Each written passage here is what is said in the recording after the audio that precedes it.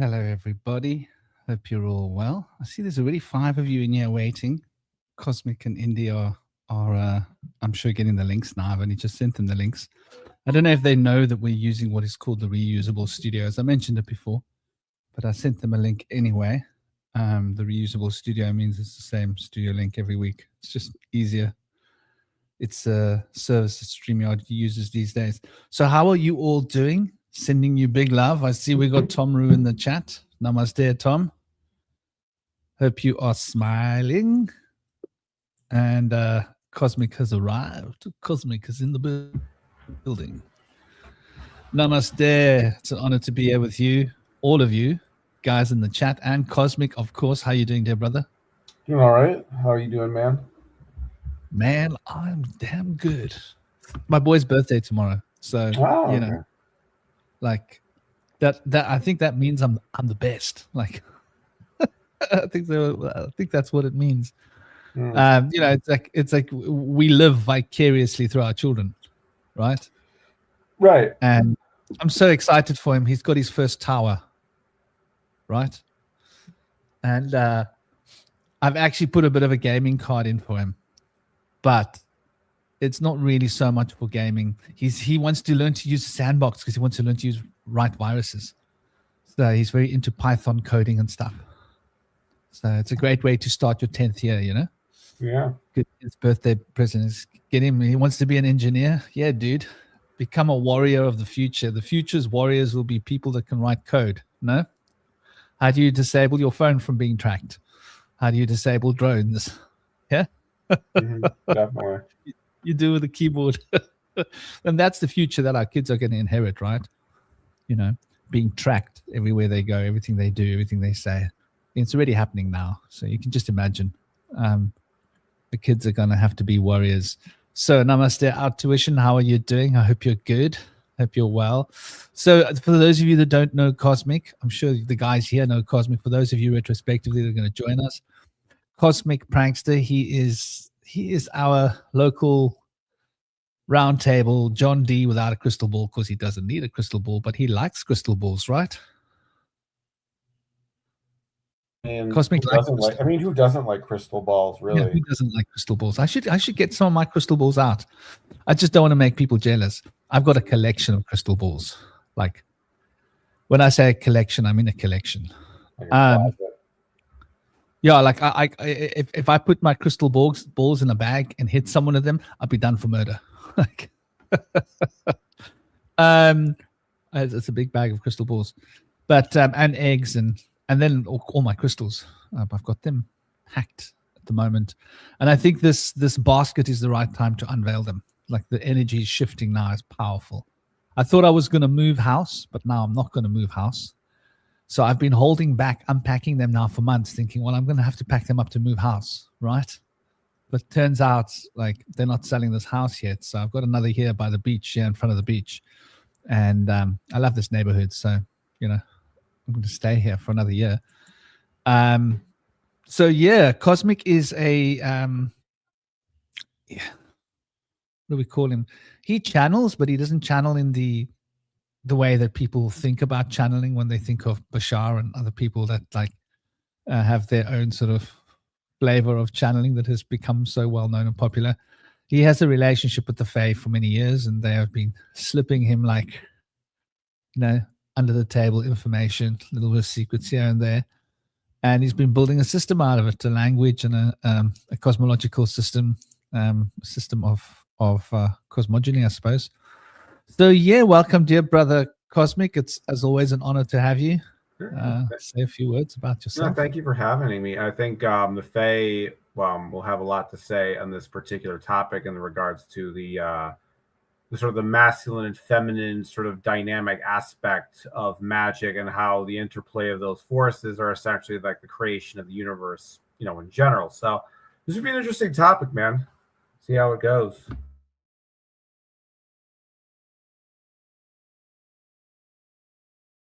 Yeah, it is an interesting topic. I was particularly taken by the thumbnail, to be honest. I had so much fun making that thumbnail because both of those number squares are really fascinating. The Venus number square at the heart of it has got number 25, right? And the Mars number square has got 25 blocks in it. Today's the 25th, psychic number 25. So it seemed appropriate, right? That today would be the tarot is a combination of the minor and major arcana, and the minor and major arcana represent the internal major arcana and the external minor arcana paths. So you could see those as personifications of the masculine lightning bolt, the minor arcana, and the serpent, the feminine serpent, the major arcana. And there happens to be 78 cards. And so when you take the 25 plus 7 makes 32, plus 20 centuries makes 52, plus the 26th year makes 78. So it just had to be the dynamic masculine and feminine that represents the Venus square, the Mars square, the 25 blocks, the 25 in the center of the 49 blocks, which is the Venus block, and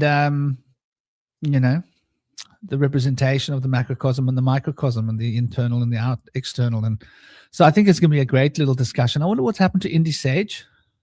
I just want to check that he did get the thing that I sent him. Just want to be sure, ladies and gentlemen. Okay, so he did send me a message. Let me just, yo, brother, sending you big love. Just tap him on the shoulder, give him a big shoulder tap, make sure he knows what's going on. So yeah, where would you like to start? Anywhere particular that you wanted to throw your cards in? I mean, we're going to be looking at things fairly broad. I thought the Hermetic Principle of Gender is probably a good place to root our thoughts on. Obviously, this relates to an expression of the principle of polarity and the Yang-Yin. So there's going to be numerology involved, and it's going to relate to the enneagram, of course. Then the pentagram and the heptagram would have been things to consider as they represent the Venus and the Mars magic squares. The basic alchemy between the sexual potentials of masculine and feminine, the polarity, and how the polarity shapes energy and how we can use this for transformation. The initiation of Venus, the gateway to mysteries, and Mars being the external vent of transformation is the number 9. Found most significantly in Scorpio, but acted out by Aries.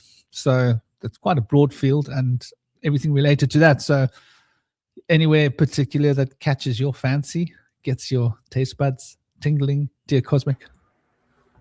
I think I might be interested in just actually talking about the squares, the planetary squares, because there's some connections in my mind forming based on the concepts.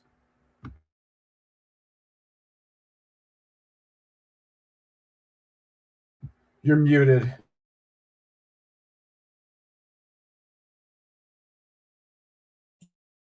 Sorry, I started opening a file bringing operation. But yeah, they are very, very interesting. There definitely is a lot to be considered when we look at the nature of the squares and just exactly how they work. Let's pull up the Venus square to start. And here comes Lady Venus, and she's coming with her art. And the Venus square is like, she makes me dizzy. I don't know. Do you get that dizzy sensation when you look at it? Cosmic? It's definitely somewhat disorienting. Yeah, there's a lot of numbers to look at.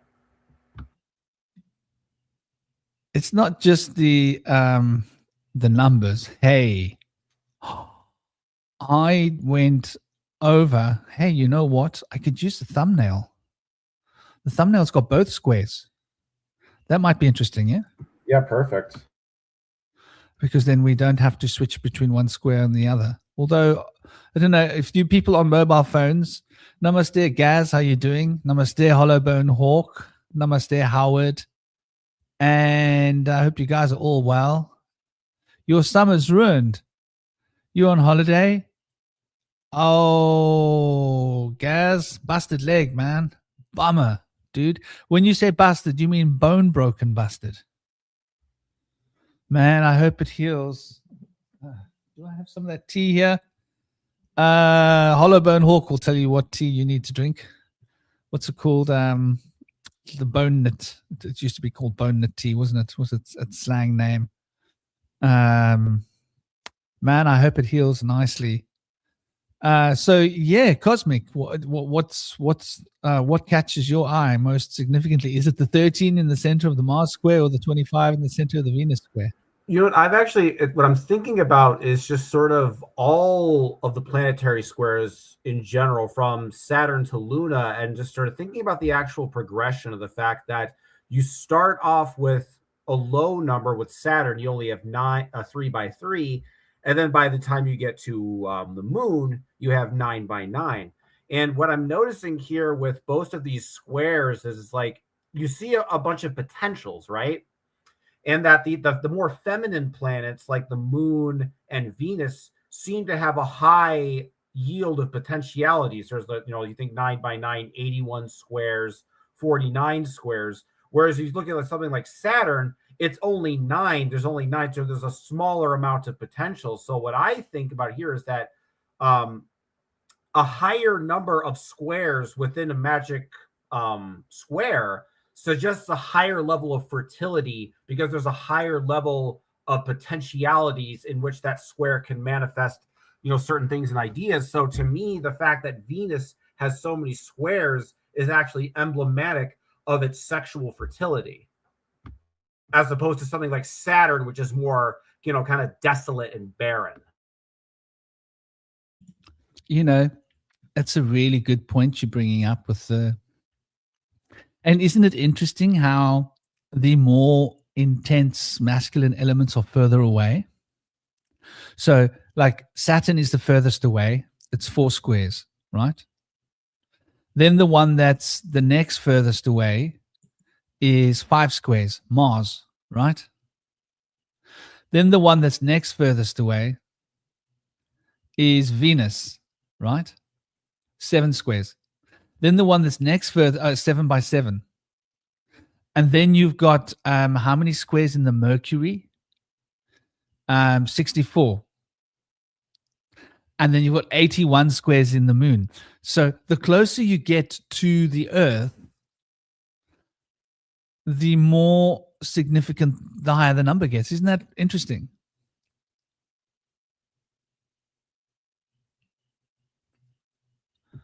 Sorry, could you repeat that?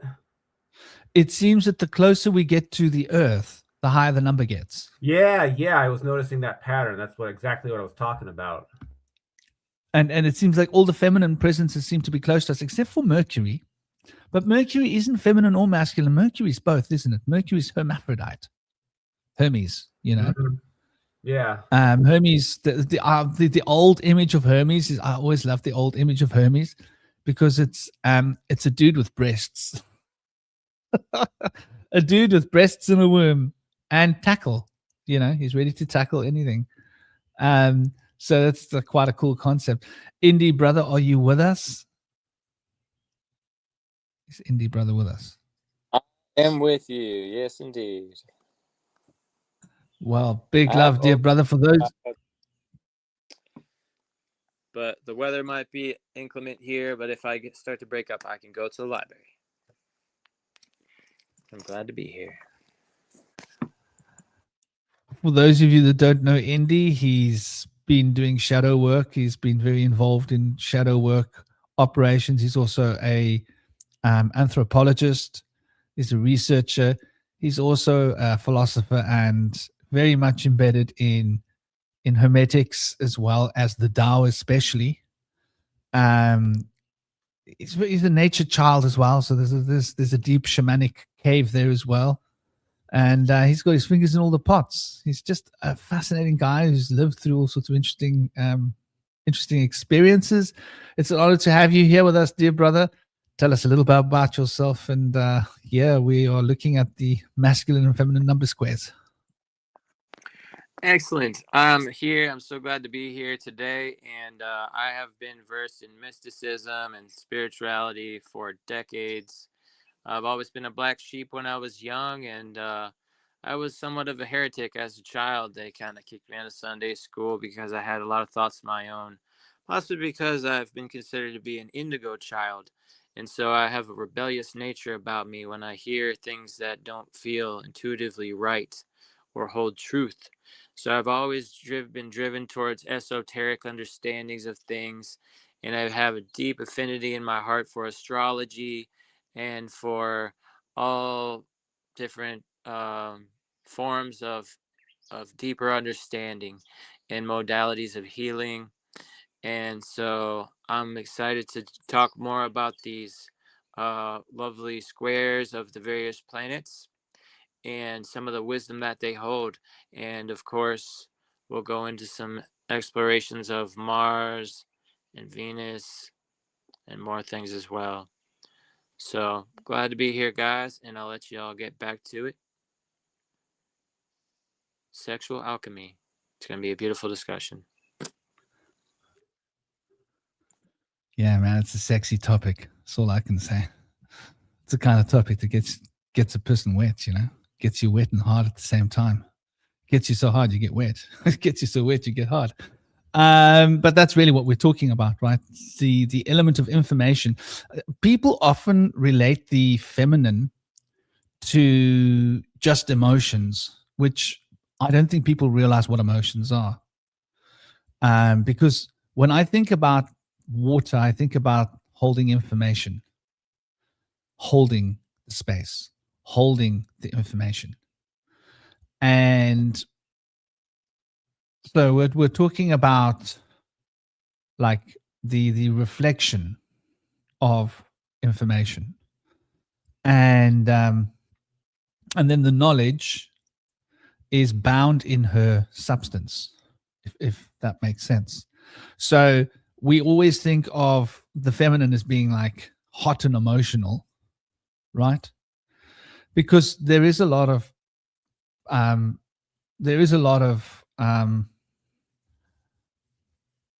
passion in emotion in that moves in conduit with feelings, but feelings are also representative of deeper mental layers. It's a deeper form of thinking, and we don't realize this all the time. We draw these distinctions based upon the conditioning that we've received in our books and what we've been taught. But when you think about it, right, to have a cool, collected mind, right? To have a cool, collected mind is to be watery. To be hot-blooded and passionate is to be fiery. So when you think of emotions have got heat and passion with them, which is an interesting concept. But we've learned to think of emotions as related to the element of water. And I think this is the key that people don't realize, is that the elemental attributions, they both carry the principles of the water with the mind, with the water, with the feeling. So there's an aspect of thinking that is watery. There's an aspect of feeling that is watery, right?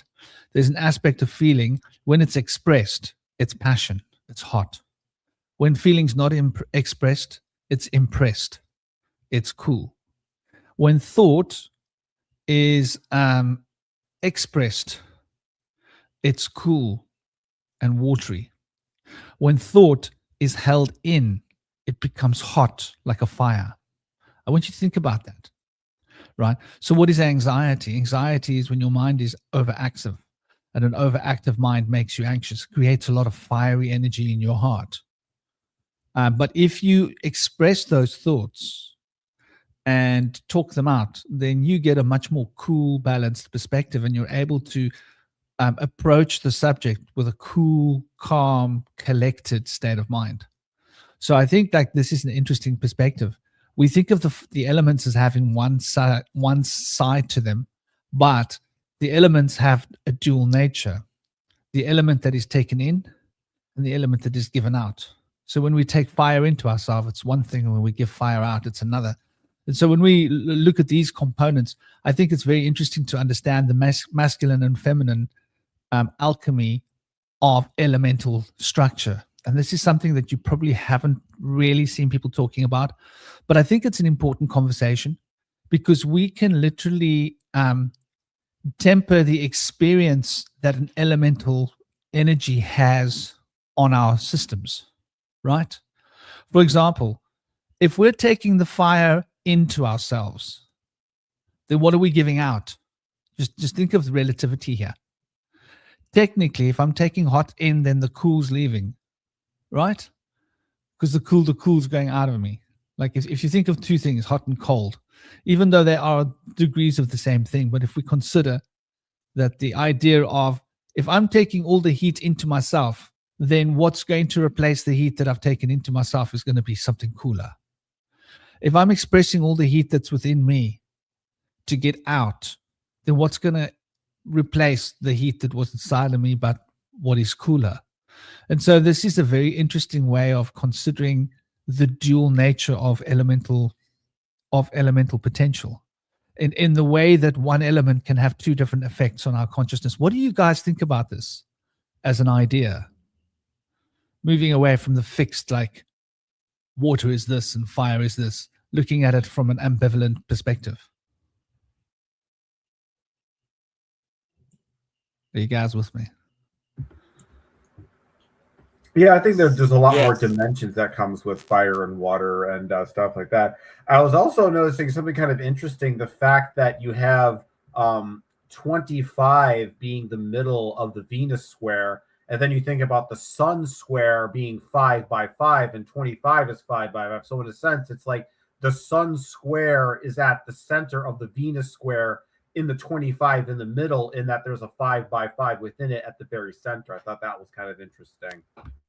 Yeah, and the 13 being in the center of is this the Venus square to the right of it?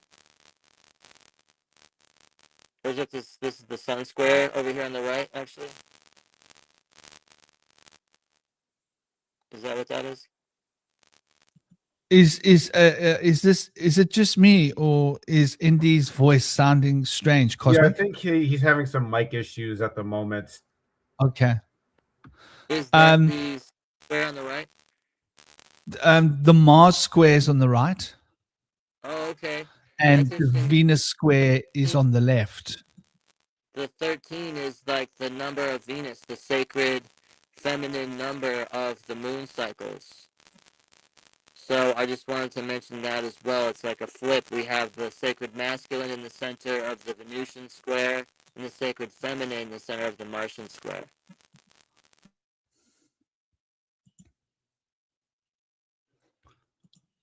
Yeah, you know, there's an interesting perspective there. I'm just quickly grabbing a copy. He's doing it, ladies and gentlemen. That's what he's doing. He's grabbing a copy. There we go. Just grabbed myself a copy quickly of the Sun square, so we can bring him up there. So you guys can look at now the Sun square naturally is the number 6. So there are 36 blocks on the Sun square, right? So that there's something quite interesting in what we're looking at here. And the Sun and Venus, you made an interesting point there. They've got like a fascinating relationship, right? Because we're dealing with the number 6, the scale of 6, right? With Venus, we're dealing with a scale of 7. But notice here, 36 plus 5 is 41, plus 33 is 74, 78, 80, 121, right? 6 plus 7 is 13, 32, is that right? 32, 50, 75, 113. So, sorry, 111. Is that 111? Is my maths going all over the show? I heard a bop on the screen. Is that Indy coming back in a Indy has been reborn, ladies and gentlemen. The new improved Indy Sage. Okay, let's get the other one off. And we got the real Indy. Would the real Indy please stand up? Please stand up. Okay, so there's Indy with us now. Yeah, where was I? I was doing a vertical. So 6 plus 7 is 13. 13 plus 19 is 32. 32 is 50 plus 18. That's 75. That's 111. When we run across, it's 36 plus 5 is 41. 74, 78, 80, 111. So we've got 111, 111. When you add up all the lines, isn't that quite interesting when you look at the sun? It's the Trinity. It's the one, the one, the one. 3 ones. It's like a severe master power number 1. Namaste, Chaya. How are you? And namaste, Vincent. And my cherry, how are you doing? I hope you're feeling as sweet as your name suggests, my cherry. Lovely to see you all here. Big love and big blessings to all of you. Oh, Gaz. The thing that I was talking about, by the way, is called knitbone. Yeah? I don't know if you saw it. Is Gaz in the house? Gaz. It's called knitbone. And it's comfrey. Do you know comfrey, Gaz? Is Gaz in the house? Shame. Gaz has got a busted leg. If it's your bone, dude. Yeah, comfrey. Just go and look it up, dude. It really helps with the nutrition of your body. And it also reduces swelling. It's really cool. What I do with comfrey is I buy pure comfrey tea bags. This is what I do with it. Then I make myself tea, and I use 2 tea bags to a cup. I heat the cup up. I put the 2 tea bags in the cup with hot water. I put a saucer on. I make it really strong. Then with the boiled, after I've made the kettle hot, I take 3 or 4 tea bags, and I put them in like a little bowl, and I just pour a tiny bit of hot water over them so that the comfrey tea bags are like stewing a little bit, right? And then what I do is I take the tea bags and I put them straight on to my place, like wherever the injury is. And then you get a long piece of cotton and you wrap it up. You obviously want to use tea bags that don't have bleach. If your tea bags have got bleach, then what you do is you just loosen all the comfrey and just put it into a bowl and make a poultice out of comfrey. Yeah. The best thing you could do with it. Do you drink coffee? Do you have a coffee blender or a blender? Any blender? Just take out the dry comfrey and just blend it while it's dry with a coffee grinder, if you've got a coffee grinder or something like that. And make a poultice out of comfrey herb powder. So you buy pure comfrey tea, open up the tea bags, get the pure comfrey and blend it up to like a powder, make a poultice with warm water and stick it all around like a thick poultice around your knee, and then get a piece of cotton, like an old t-shirt or something that rip it up and just wrap it around your knee. And then you can get a crepe bandage to put over that to like put a bit of pressure on it and keep it in. And you can even take a piece of plastic and put the plastic over the top of that with like a little piece of tape or something. Yeah. And you can sleep with that on, dude. Try it. Seriously, try it.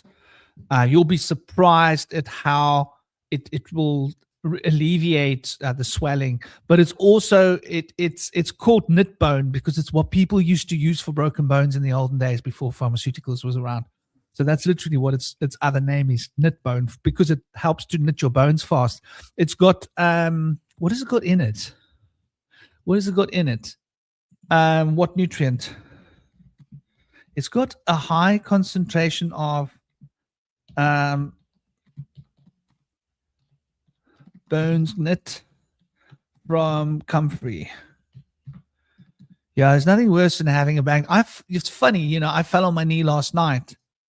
So it's got the key constitute in comfrey is called allantoin, right? And the allantoin acts as a cell proliferant, which stimulates the fast growth of connective tissue, right? And that fast growth means that the actual cells will be growing faster around your bone, cartilage, connective tissue. So that involves cartilage, skin, and bone. Just so you know, Comfrey's the bomb, man. It's the bomb. And I know because I've like had sprains and stuff and twisted my leg and had like a massive swollen and put the Comfrey on poultice. It was my girlfriend that got me onto it. Hollowbone Hawk, where are you? It's the muscles. You'll find that it will even help with the ligaments, by the way. Because when I've twisted my ankle and my ankle got swollen up, it's often the combination between ligaments and joint and everything together. But it does reduce the swelling. And so whatever the connections between the tendons and the bones and the tendons and the ligaments and the tendons and the muscles, it will help that whole system to regenerate better. So yeah, try it. You'll be surprised. I fell on my knee last night, which was really funny, just before I was going to do a session with a client. And I went into a session with my knee on fire. Luckily, though, my work involves going into a trance. So I forgot about my sore knee within like 4 minutes of starting the work. And when I was finished with the work, I got up to like go to the loo and I was like, oh, damn, my knee's sore. It was like, I wish I had another booking, man. So yeah, for me, working helps to make my sore places not be sore because I have to go out of my body to work. But yeah, getting back to these this is the solar one, and you'll notice the solar one is quite interesting because of the 111 pattern that we're seeing here. And I also think that, you know, there is quite a strong relationship between Venus and the Sun. Was there something else you wanted to specifically comment on, Cosmic? Not really, no.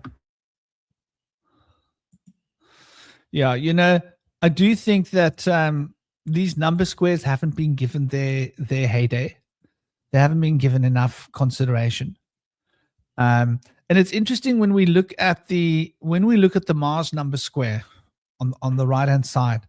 So you look at the numbers, it's 11 plus 24 is 35 plus 7 is 42 plus 20 is 62, 65. Then you look vertically, it's 19 plus 28, 50, 65, right? And you look across the bottom, 23 is 29, is 45, 47, 57, 61. So you'll notice the lack of coherence, or the seeming lack of coherence in the Mars square. And at the center of the Mars square, you've got the 13. And I think that the lack of coherence in the Mars square is probably something worth considering. You look at the vertical, you know, it's 23 plus 10 is 33. That's 43, 50, 54, 65. So the vertical on the left is 65, 19, 28, 40, 50, 65. Vertical on the right, 65. So the vertical elements, the vertical in the middle, 7 plus 25 is 32, 45, 46, 65. So all the vertical ones are 65. And you look across, 23 plus 6 is 29. That's 48, 50, 65. Am I tripping out here? Okay. 23 plus 6 is 29. Plus 19 is 40, 48. Plus 2 is 50. 65. Okay, it is 65. Yeah.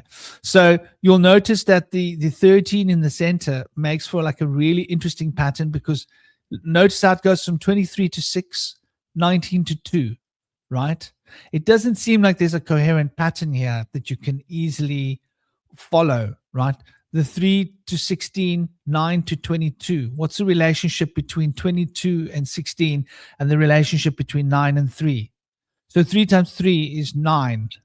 3 times 3, so it's a 6. So if you go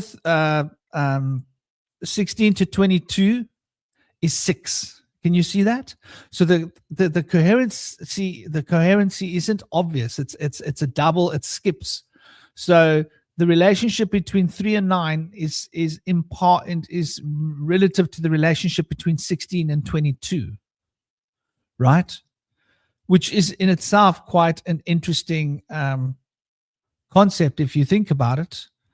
And then 15 sits on its own here. And then we'll see as well when we look across. If we go 11 to 7, that's 4. If we go 24 and 20, that's 4. Then we go 7 to 3, that's 4, right? And the 9 to the 15 is the 6.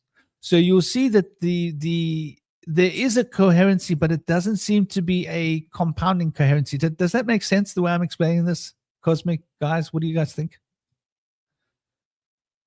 Am I just bobbling on and nobody's following me? Are you guys following me, by the way? People in the chat. And Vince, how you doing, man? I hope you're well. I hope you're good. And Uloma, I hope you're good, man. Hope I said your name right. Uloma. It's a pretty cool name. And by the way, Uloma, you can't see the chat from everybody else. Uloma is all by themselves. Uloma, you're all by yourself. Oh, no, you're not. Nicole is with you.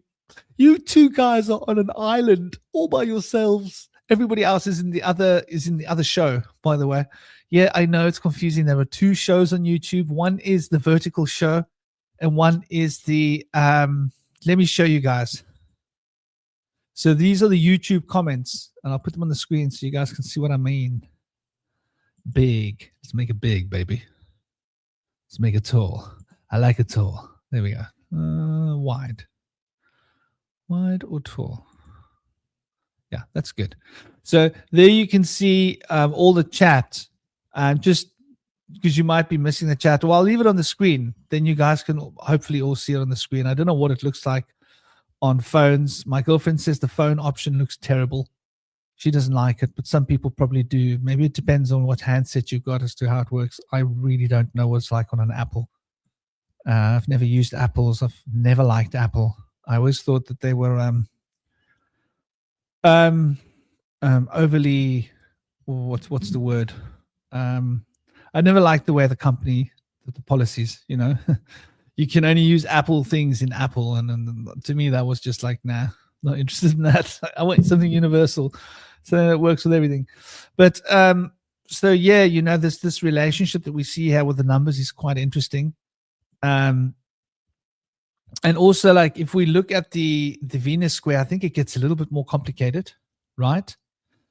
So you see the 22 and the 16, right? And what do you notice with the 22 and the 16? What do you notice with the 47 and the 41? You notice the intervals of 6. I want you guys to pay attention to this. So we've got the 16 and the 22, interval of 6. The 3 and the 9, interval of 6. The 9 and the 15, interval of 6 on the right-hand side. Then when we look at across on the left, we've got the 22 and the 16, interval of 6. 47 and 41, interval of 6. 10 and 4, interval of 6. 35 and 41, interval of 6. Right? 10 and 16, interval of 6. So you'll notice that the progression and the coherency is moving in intervals of 6 for both the Venus and the Mars squares, which it shows a profound connection between the Venus and the Mars squares. And then when we look at this carefully, we'll see, well, the Venus has got 7 blocks, right? At the center of the Venus square, there's a 25. It's the odd block out. And there happens to be 25 blocks in the Mars square. So you see Venus and Mars, the masculine and feminine, they share some very interesting relationships. And obviously 6 is bringing us back to the solar square, right? Where we've got 6 blocks here. Now, you might find this interesting as well. You know, when you look at this, you'll notice that the coherency now we're on a whole different trip. So if you look, we've got a 6, we've got a 32, we've got a 3, we've got a 34, right? So if you look at, for example, 6 and 3, right? there's a difference of 3. If you look at 32, 34, there's a difference of 2, right? If you look at 34 and 35, there's a difference of 1. So we've got a 3-2-1 ratio going through here. And all the numbers add up to 1-1-1. And if we go down in the same way, and we look at for example, the difference between 1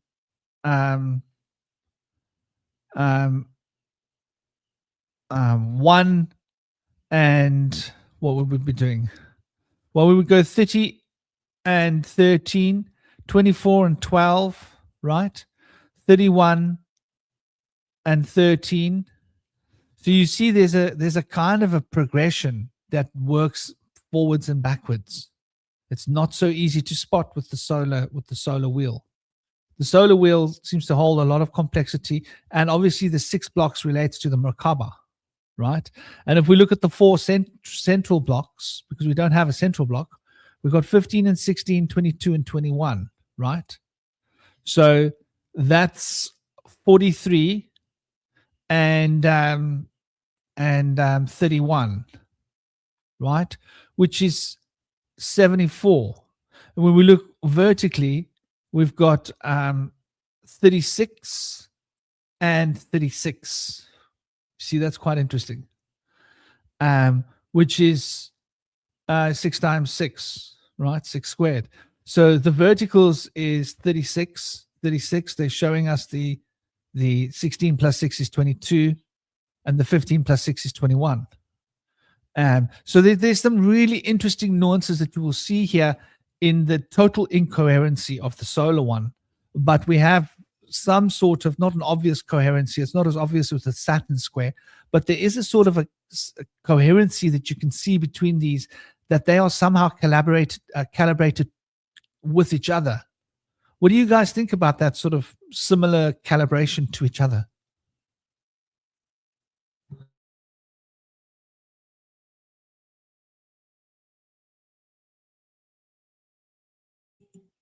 Well, I see you guys have been thinking about this a lot. I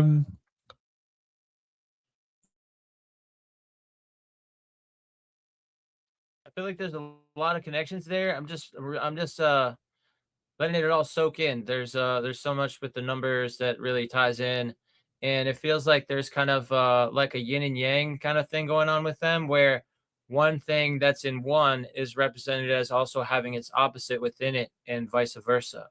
So that's one of the things that I've noticed within it.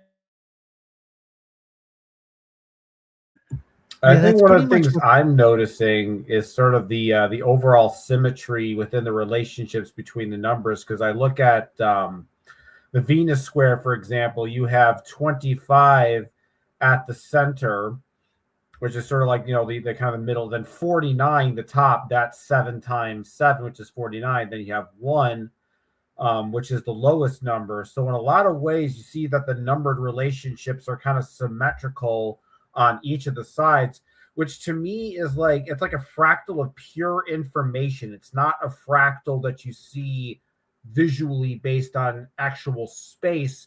It's really just inferred in the information between the numbers. But if you just kind of look at the relationships between the numbers of what are the intervals between each of these number sets, you start to notice a kind of a symmetrical fractal like pattern start to form.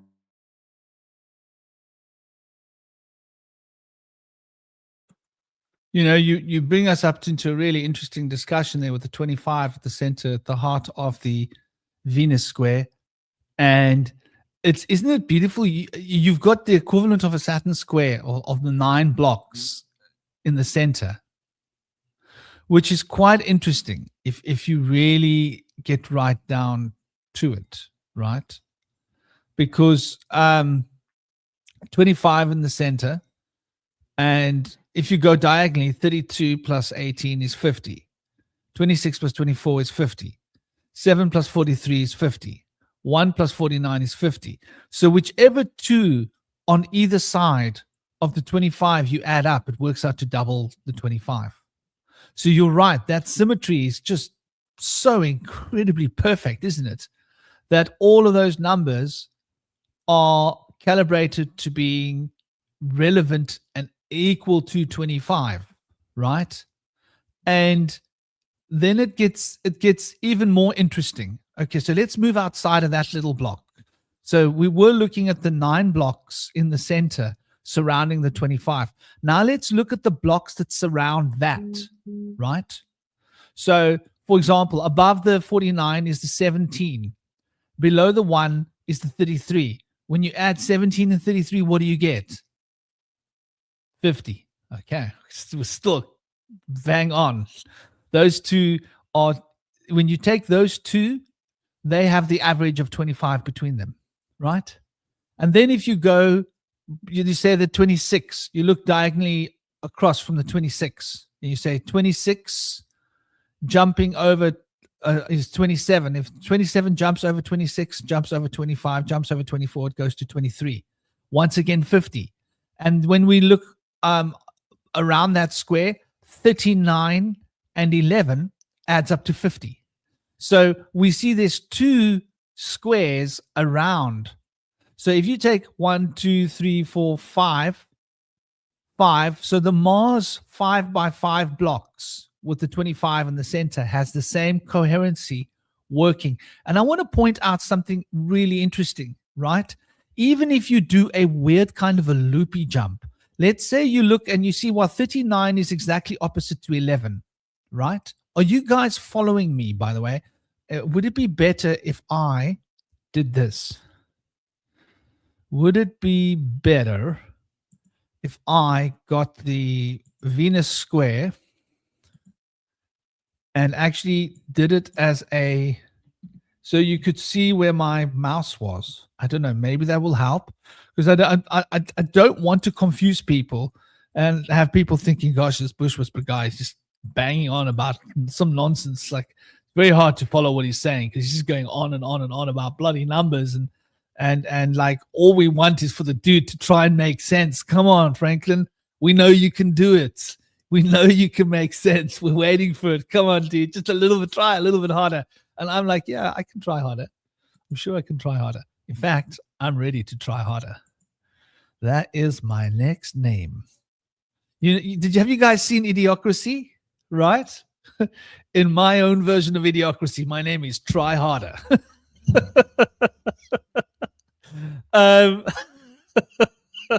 Okay. So where are we? We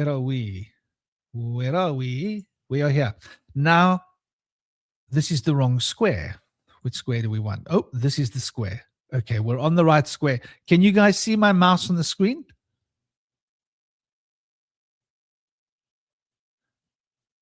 Indy, Yeah, you're Cosmic, good.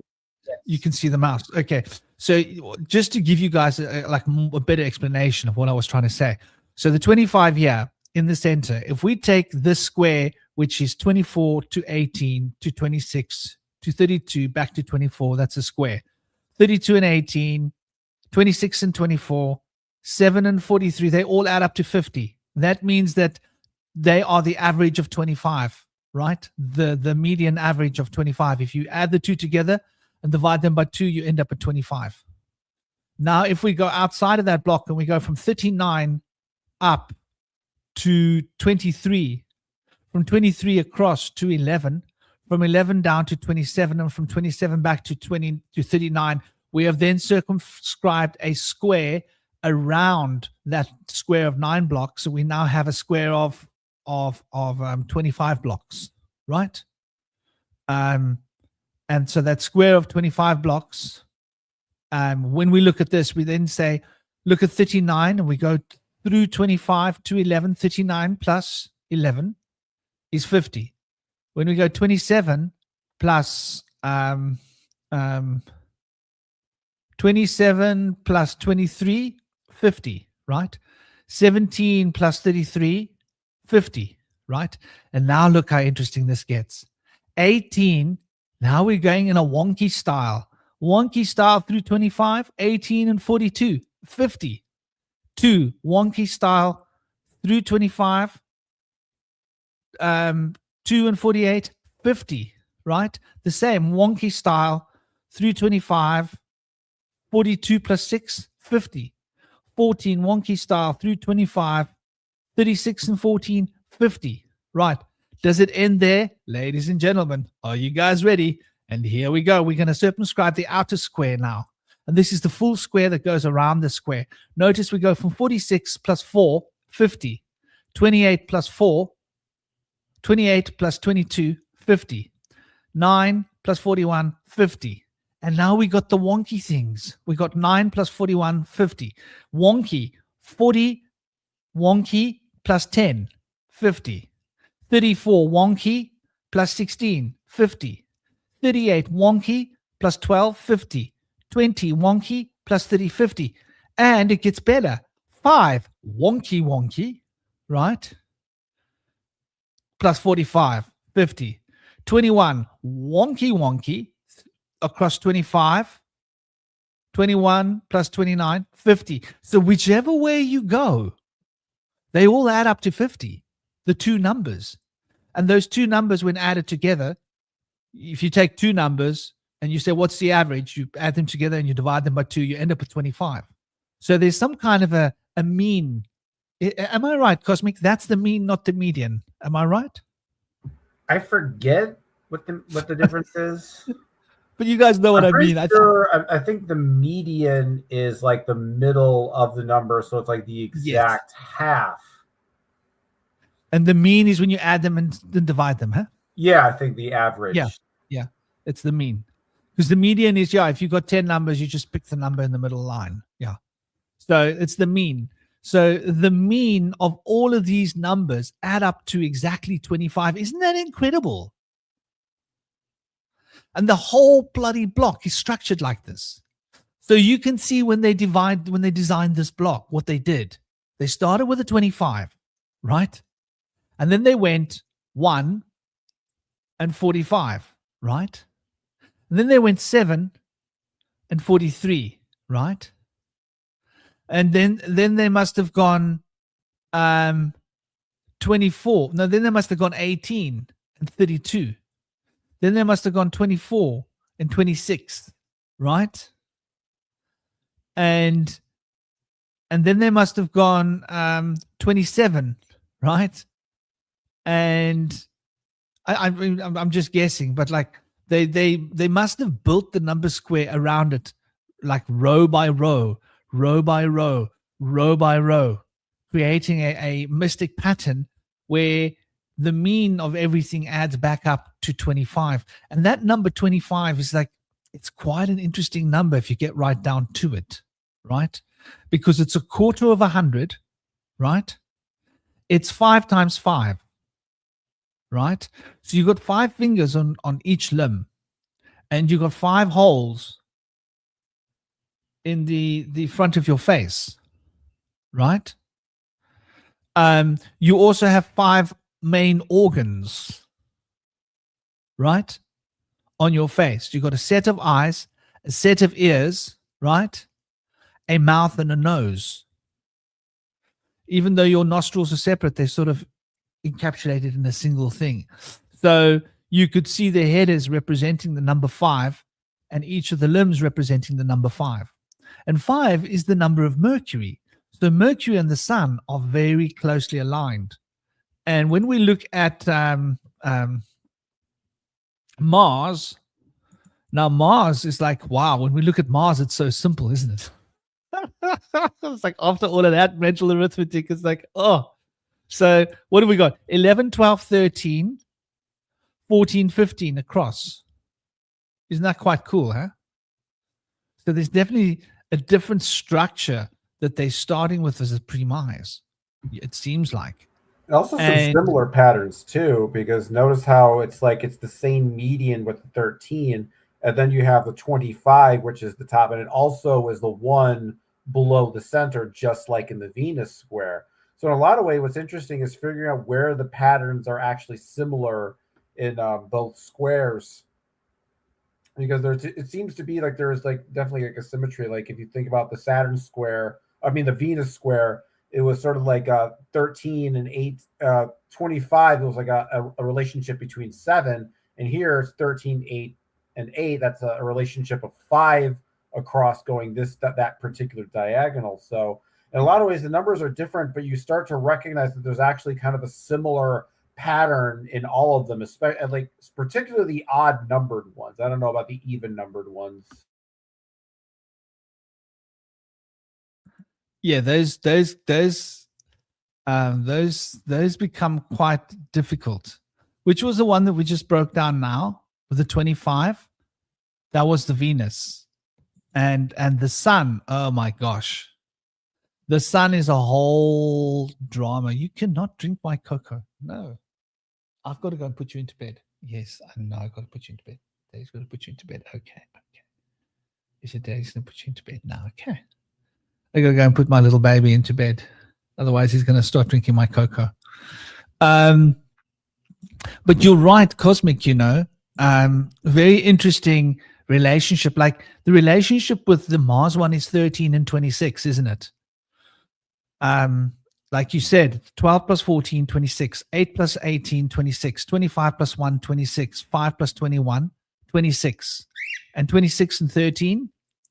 26 divided by 2, 13 is the mean, right? And then you go the same. 7 plus 19, 26. 3 plus 23, 26. 15 plus 11, 26. And let's go double wonky. 24 plus 2, 26. 6 plus 20, 26. 4 plus 22, 26. 16 plus 10, 26. 17 plus 9, 26. Whichever way you run it, however wonky you want to go, every single number on this thing that goes via the number 13 in the middle has the mean average of 26 divided by 2, which is 13 at the center of the map. So you're right about the odd numbers having they're not obviously directly coherent, but there's definitely a coherency there. And the interesting thing is with the coherency in the Saturn square, it's a little bit different because everything's adding up to 15. But when we add up the numbers outside of the 15, we end up with 10, right? As you guys remember this, I'll bring up the Saturn square just for the sake of being thorough, right? Just for the sake of being thorough. He did that just to be thorough, really. That was the only reason he did that, to be thorough. That's bloody hilarious, it is. Okay, so Saturn. Let's get Saturn. That will have to do. And so with the Saturn square, I mean, it's after looking at these squares, the Saturn square looks like a children's game, doesn't it? But imagine Cosmic. Imagine how much we pull out of the Saturn square, right? Imagine what we're going to pull out of these other squares. Like when you start to really look at them, like if you look at a Saturn square enough, you pull a lot out of the Saturn square. But there's something about the simplicity of the Saturn square that makes it so accessible. So we've got the same pattern, haven't we? 8 and 2, 10. 5 is the mean. 6 and 4, 10. 5 is the mean. 3 and 7, 10. 5 is the mean, right? And so that's quite sort of that's quite interesting, I think. I think there's definitely something there to notice that it's the same pattern. And you're right, Cosmic. I never actually thought about it. That it's only the odd ones that have this obvious pattern. Although I think there are similar patterns in the even numbers. I just think that they involve a little bit of more, how can I say, a little more arithmetic. Yeah. Or maybe a lot more arithmetic. In fact, let's bring these two together side by side. The ladies and gentlemen. So what do you guys think that this is like sort of trying to suggest so far about masculine and feminine energy, Mars and Venus? Well, I don't know about you, but I feel like it would make, for me, I've always associated like odd and even numbers as being masculine and feminine, so that the fact that these are both kind of odd numbered squares is kind of throwing me for a loop a little bit.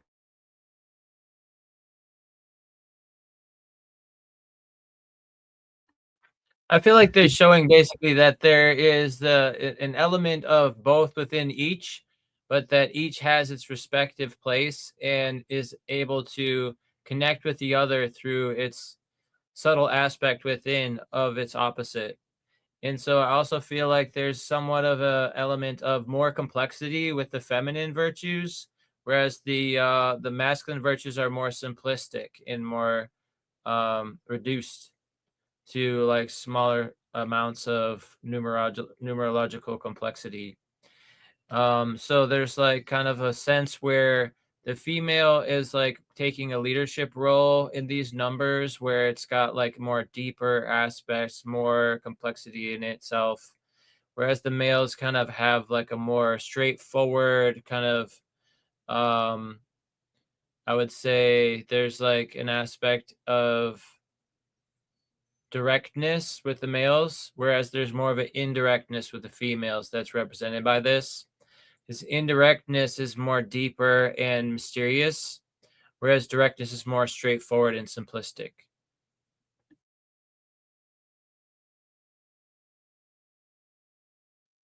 But it is quite interesting, like you know, that we've always thought of odd and even representing masculine and feminine.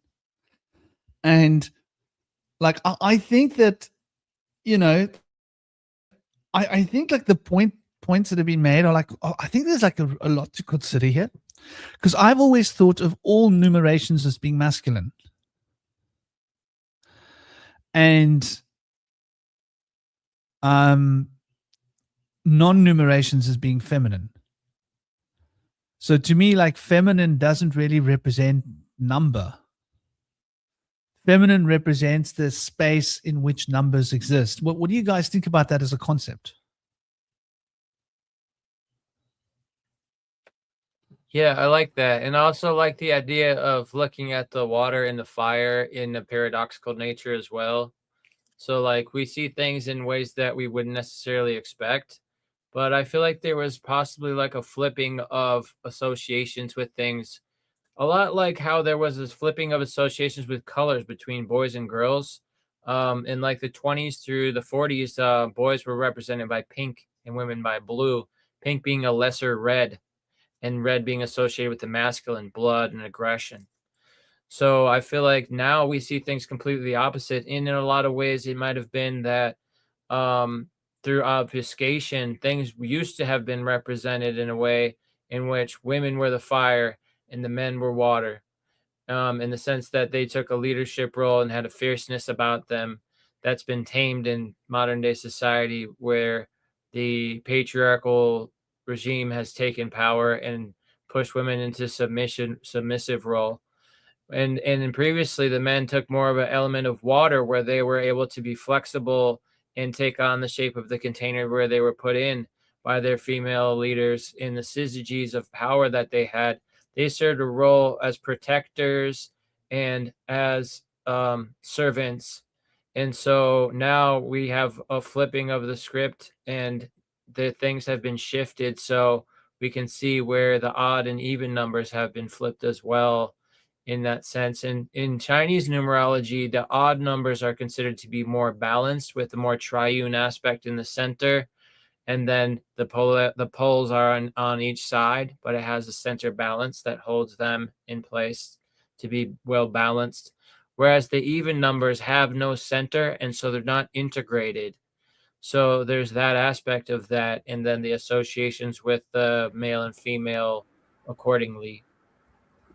Yeah, that's exactly what I was kind of like referring to, why I think these numbers are masculine and feminine, because when you look at an odd numbered square versus an even numbered square, one of the things you notice about the odd numbered square is that there's a definite center square that you can clearly identify with when it's like, you know, like a 5x5 grid. But if it's a 4x4, then you can't mark any one of those individual squares as being the center. And I think that kind of changes the dynamic as to how the kind of the relationship between the numbers, because with a lot of these odd numbers ones, there's a definite sort of fulcrum center point with them, whereas the even numbers don't necessarily have that median point at the direct center. And I can think about, like, you know, masculine having that sort of like direct sort of like center point being kind of like the sperm or whatever. And then you think about the egg as essentially being an even numbered square, and you think of it because it has no center point, it then kind of comes like a like a shell that sort of forms around the empty space, and then the even numbered square kind of has that sort of dynamic to it. So that's kind of like one of the reasons why I think there's that kind of that male female dynamic between sort of the masculine and feminine numbers, because in a lot of ways, when you have a center versus not having a center, that kind of changes the sort of the energetic relationship of how the sort of the system expresses itself.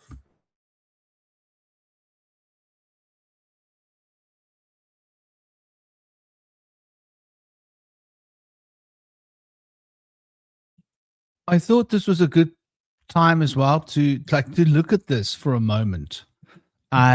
It's not really, we're not really going off topic here.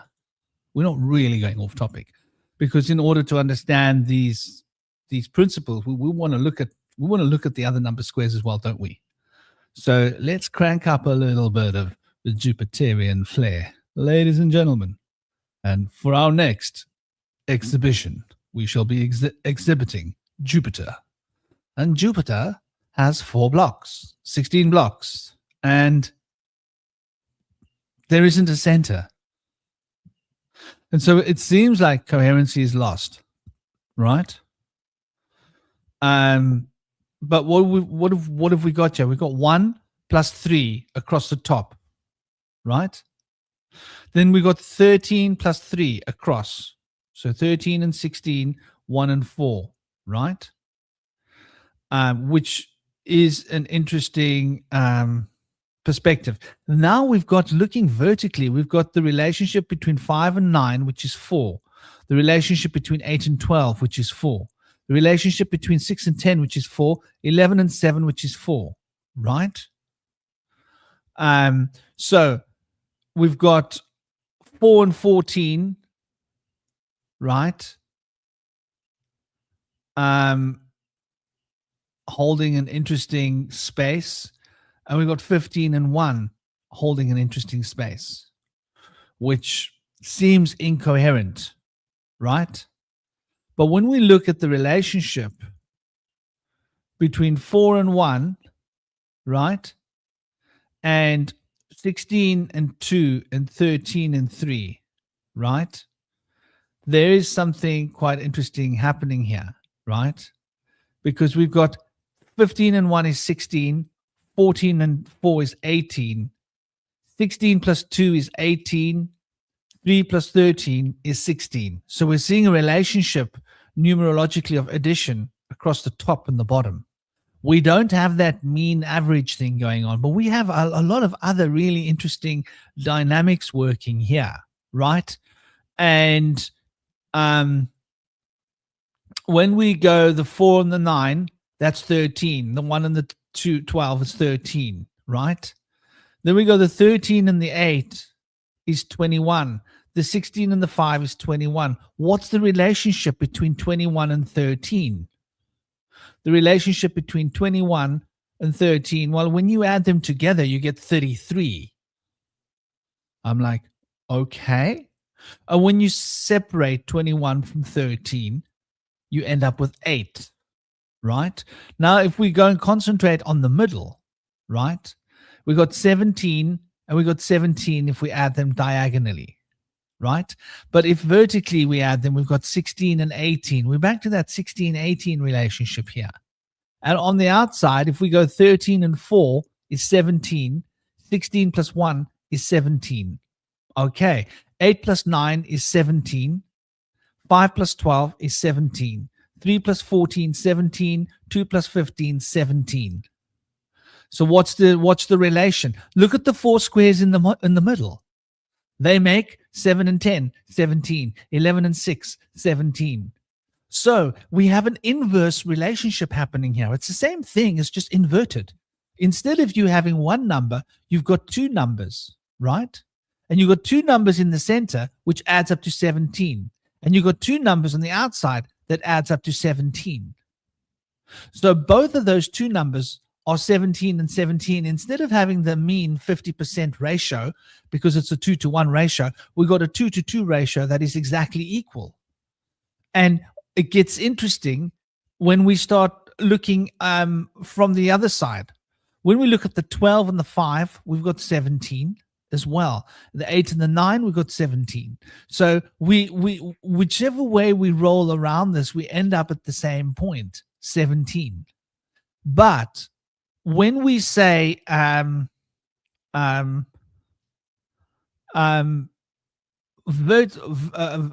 across, we end up with a different story. So we have a different ratio running across when we take them line by line, in the same way that we have a different ratio running vertically when we run them down. But they still have that same kind of coherency. Does it? Are you guys following me? Does that make sense to you when I say it's inverted? Were you supposed to pull up the Jupiter square? Because I don't see it on the screen.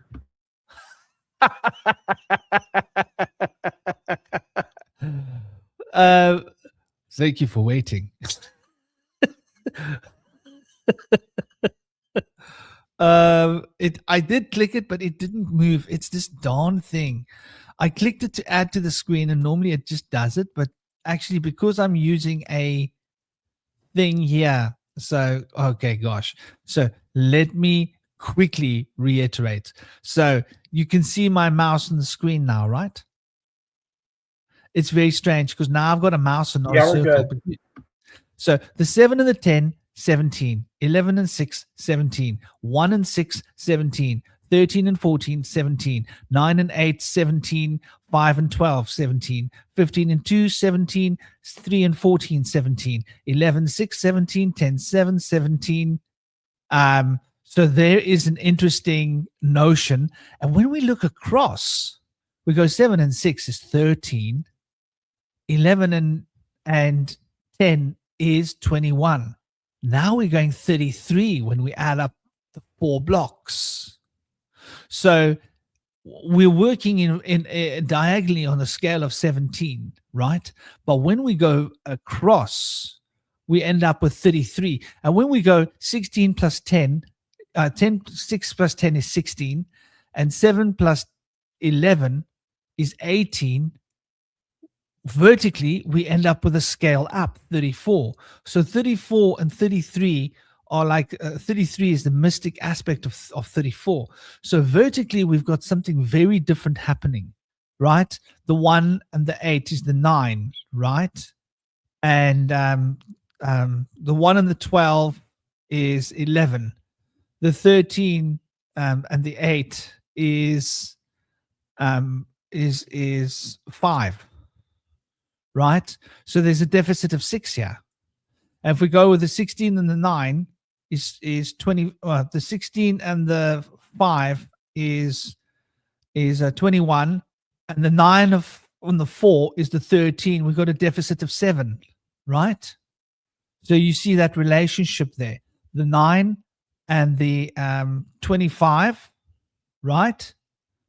Sorry, the 21 and the 13, right? So we've got a very interesting relationship working here, which is from one to the other, is from the 33 to the 34, and is from the 7 to the 8. So it's an ascending order across the pattern. But when we look at it in terms of the circular alignment, it works out exactly the same as the odd squares. Does that make sense to you? When you look at the 17 and the 17, the two diagonals. So we have a diagonal coherency that works exactly the same as the others, but we just have to take into account all 4 in the middle. I'm actually noticing kind of an inverted dynamic here, because if you think about the number 8, which is the median, instead of being at the center of the square, it's actually on the edge of the square, just like the 16 and the 1. Usually the highest number and the lowest number are also towards the center of the square, but in the even number, now they're the total opposite edges of the square. So I think that's kind of interesting, that there's a sort of an inversion happens that when you switch from inverted to odd and even. Exactly. It's like it's exactly that. That's what I'm seeing as well. It's like it's inside out. But the same patterns are there. They're just not that obvious, and which is interesting. And the Jupiter square is like quite an easy one to see it on. If we go with the oh gosh, are you guys ready to get dizzy? Because this is where it gets mean. Okay, and please, we're not even going to look at the lunar square right now, because that will people be saying like they needed a bucket for the show. I was like, what did you need a bucket for? Guess, buddy. We got dizzy. I don't want to make people dizzy that they start like, calling for buckets, and then they start nicknaming this the bucket show. The bucket show, yeah, it's the bucket show. Why is it called the bucket show? Well, you need a bucket when you watch the show. So let's see if we've got it. Let me just this time check. Have we got the square on the screen? Yes, we do. Okay, guys. Are you guys ready? I'm like, this is taking my breath away. So 64 squares. We've got a chessboard here, ladies and gentlemen. We are looking at the Illuminati squares. This is the square they use. They use the square of Mercury. And once again, let's hit it. 37 plus 28, 50, 65. 36 plus 29, 65. 22 plus 43, 65. 19 plus 47, 65. 9 plus hold on. 9 plus 56, 65. 63 plus 2, 65. 3 plus 62, 65. 5 plus 60, 65. 6 plus 59, 65. 7 plus 58, 65. 57 plus 8, 65. 41 plus 24, 65. 16 plus 49, 65. Now, everything works in a 65 perimeter. And that is based upon the 29 plus the 36, 65. The 37 plus the 28, 65. Now here we get back to the other. This is where Mercury gets you dizzy, ladies and gentlemen. But Mercury is unique. Look at it. So here we go 50, 66. Ladies and gentlemen, vertically we got 66. What do we got vertically here? 36. We got 64. Ladies and gentlemen, 64 as a couple plus 66 as a couple divided by 2 is, and wait for it, the mean 65. So we've got that mean relationship working in the addition of the two vertical ones. Let's try it like this. 22 plus 46 is 68. 43 plus 19. Hold a moment. Have I done something wrong? Let me get my bearings. 47 plus 23 and 18 and 42. Is that right? Gosh, I'm getting so confused now. So 47 plus 23 becomes 69. Right, sorry, 69. No, 47 and 23, forgive me, becomes 70. So 47 plus 23 becomes 70, right? And we move across. 18 plus 50 becomes 68.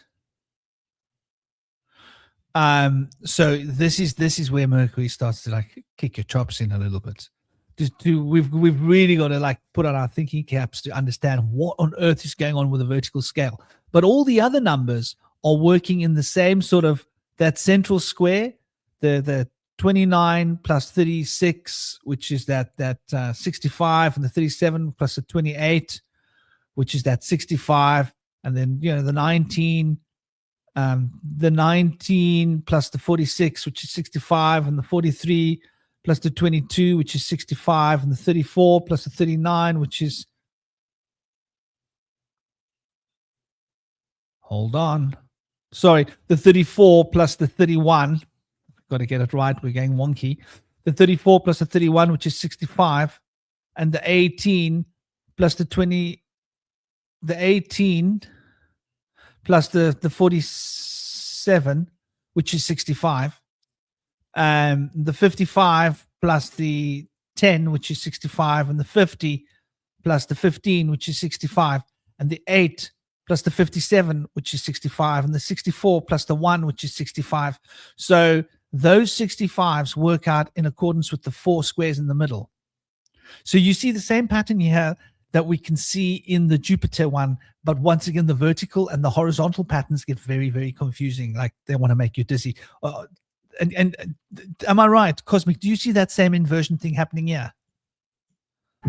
I also kind of noticed an interesting pattern in the corners of the lower left corners. That 8 is the square root of 64, and that seems to be the same dynamic with some of the other even numbers, like with Sol with 36 and 6, and Jupiter 16 and 4. So there's that square root aspect of it that I find kind of interesting.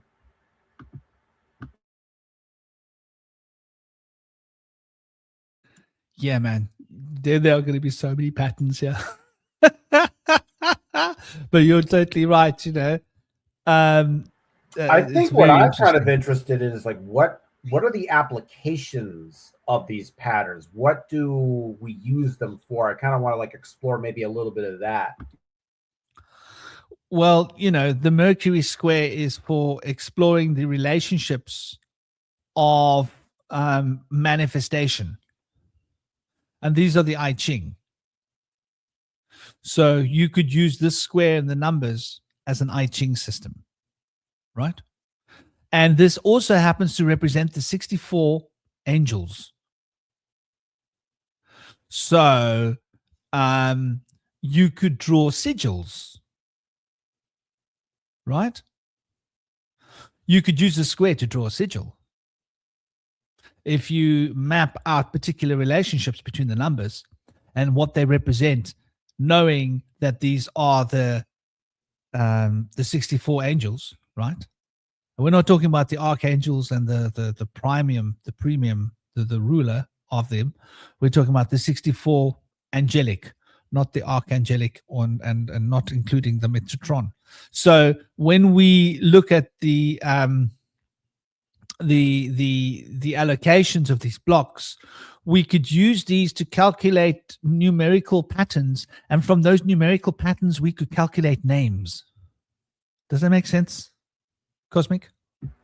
Yeah, I'm kind of, I guess I'm familiar with that with my Western esotericism days, but I never really used the squares that much. But yeah, I like the whole idea of drawing sigils and stuff like that based on those numbers. But I don't know. I guess I'm trying to think of like, use my imagination to think of other applications for these squares and like what they could mean. Understanding the numbers, right? So the numbers represent sounds as well. So if we start to break down the numbers, we could be breaking down words that relate to numerical potencies and qualities. And relationships between one number and another number is a relationship between one word and another word, right? Or pattern of letters with another pattern of letters. And then within the relationships between the patterns of the numbers in relationship to each other, we can understand patterns of relationships between groups of words with other groups of words. So we could be building vast tables of correspondence using these number charts, I think. And those vast tables of correspondence could involve what plants are good for what use magically, what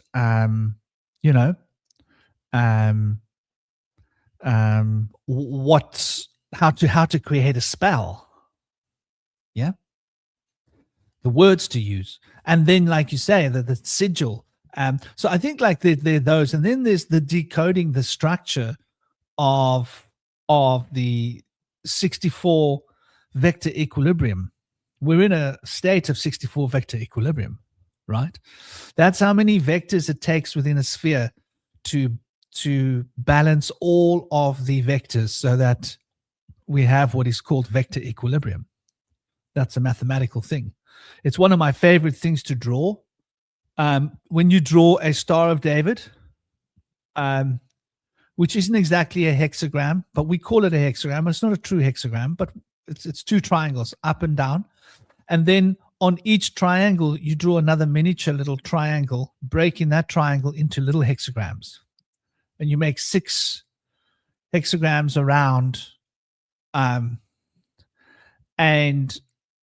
then you can expand that outwards, and you can make each of those other little triangles become a smaller hexagram, and you build what looks like a snowflake fractal structure geometrically. I always used to doodle this, used to love doodling this, playing with the 64 in this way and building it up from the root number 6. And so I think like Mercury is giving us an insight for how to manipulate the solar energy. And manipulating the solar energy obviously is like, obviously is the key to working with life force and to changing the structure of something, which is essentially what we're talking about when we're talking about reorganizing prana, if you will. And yeah, we see this very interesting, sign as well, which is what is this? Is this the Mercury we're looking at? Or is this the Sun square? I get so confused. The Sun square is the 6 blocks, isn't it?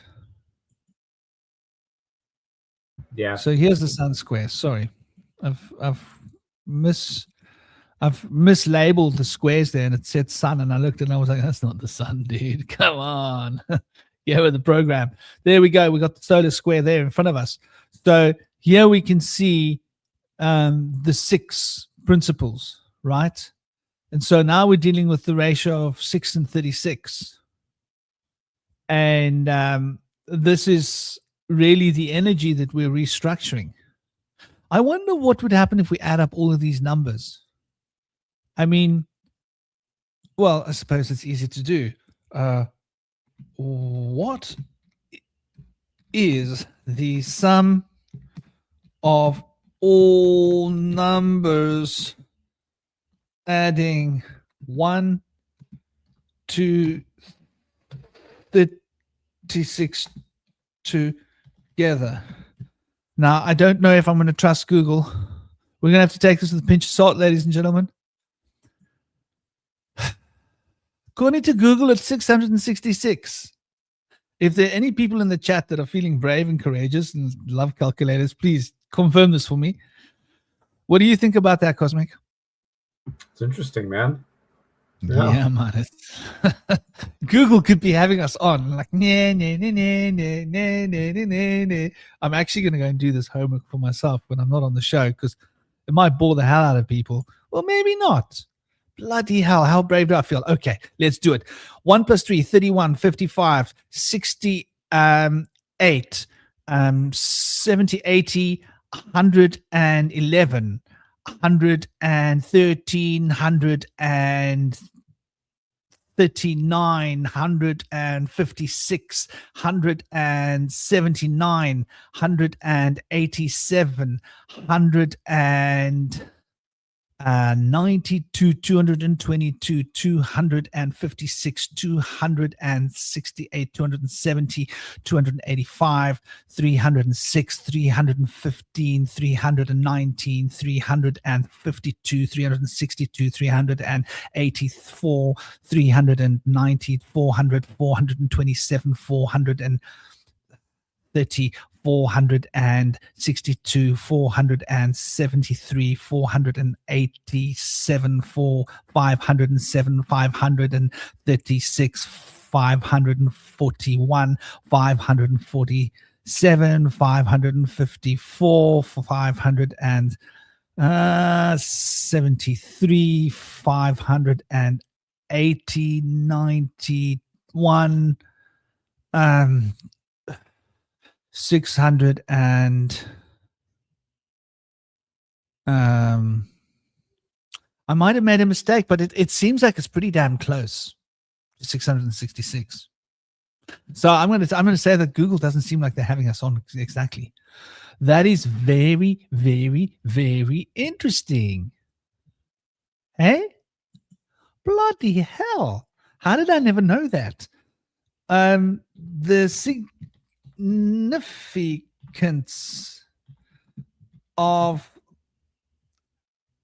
the first 36 numbers of 1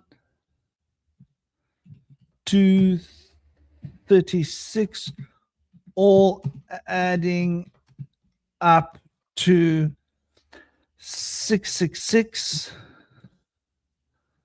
Prime numbers. Are they going to tell us about prime numbers? So what do they say? The fact that the numbers 1 through 36 add up to 606 means that 606 is a triangular number. Specifically, the 36 triangular number, meaning that 666 dots can form a neat equilateral triangle. This exact sum is also why the standard roulette wheel, holy fuck, we're learning something here. The roulette wheel, which contains numbers 1 through 36, total 666, inspiring old folklore that the game was invented by the devil. Did you guys know that? Wow. Okay, so the roulette table, the roulette wheel, is a circular sun square. Like, holy crap. This is blowing my mind, man. Ladies and gentlemen, my mind's going pop. The other one is the interesting one is the connection between tarot and poker that Jodorowsky pointed out, because Kabbalistically, there's 26 is the number of God. 78 is the number of cards in a tarot deck. 78 minus 26 is 52, which is the number of cards of standard player. So Jodorowsky thought that basically poker is tarot without God because it's minus 26. Very interesting, eh? Yeah, you know that 666 number, it also comes up with the Saturn square, doesn't it? It really comes up in style. I mean, it comes up, baby, look what came up, you know? And when we look at the 666 number, when we look at the actual sigil, right? The sigil in the center,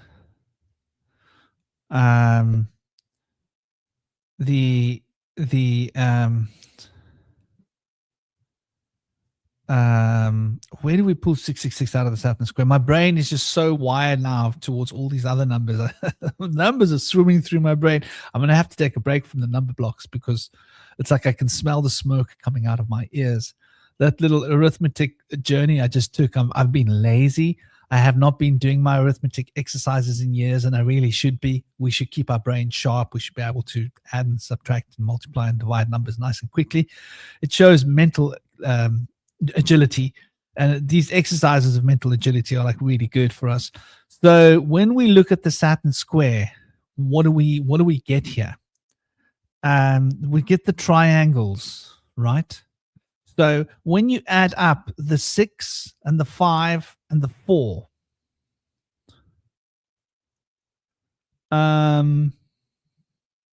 you end up with 6 plus 5 is 11, plus 4 is 15, which is 6.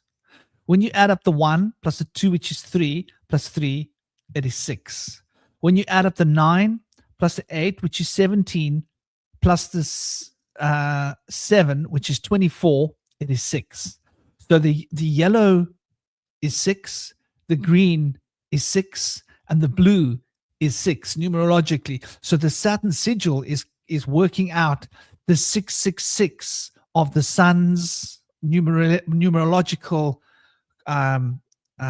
full matrix, and it's pulling that solar matrix out of the Saturn numbers. which is the enneagram, which is quite interesting if we start to look at what the Saturn sigil represents. And then that Saturn was the ruler of the crops in ancient times, right? So Saturn was essentially the ruler of reaping and sowing of corn and of rye and of the grain that we would eat. And the 666 is the power behind the sun. And if 666 is the power behind the sun, then when you put a Saturn sigil, you're aligning Saturn's energy with the sun. That is to harness the maximum amount of sunlight for the crops to get the maximum amount of yield so that you've got more food. It's quite an interesting concept. If you see, like, can you see how the Saturn sigil would have been used for that? Cosmic? Yeah, I think so. They would have traced it like imagine you actually grew crops in the shape of a Saturn sigil on the ground. Are you with me? So imagine you went and plowed, instead of taking a field and plowing a whole field like a grid, like modern farmers do. Imagine you dug out a Saturn sigil shape so that from the sun's perspective, it's looking at a Saturn sigil, and you made that sort of energetic grid on the ground and planted all of your grain in that energetic grid. And then around that Saturn sigil, right, you planted other kinds of vegetation that could, for example, there are certain kinds of things that if you plant them in the ground, they will increase the nitrogen of the soil. So there could have been a powerful mystical notion of knowledge, of understanding that those 9 energies of the Saturn square represent the blocks, and that they would take a grid of Saturn, let's say, right, on a square, and each Saturn grid, they could plant crops. And if you were to plant your grain along the sigil lines, if you make a bigger thing, and then in the other blocks plant the correct plants, you might not need to even put anything in the soil to feed your plants. Does that make sense to you? Because you could plant things that are going to die. You could plant things that are likely not to last the winter, and they die and they become part of the soil. Does that make sense? And so that could be potassium in the soil. And then you could plant other things that increase the nitrogen. Like there's lots of small plants that you can plant that will actually increase the nitrogen in the soil.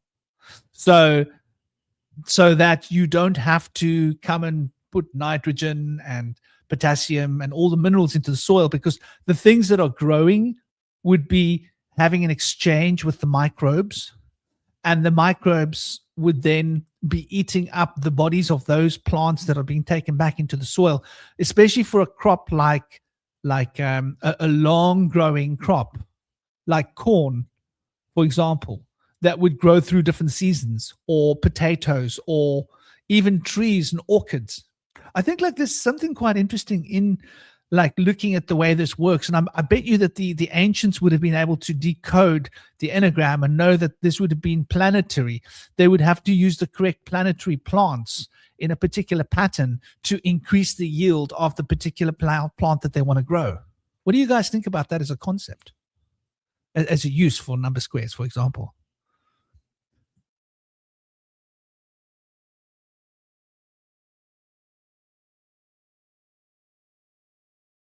What was the question about with the potato? Well, I was just looking at, like, imagine you were to grow grids.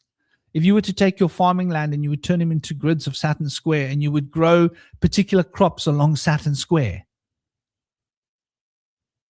right?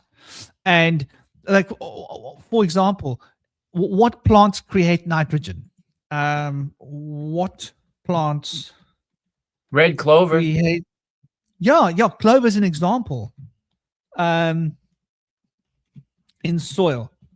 So clover is an example. So, for example, flowers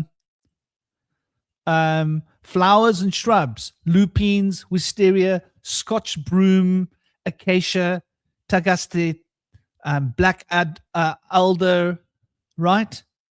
Alfalfa, hairy vetch, cowpeas, peas, beans, fava beans, soya beans, peanuts, right? So you could grow your corn in sigils of Saturn or your wheat, and then you could grow those other plants in the other gaps of the blocks. Does that make sense to you? If you took a patch of field, so that you would then be getting a full nutrition from one block of ground. Each block would have alfalfa, those beans, ground nuts, corn, wheat, whatever you growing in these patterns. And then those other ones that we mentioned would, for example, create the increase of nitrogen in the soil that would help to improve the nitrogen requirements for something like corn. Is corn very hungry for nitrogen? I'm guessing it is, yeah? Is very nitrogen hungry. I bet you it is. Because it does a lot of Yeah, all need phosphorus, potassium, and nitrogen. yeah. Corn is notoriously heavy feeder that requires more nitrogen than almost any other nutrient. So if you were going to grow corn in a biodynamic way and you didn't want to have to mess with the soil, you would structure your farming in such a way as to put plants around your corn that produce nitrogen for the corn, right or wrong. Just as an example. And so like I think we're onto something here, you know. Cosmic, your question really made me really got me thinking. Now, we've been banging on about number squares for a long time. Is there more you guys want to say about the number squares, or shall we start moving into the narrative of the masculine feminine divide? I think we're ready to go to the next part. Yeah, because we don't want to give people a headache. Like, oh gosh, everybody's left. There's only 12 people watching. Sorry, people. Like people are like, shit, we didn't sign up for this, dude. Like, what the hell? Like, we didn't come here to get migraines and headaches. So where would you guys like to go next? What would be the next discussion?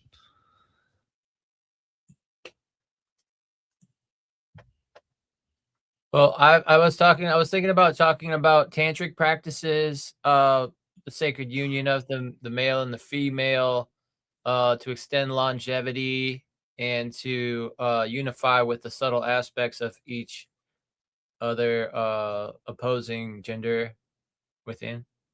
Two separate things, the tantric thing and then fire away, brother. Throw it on the table. So there's actually been a situation where the Cuero Indians from the Andes recently came back out from the deep forest where they had been hidden away for hundreds of years when they knew the conquistadors were going to arrive in the Americas before they arrived here. And they prophesied their arrival and went to go retreat to safety in the deep forest. They only just came out in the late 50s, I believe, and they have with them ancient tantric practices in which they can create what's called parthenogenesis, virgin mothers, where they could allow a virgin woman to self-conceive their own child through tantric practices. What they basically do is very similar to traditional Chinese medicine tantric practices for males, where you basically cycle back in the sacred fluids of the sexual fluids. So for women, those fluids are involved in their cycle to be able to hold a womb that's fertile for an egg to grow and become a child.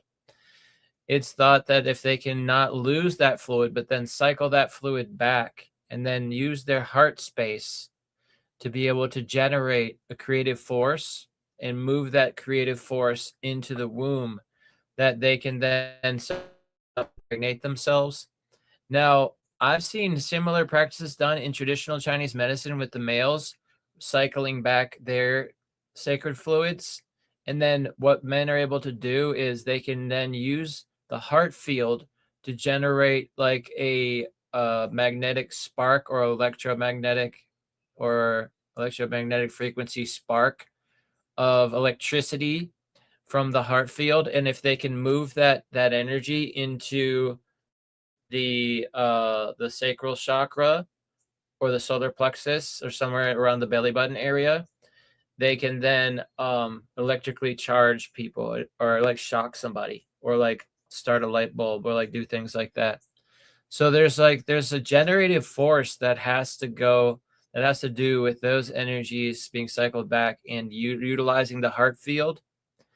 But it has a lot to do with like the prana and the chi, be able to use those life force energies that come from the heavens that we can harness from the heavens, maybe from the sun, maybe from the stars, maybe from many different celestial orbs above, maybe something even greater, maybe something to do with harnessing some of the energy from the Earth's magnetosphere. It's not really been determined what the life energy is and where it comes from particularly, but it's been done traditionally for thousands of years in the Vedic system and probably in the Quero Indians' deeper understanding as well. But basically, in the practices of alchemy, it's been whistleblown that the actual secret recipe of alchemy is a move to create immortality through europhagia by consuming a purified white salt crystal made from one's urine by bringing it through 7 different stages of collecting and purifying. So there's like some interesting things that happen there, but the thing is that the two tantric practices were divided. There was one in China for the men. There was one for the women that has survived to modern day from South America. And together, that means that if people were able to retrieve those lost ancient arts and practices, that men and women could both become able to live for maybe like 10 times longer than our current life expectancy. We could become able to live to like 1,000 years old. And women would be able to impregnate themselves without needing men, which I think in the community of people that are kind of growing away from what is called the binary or cis traditional values, people might see value in that. Although I personally value traditional values of being able to create the sacred union of the male and the female to be able to conceive a child. But a lot of people have been actually talking about how they can now make a child grow after being conceived in an artificial womb.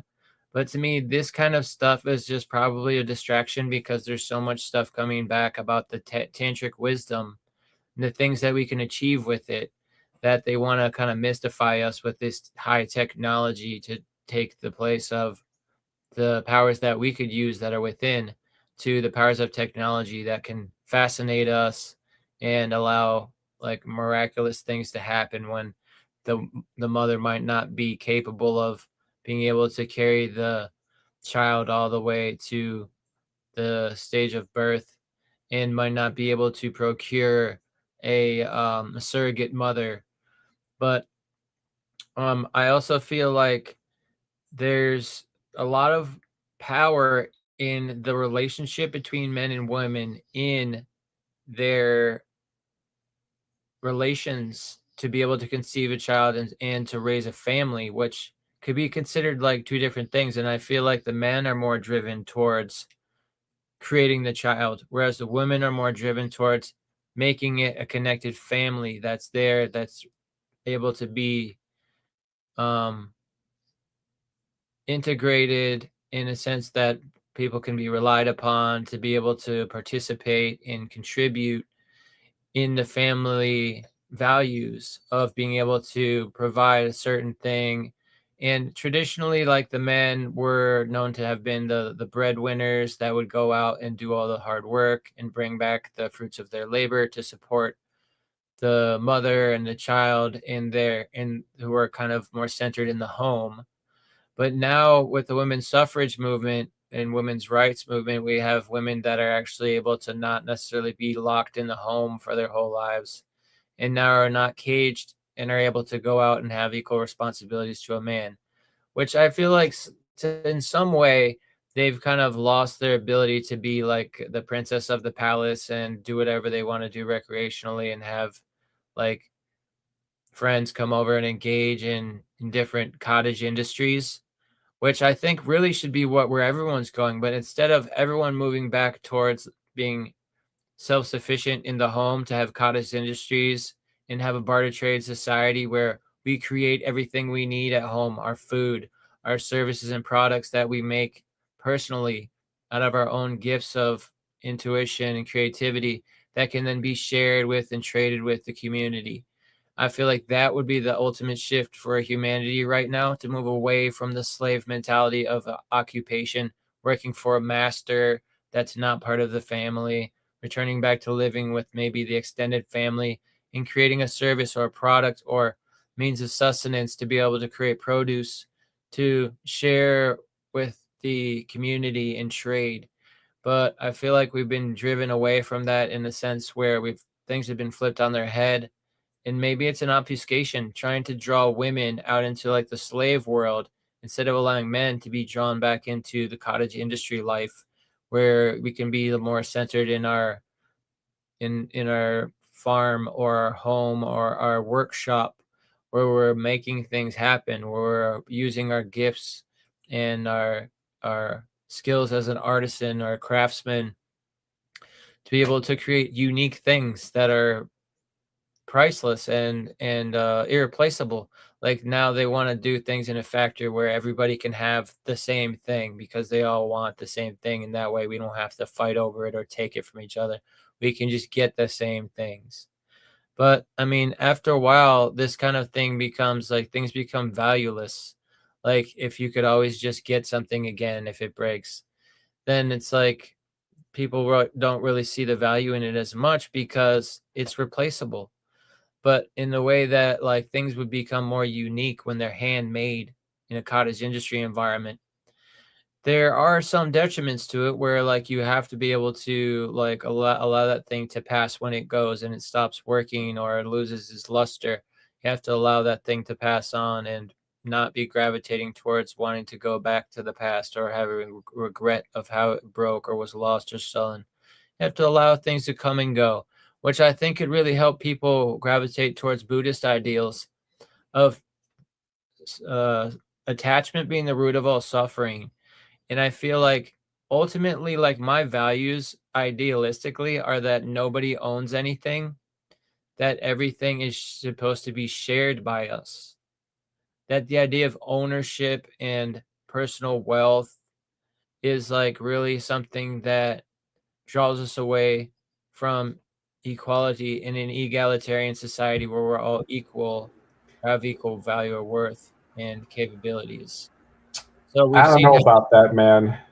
Because I think you have to think that property and ownership doesn't just mean like stuff and objects. It also means your personal boundaries, your personal thing. I think it's important to have ownership over things because that in a lot of ways, gives you the incentive to kind of take care of and value your own stuff. And I don't know. I feel like it's kind of like when you go down that path of like, everything is equal and it's like nobody owns anything. But usually happens that turns into communism. And usually what happens is it usually just ends up with the same dynamic of a lot of poor people and a few rich people that own everything. Because I've been thinking lately that I feel like in the spiritual community, we're always told that like, oh, being selfish is bad and having your own boundaries is bad. And you need to be some messiah that just gives all of your stuff to everyone all the time and just completely neglect your own personal self because that's evil and wrong. And I'm like, no, I don't think owning things is necessarily a bad thing. I think that really, when it comes down to what makes people evil, you know, in the world, I think it's not really like that, because, you know, whether you own things or not, like that doesn't really determine, you know, whether or not you're a good person. I think it really has more to do with how we relate to other individuals and recognizing other people as being distinct from us, you know? And I Yeah, I like, feel like this is my own personal value, and I don't want to ever think that anybody's trying to be imposed upon by my own exploration of values in my personal subjective life and ideals. and Because that's the thing it's too, an experiment you to know? me. Like I want to, Mhm. like you're saying, like work through the issues that it would create, because we're very familiar with the issues of property ownership. We're very familiar with that and all of the ins and outs that that leads to. How many people have ever even tried to speculate about how a society would operate and what the detriments would be and the values could be when we lived in an idealistic state in which nobody could own or did own anything? And right off the top of your head, once you start to consider that, you would start to realize probably the fact that a lot of people that create these products feel like they have a right to be able to obtain them and to be able to use them more so than others who are using them without creating anything in return. So ultimately, it comes down to kind of the question of, should we allow people to get fish that don't know how to fish? Because ultimately, to me, it leads to a barter trade society as the ultimate like end all like harmonic state of this existence. And people that don't know how to fish should not be allowed to have the other fish from other people that caught them. You should be able to have something that you were caught for yourself that you can trade for the other fish that people had caught. And so ultimately, it leads to an obligation for us to not necessarily share things as much as it does to be able to teach people how to fish and create something for themselves.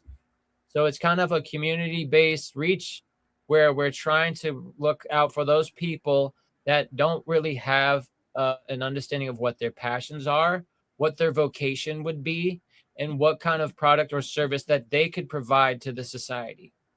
Now, when you have people that aren't able to get on board with that, those people become a burden in your society. And that's always been a situation in communes where we have very productive people and then we have very lazy people. And in the ants species, this has proliferated to a point where only 3% of the ants do all the work. 97% of ants are confused and don't do anything productive. So it could be said that in a human society, this is also the case. And it could make sense why things have become like they have, because maybe 3% of the people are generating all the wealth and the products and services. And then the 97% are the slave labor people that go into the process of following the steps to be able to distribute and manage those processes, those products and services. So it's just interesting exploration for. I don't want that to be something that takes over on the world. But as far as communism goes, communism has never been achieved. The word communism has used a lot like the word democracy has been used. It's never been achieved or attempted.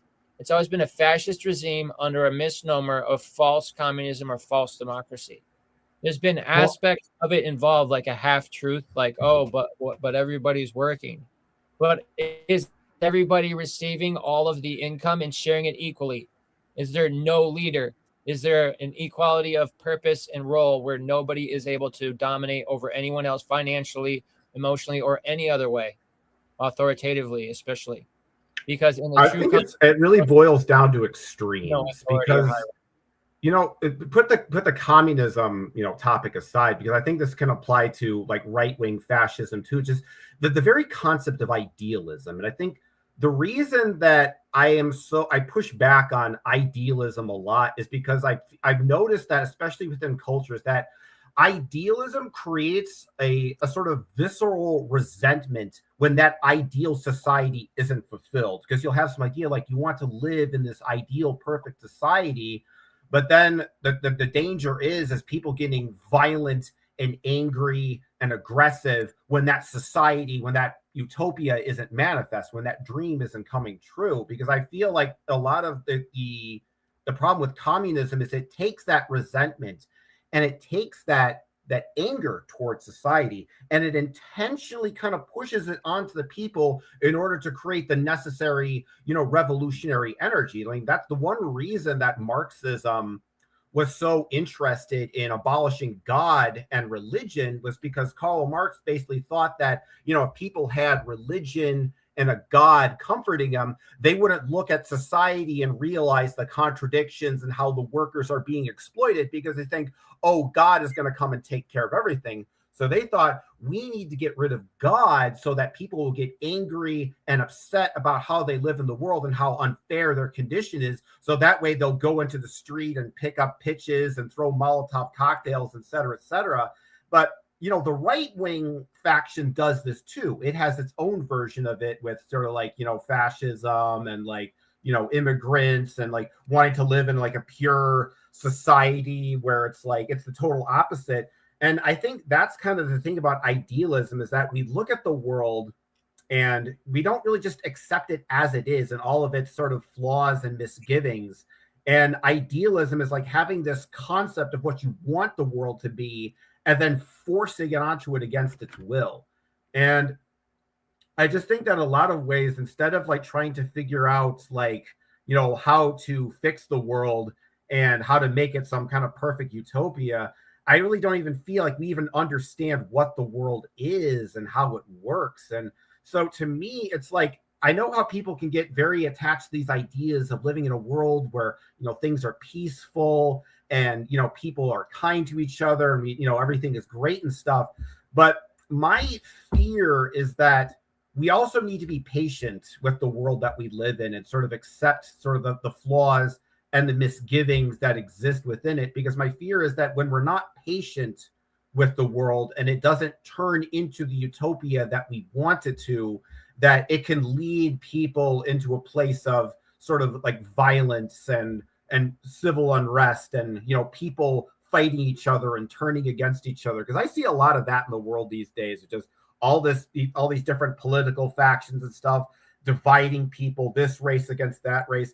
And to bring it back to the concept of sexuality and gender, I've never really been in favor of the concept of a patriarchy or a matriarchy. I want to live in a world where men and women get along and understand each other. And there isn't this sense that one sex is supposed to dominate the other sex. Because I was thinking about this the other day, whether it comes to the kind of the women that say, all men are evil and they're kind of like the, the radical feminist types. And then you have the men that are, all women are evil and they're kind of like womanizing Andrew Tate type bastards. The thing that both these men and women have in common is a fear of being vulnerable, a fear of being flawed and imperfect. And because that's the thing I noticed with both of them. So in a lot of ways, when you look at the toxicity of men and the toxicity of women in our culture, you have to kind of put the gender and sex thing aside and recognize that they're both kind of infected by the same poison. This fear of being sort of like, in a lot of ways, these women, they don't want to be vulnerable, and men don't want to be vulnerable. They want to be, I got to be hard and I got to be tough and I got to, prove that I'm the dominant, sex. I'm the dominant gender.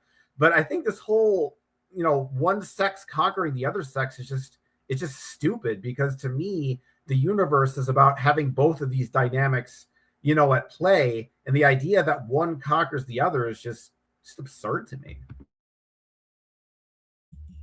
You guys are opening an interesting discussion, and this is actually very interesting because it relates to the discussion that was going on in the group. What is it? What's the group called? Shamanic Philosophy. Oh, I got it in my pockets. I'm sitting here. I'm wearing shorts, by the way, people. This is like a novelty. I'm wearing shorts. Come on. Round of applause, people, please. The man without pants is wearing pants. That's one for the books. It feels very weird to do a podcast wearing pants. Like I feel like something's wrong. Oh, yeah, I'm wearing pants. Very weird. But anyway, so I'm wearing pants for a podcast. So it's like Yeah, you can podcast wearing pants. I didn't know it was possible. I thought you had to not wear pants when you did a podcast because it would feel like all self-conscious, like, oh no, I'm wearing pants, you know? So there's a juxtaposition of vulnerability. It's a pleasure, guys. It's an absolute pleasure. I love sharing. But I think like this conversation that we're having is quite relevant to the conversation you guys were having in the shamanic philosophy group. I think it was that group. There's two groups. And that group, if you guys are interested, anybody who's watching, interested in finding, you go into Telegram and it goes Bush Whisperer Zone. So it's just an @ sign, at Bush Whisperer Zone. I think that's what it is. Or you type into the thing shamanic philosophy. I think that's what it is. But anyway, there it is. You guys can see it. It should be up there. And you guys were having a lovely conversation. It was about that word that I don't like. I don't like the word oneness because it's bad English. And I do not appreciate bad English.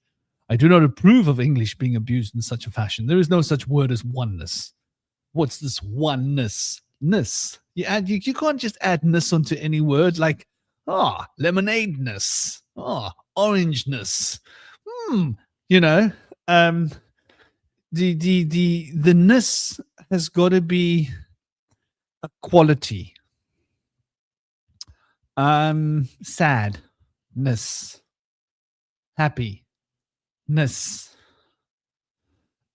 Angerness. You don't need to add angerness in, but I suppose from a grammatical perspective that could work. Playfulness. One is not a human quality. Oh, that human quality of one. What's that human quality of one? No, I'm sorry, it's bad English. It's barbaric abuse of the English language, and it makes me feel like, ooh, that upsets my tummy.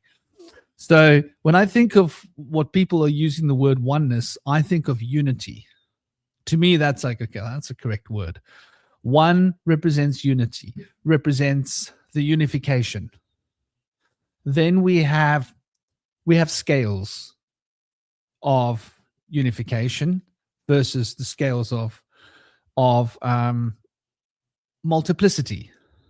So the multiplicity is the expansiveness and the expanding outwards into differentiation. The unity is the opposite of expanding out into differentiation, but contracting inwards towards a centrally shared hub. If you will, and I'm going to show you guys what I mean, because a picture speaks louder than 1,000 words. This is one of the voices that I hear on my son's school, so please forgive me. I just love that dude's voice. It's an Indian guy with an Indian voice that they use in his school thing. So here we go. Ladies and gentlemen, I present to you the real enneagram. We're not talking about that fake like psyop one. We're talking about the ancient one. I didn't invent it. I just perfected it.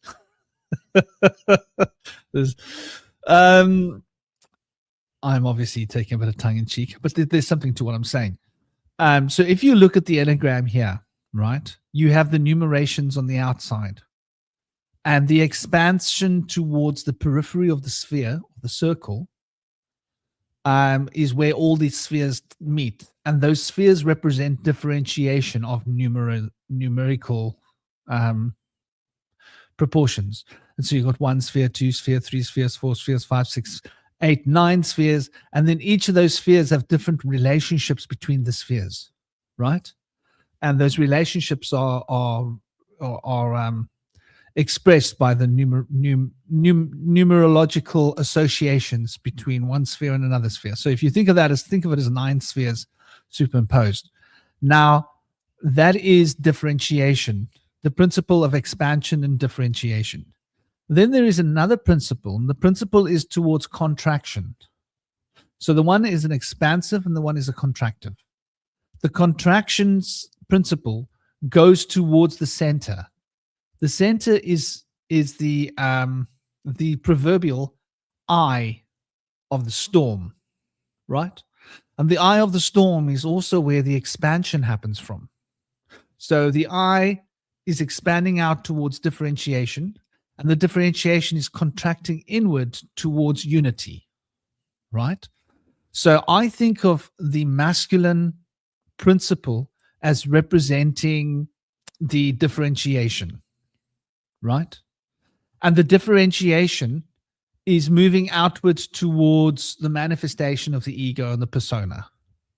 I see the contraction and the internal moving towards the unified identity, the unity that is shared. And I want to point something out to you people, and this is a different way of looking at things. Solipsism. I am so tired of hearing everybody vomit. Rah! And I'm like, where's my bucket? Nobody gave me a bucket. They're all vomiting. Like, why don't I get given a bucket as well? Because if people are going to vomit, everyone should get a turn, right? And so now's my turn. And we have been told that solipsism, let me find the Google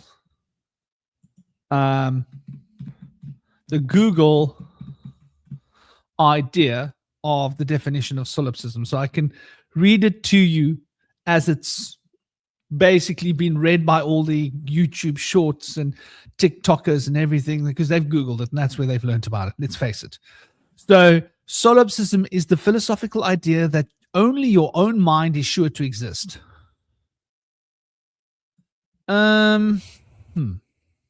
It claims you cannot prove the outside world, objects, or other people have a real independent conscious life. Everything you see, hear, and touch might just be product of your own thoughts. I don't think that is the full definition of solipsism. Basically, that would make everybody an NPC except for you. Yeah, pretty much. Yeah. So I think that we've been fed a mouthful of shit. Well, this was a thought experiment of Rene Descartes to create that idea initially, but it's grown from there. And schism grew from which Greek ancient discipline? Because this is an idea that I think has got to do with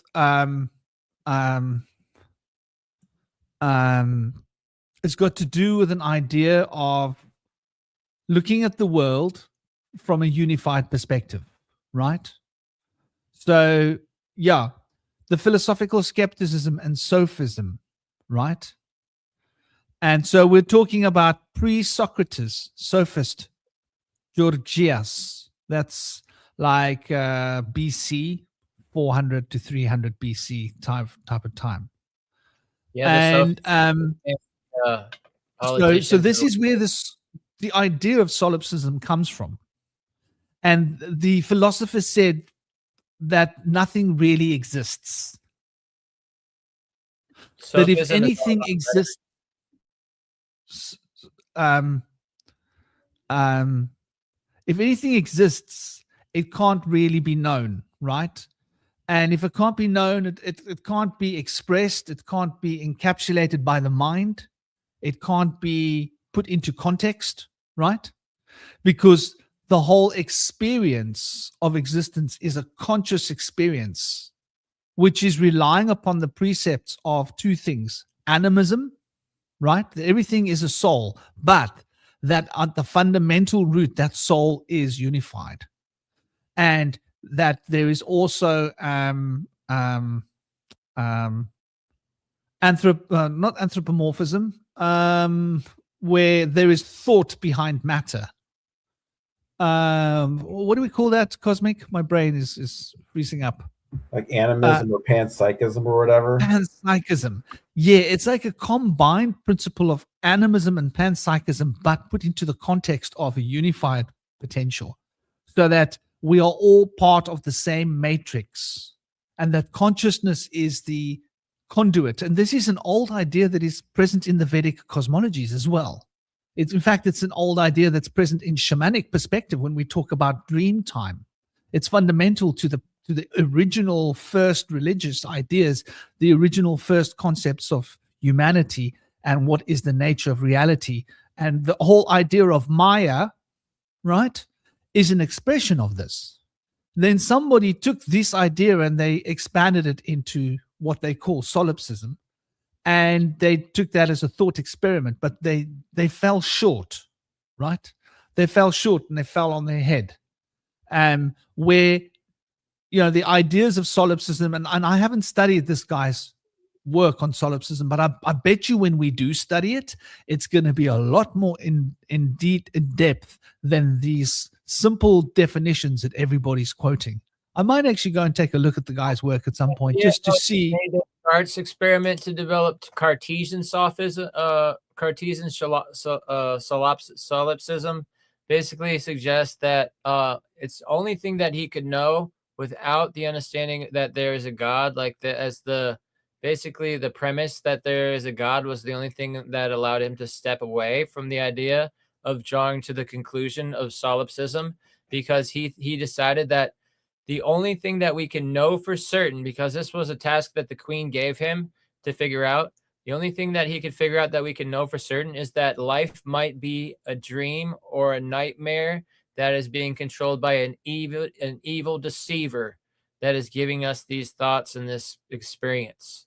And so to be able to get away from that conclusion that things could just be the product of an evil deceiver, and that it could only be one mind imagining the other minds of others in the imagination as a distraction. She said, what can you know if you take the premise that there is a God that is loving and understanding? And then from that, he was able to proceed to a more beautiful conclusion. But without that premise, he was stuck in the solipsistic state of nature being the only thing that can be known with certainty. But I think he was missing that conclusion. I just want to go back to the original point of the solipsism, that our understanding of solipsism as defined as that is very narrow, because people want to put it to Descartes, and they want to put it to all these modern thinkers who have tried to reinterpret the original ideas of solipsism. And the original solipsism came from Gorgias. But Gorgias had a much more in-depth idea of what solipsism is. And then they took some simplified piece of that and defined the entire solipsism on that one piece. Imagine that your philosophy is that once in a while, eating something that's a bit poisonous is good for you because it tests your immune system. But your whole philosophy is that you eat raw food and you eat lots of fruit, and that you get lots of sunshine. And then someone comes and says, yeah, but that guy's whole philosophy is just to eat poison. That's all it's about, just eating poison. Yeah, sure. Part of the philosophy is about eating poison. Let's just skip everything else and just focus on that, because it's what we want to focus on. We're very good at it in the West, and define everything about just eating poison, so that we can now knock holes in this ideology, because it's all about eating poison, when actually he specifically said that eating poison is a very small part of a bigger picture. And when you understand that in the context of the bigger picture, it isn't the same as the misunderstanding that came later when somebody just wanted to characterize that guy as talking about eating poison. I'm using this as a metaphor, but to show what I think is happening here. And my gut says to me, and it's very strong, and I tend to trust my gut implicitly, that the idea of solipsism is and we don't even realize that it doesn't necessarily just start with the ancient Greek, right? Let me show you what I mean.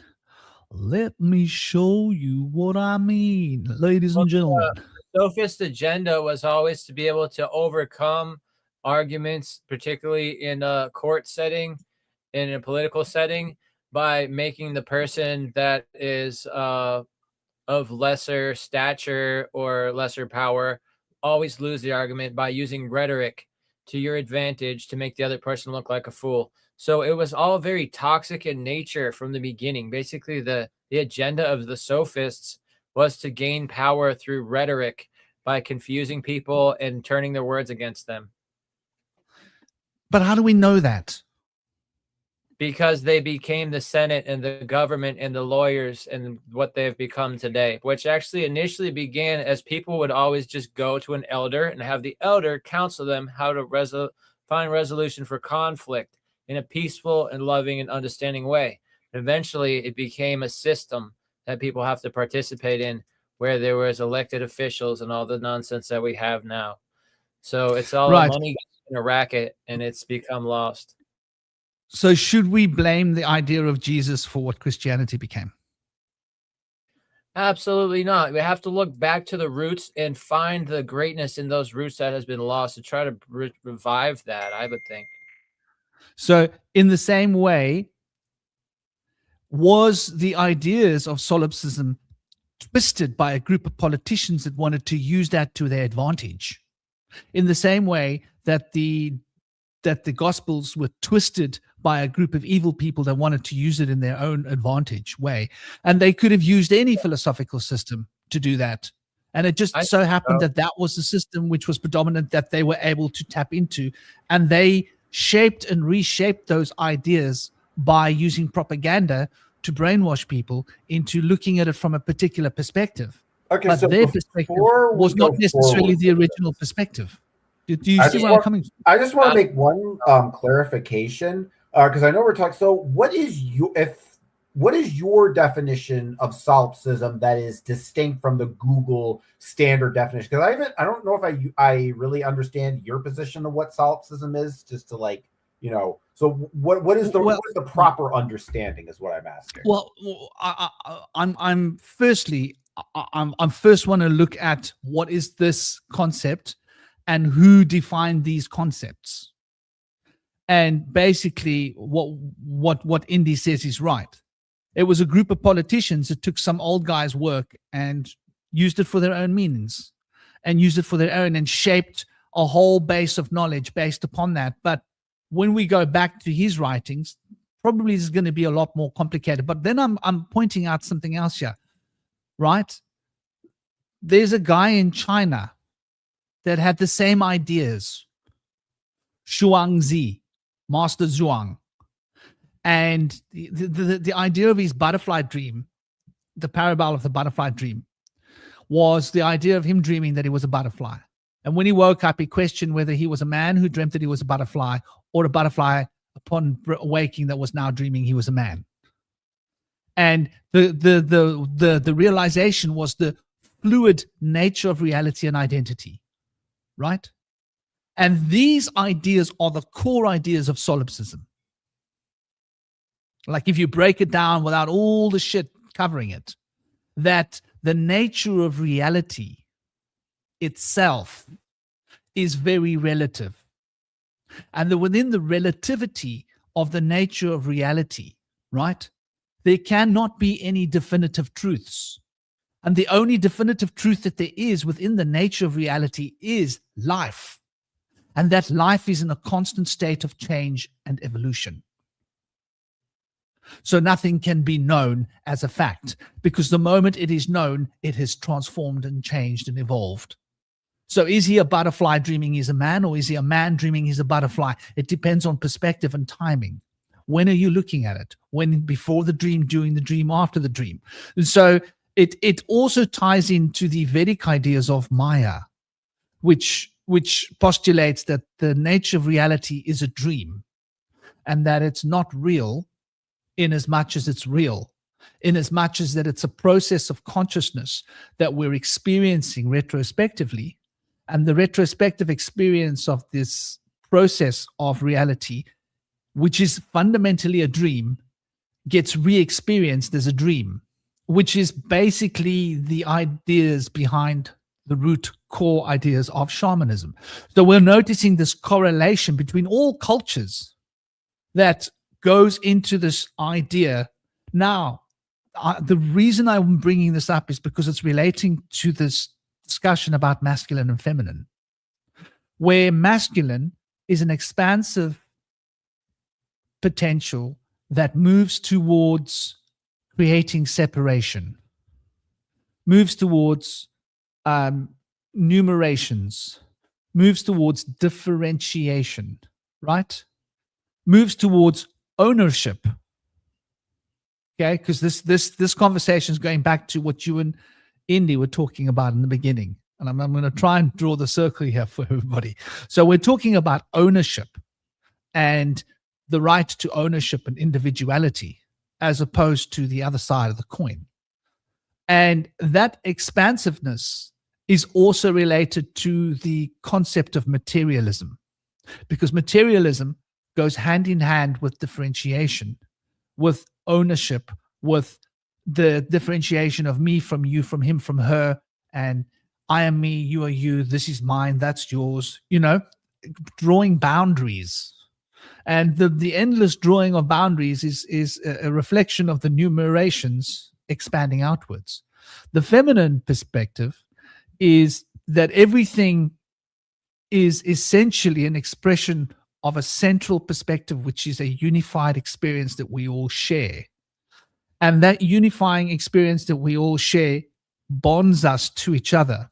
So qualities like empathy would be considered a feminine quality, because empathy takes us back to that unified experience where we are not separate, where we can feel each other's feelings and relate as if we were each other, recognizing that within me there's a version of you, and within you there's a version of me, and that they are a version of us, and us is a version of them, and that them and you and me and us and them are all expressions of the fundamental self, and that the fundamental self at its deepest core is a unified being, and we are all different expressions of this one unified state of being. That would be the idea of the feminine principle going inward. Then the masculine principle of going outward differentiates material, and this material from that material, from this material, from that principle, from that idea, from that being, from this state, to that person, that entity, that possession, this possession.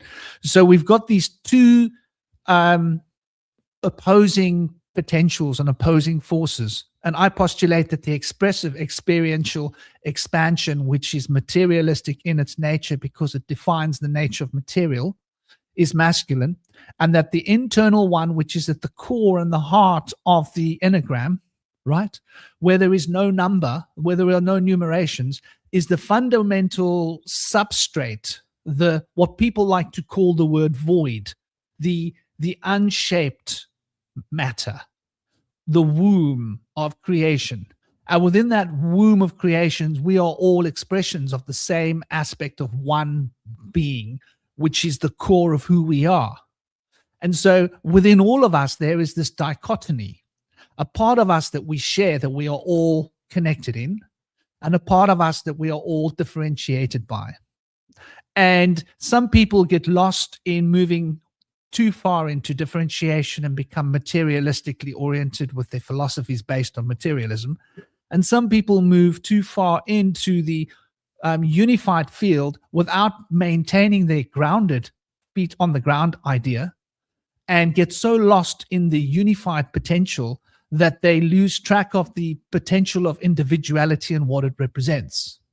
And you were having this conversation with someone in the group, Cosmic, which was a great conversation you guys were having. I wanted to respond to it, but it was late, and I figured I'll get to it today. But I was with my girlfriend, and and then my boy, it's his birthday tomorrow. We were hanging out and spending time together and stuff before the last show, so I didn't have time. But I think it's somehow instrumental to why this conversation is happening here.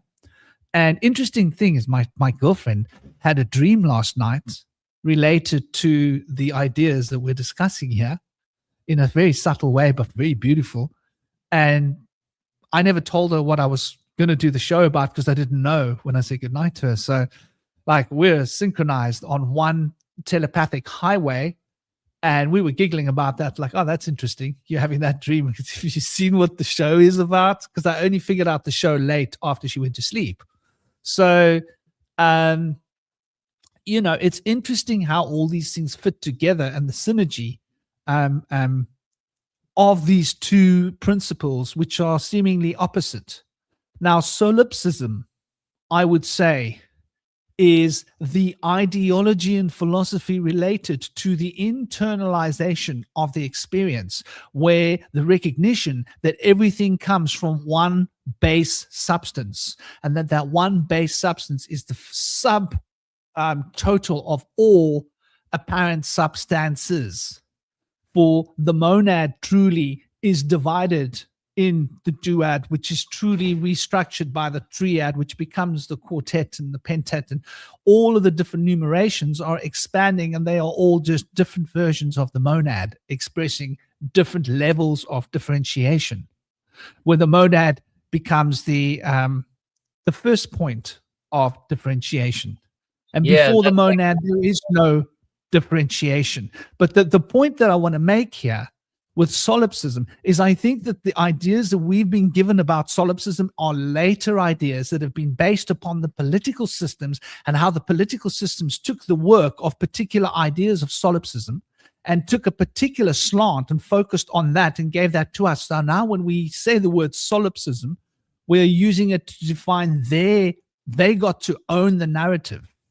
Where I think if we were to dive deeper and really look at this idea and this concept right across all cultures, we're going to find that it's going to be a slightly different way of looking at the reality. And it's not going to be as black and white defined as what we are being sold it to.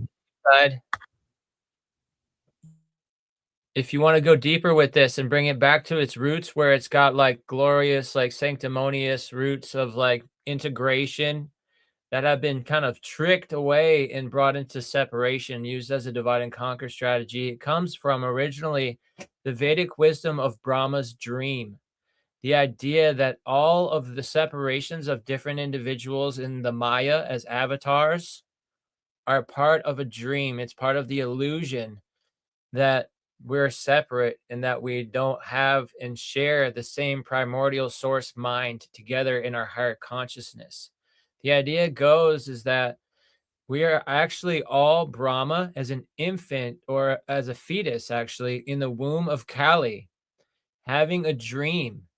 And this dream has created the Maya, or the illusion that we're in a world, that we're all separate people. But in truth, we're all Brahma imagining himself to be all these different people interacting with each other. But ultimately, he is just having this dream of the illusion so that he can be prepared when he's born to be able to understand how people correlate with each other, and how to become harmonic, and how to become integrative with those people instead of ending up in conflict. And so it's ultimately it's like a thought exploration for the baby Brahma, trying to basically like work out. And in the dream, actually, the story goes that the dream began in perfect harmony, where there was no word for good or love, because everything was good and love. But ultimately, that system broke down and became progressively into more of a nightmare, where things became more and more divided and conflicting, to which point it ended up destroying itself. And he woke up from the nightmare in the womb, realizing, oh, it was all just a dream. And what can I learn from this dream? How can I make sure that I don't fall into the mistakes that I made in this thought experiment that I had brought myself through, so that I can make sure I maintain the harmonic vibrations of love and light in everything and every being that I'm amidst. And so basically, it was, the purpose of it was for first to see the value of love without having an analysis of it, then seeing the loss of love and understanding how to sway the potentiality towards that away from becoming a reality. So basically, the idea of this dream of the initial solipsism in Vedic wisdom is that it's a way in which we can start to value the harmonic and sanctimonious aspects of love and light of the individual, and of the way for the individual to interact with others in such a way that will resolve conflicts, that will lead towards progression into harmony. And it was used by Rene Descartes and by the sophists to take away the connection that that it had to us all sharing the primordial source mind at higher consciousness, and then being drawn out to each individual might be the only mind by themselves, and that there's no connection to anything else. Any one person could be the only real mind. And that's what they came to a conclusion of by losing the premise of the story. That each person could be the only person that's not an NPC. That everybody else could be a part of their imagination. That there's only one mind that can be proven to be real, and it's always one's own mind, which is like total self-absorption and self-centeredness, which is the antithesis of what the actual ideation was supposed to represent, that there is no self that's separate, that everyone else is part of ourselves. And that's the conclusion that you come to through shadow work. And Jungian shadow work, you start to realize that by blaming and judging other people, you're giving your power away, because you really want to work on yourself before you even look towards others with disdain and judge and blame them and project your problems onto them.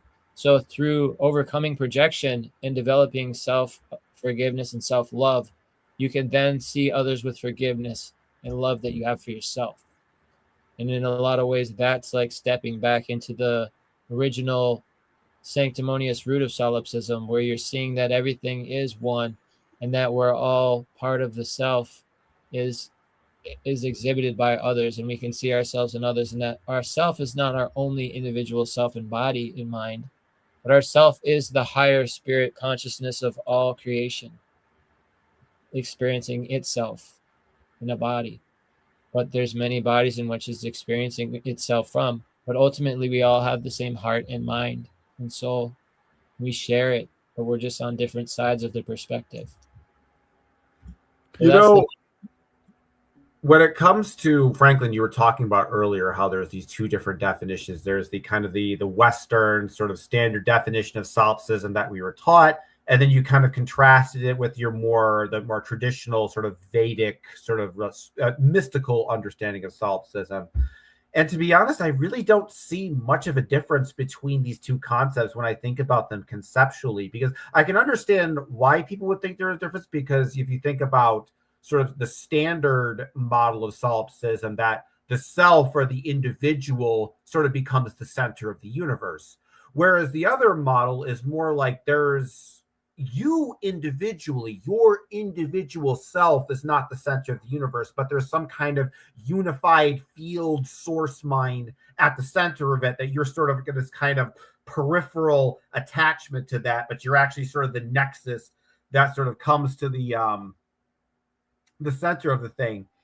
But ultimately, my thought is that, okay, maybe that being is basically, it's this, it's an individual. It's not an individual soul being with an individual ego, but ultimately it's still, from its perspective, a solipsist, in that it is the oneness, and there is nothing outside of that oneness consciousness. So to me, I still see that as ultimately solipsism, just in like the Zarfexological sense of just that the fact that whatever oneness you define the universe in, that becomes a kind of singular bubble of sort of conscious experience perception. And their whole model, the Fae that they teach me, is that sort of the conception of reality is created by the eternal lovers Zith and O, and that essentially it's a sort of a convergence of masculine and feminine forces that always existed. And that kind of changes the narrative too, because the Hermetic Atman narrative is that, there is this oneness, and it's forever sort of taking a knife and splitting itself, chopping it up in half, and turning itself into smaller and smaller pieces and dividing itself. But if you look at it as a two-ness instead of a oneness, then the narrative is that the universe is multiplying, and then that creates a different spin. So instead of a oneness that's breaking down into smaller forms, it is a two-ness that procreates and multiplies more forms from itself. So it actually it's a sense of multiplication rather than the division. And I think that's a kind of a different way to sort of look at the manifestation of existence, and that's basically the perspective that I hold. I love that. I just want to respond to what you said before, Indy. and I want to respond to. So I don't want to lose that, because we're going to go further away. And I just want to point something out. But before I point it out, I just want to say that I think that either is like what I think that Rudolf Steiner was quite correct. And his concept of Luciferianism and Ahrimanism is the idea that we're talking about here, right? And these two are the manifestations of these two different perspectives. The one perspective becomes Luciferian, that's the individual. And the other perspective becomes Ahrimanism, and that's the unified, right?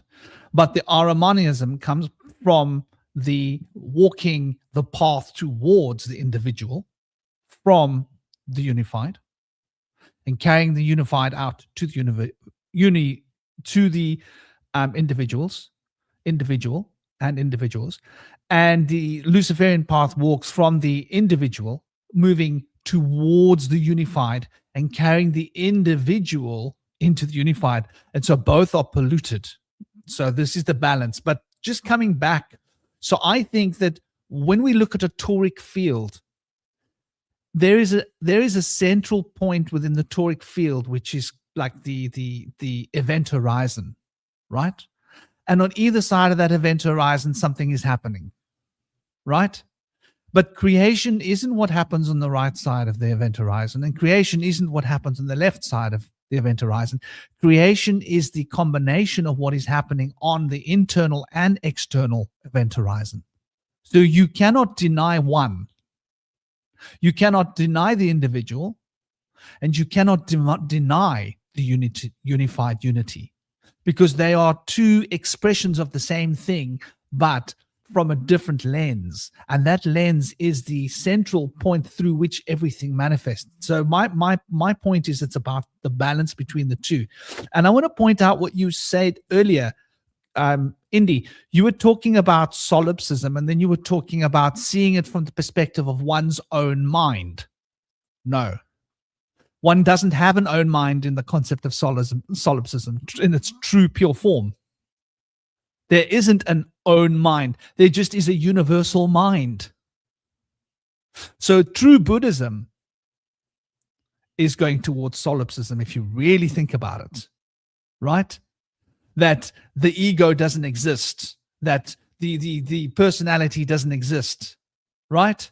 That the I doesn't exist, because when you go deep into the core, everything is just a unified field. However, that unified field doesn't exist on its own.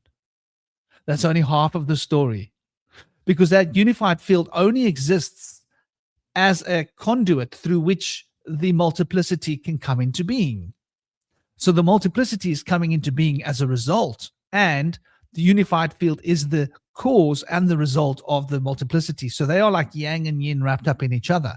You cannot have the one without the other. So when you look at the personal self, and Cosmic, you also, what was the word you said, Cosmic? You said yourself is the center of the universe. That contradicts the whole idea of what we're talking about here. We're talking about not yourself.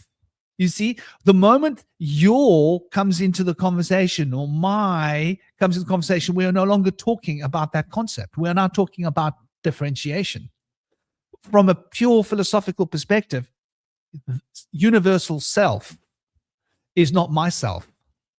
Universal self is not yourself. Universal self is not their self. However, myself, yourself, their self are all expressions of universal self, but in an individualized paradigm. And the individualized paradigm, which is an expression of universal self, as myself, yourself, his self, themselves, are all as real and as valid as the universal self. But the whole experience of universal self and individual self, that's all part of a dream. And so were you the butterfly? Were you the man? The idea is, the reason butterfly is taken because butterfly is going right back to core nature, where there isn't any idea of self. as a symbol. If you think about what butterfly represents a constant transformation. So who we think is ourself doesn't exist. You don't have a self, because the moment you find yourself, it's changed to a different self. So there's this constant changing. We think like, this is myself, but this myself is a whole billion trillion different versions of a self, all in a state of constant flux and transformation, and the same for every other self. So on one hand, I think like, and this comes back to what you guys were talking about earlier about property, and I wanted to bring it back to that before we move on, right? So what does property represent? Property represents individual. Individual represents individual rights, right? What does no property represent? No property represents that there is a universal presence. No property represents a solipsic idea driving it. The individual represents a materialistic. So I would use the two polarities of solips versus materialist, because that's really what we're talking about here. We're talking about the toric field in its like core form, expressing material on one side and impressing the field of thought from the other side. And so what we think of as our individual selves on some level is not separate at all. But what we think of as being not separate at all is very much separated in the reality of materialism. And because we're living in materialism, we cannot deny individuality, because to deny individuality is to not be grounded. And then our feet aren't on the ground. Though when we are with our feet on the ground, that is Araman. And when we are dipping our beak where the individual self is diving into the universal self to leave its individuality behind through a process of individuation, that is the Luciferian path. So I see them as like two fishes swimming in two different directions. And I think Pisces is very relevant for this idea, because the ram, look at the symbol of the ram. The ram is like two curve. So what is the symbol of Aries? We see it as an animal. I'm going to say, let's look at the ram, ram Aries symbol. I want to show you guys something that might be interesting to look at here.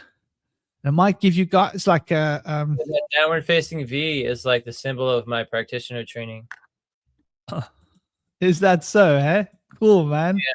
So look at this symbol. What I see when I look at this, right, is I see two crescents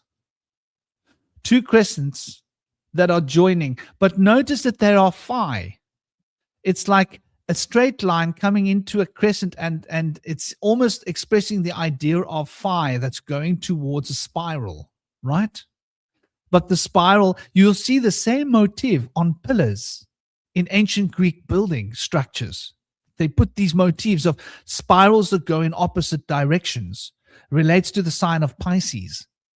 But look at Aries, the first sign. It's got the two spirals, but they are part of one thing. And then when we look at Pisces, right, now it gets interesting. Pisces symbol. When we look at Pisces, we're going to see that there's something very similar happening here, but different. And this is what I'm really focusing on here. Like, so what do we see here? We see the idea of two crescents, and they are joined by a line.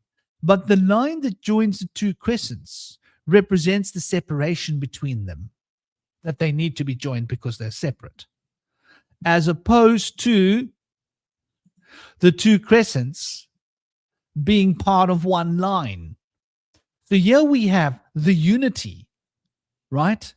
The unified number 9, which one on the enneagram, number 9, crosses the divide, the center of the no space womb, divine feminine, right? Ruling Mars. And Who rules Pisces? Jupiter. What does Jupiter represent? Expansion. Wow, isn't that interesting? So we've got the principle of 9, that is that principle of completion, which is crossing the event horizon back in to the no space where there is just total unity, to emerge once again back towards the differentiation. And with Pisces, we've got the idea representing in fairly clear form that the two crescents are now separate, but there is a balance and a polarity between the two separate crescents.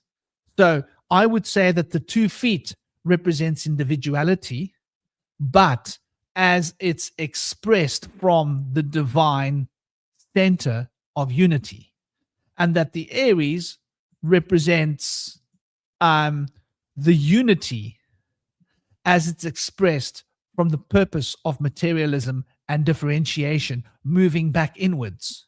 So Aries is moving back inwards and Pisces is moving outwards, expanding.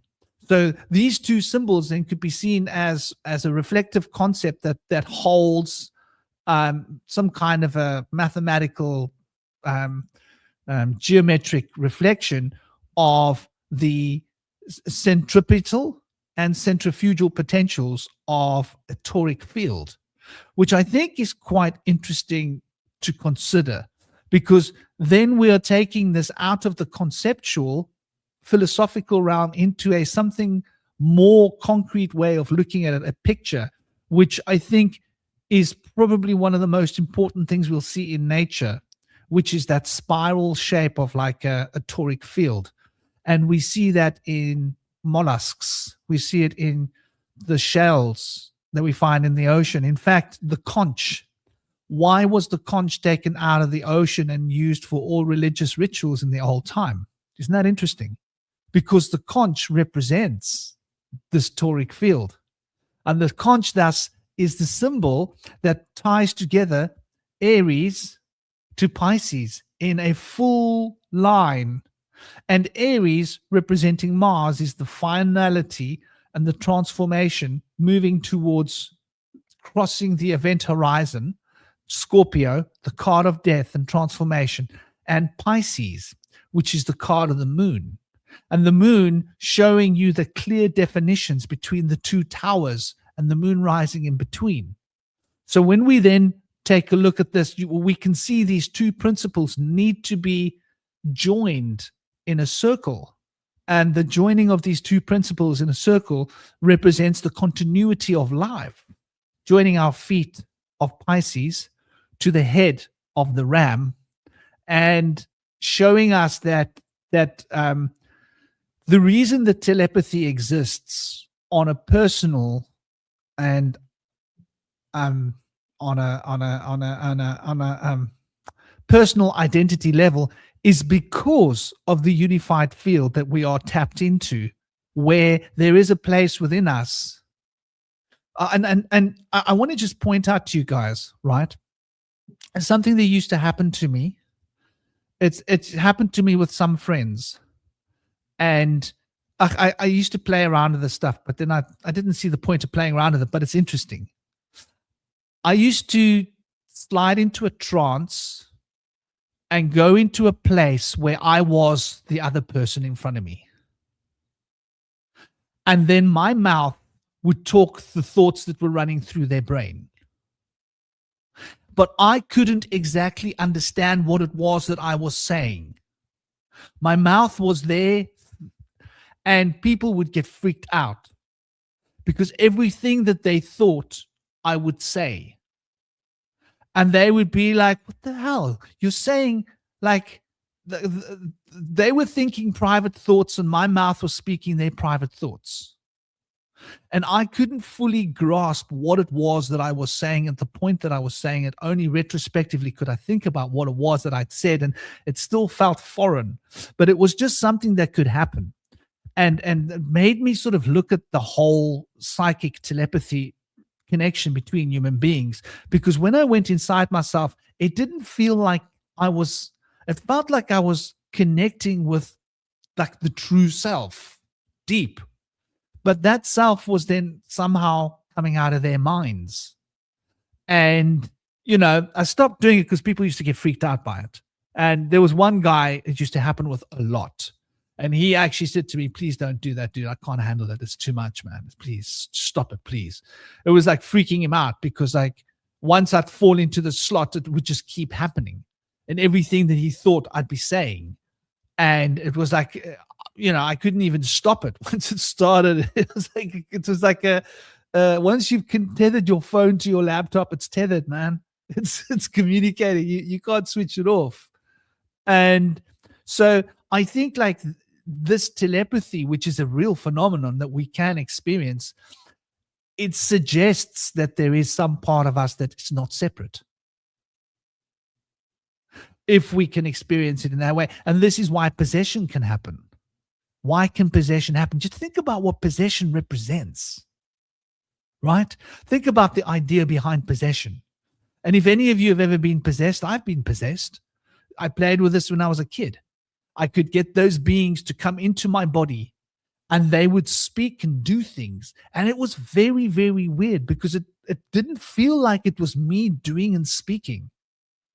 It was the same as what I would experience with my friend. Somehow I allowed his thoughts to possess my mouth, right? It was some little thing that would happen. And with other beings, I'd let them come into me.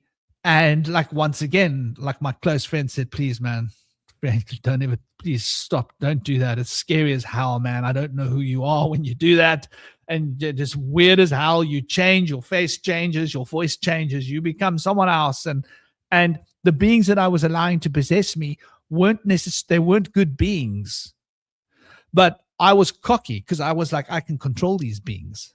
I can grab you, put you in me. You don't have a choice. Now I'm talking, I can grab you and put you out of me. You don't have a choice. So I was sort of inflicting myself upon these beings. And these beings became afraid of me because I could do that to them. And they couldn't do anything about it. But they wanted to be in my body. They were hungry.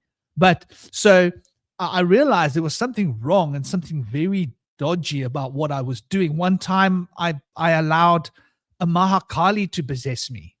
But it was only when my ex-wife and myself, our lives were in danger. And I was surrounded by men with knives.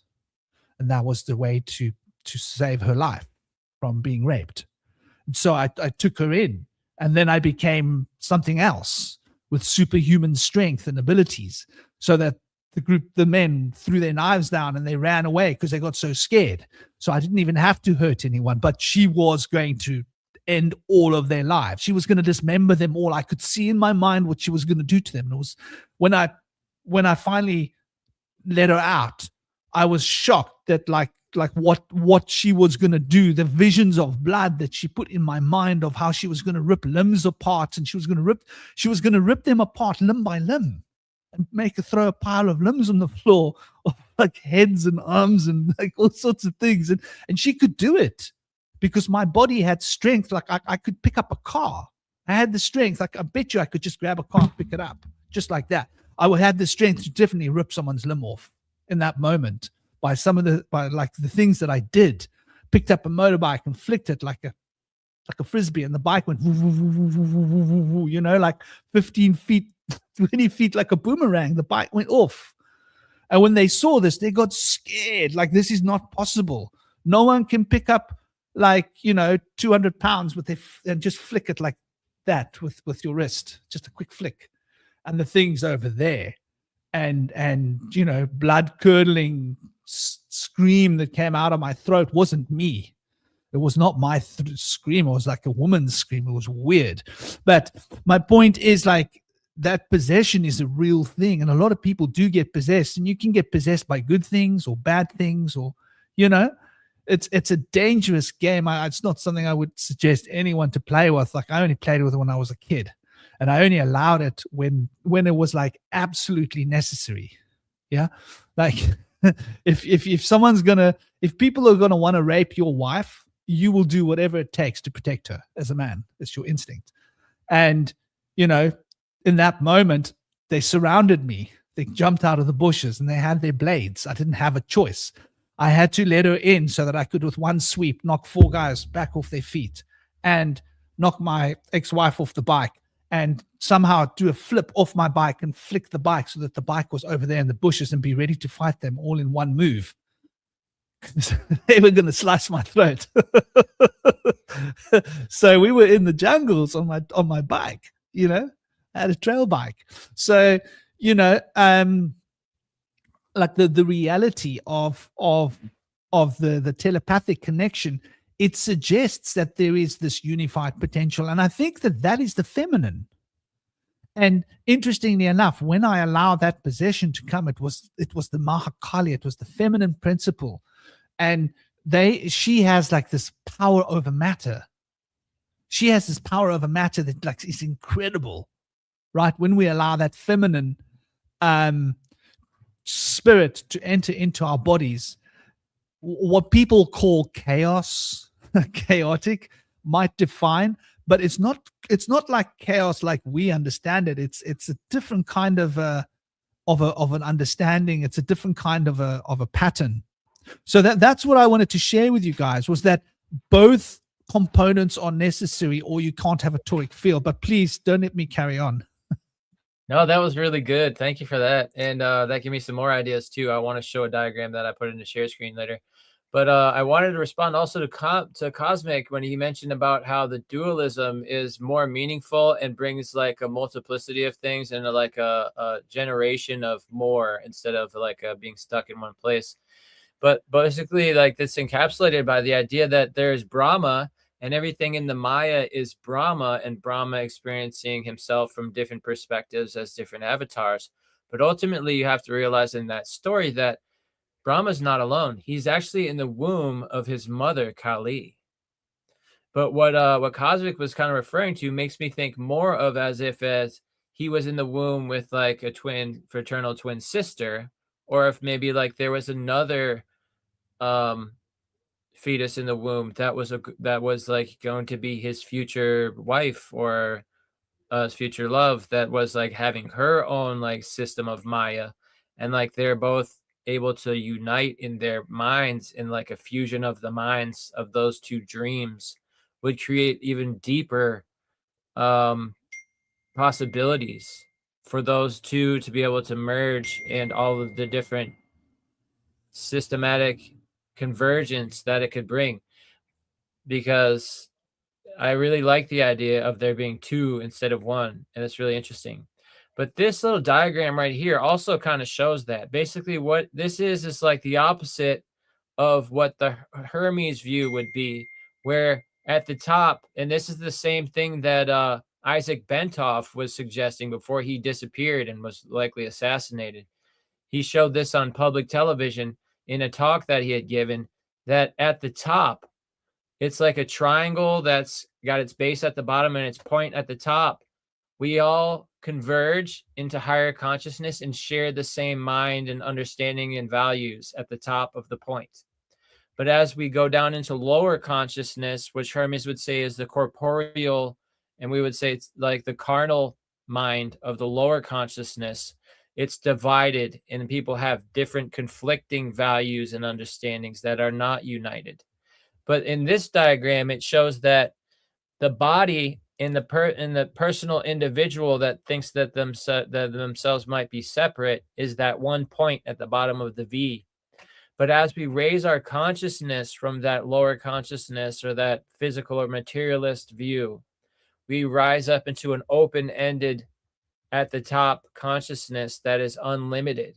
And so Chaya was telling me that through the statement Tat Tvam Asi, Brahma you are, it suggested that you are that thou art, that you are the one mind.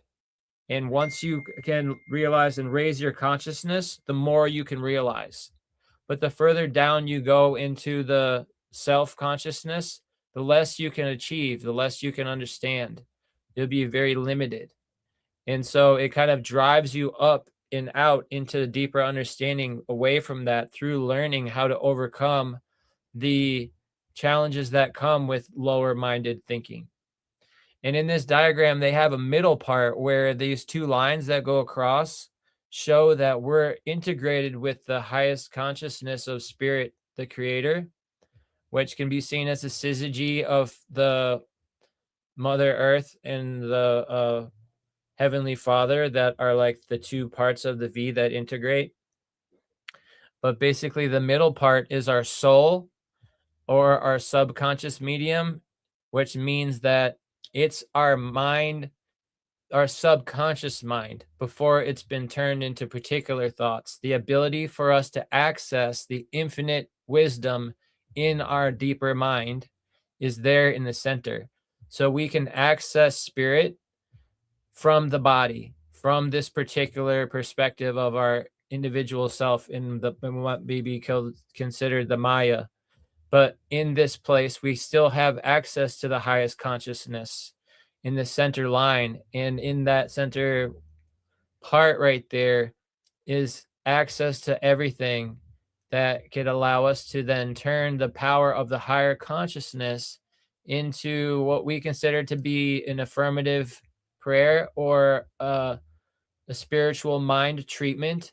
We basically have like a 5-system prayer that we use that first suggests a recognition.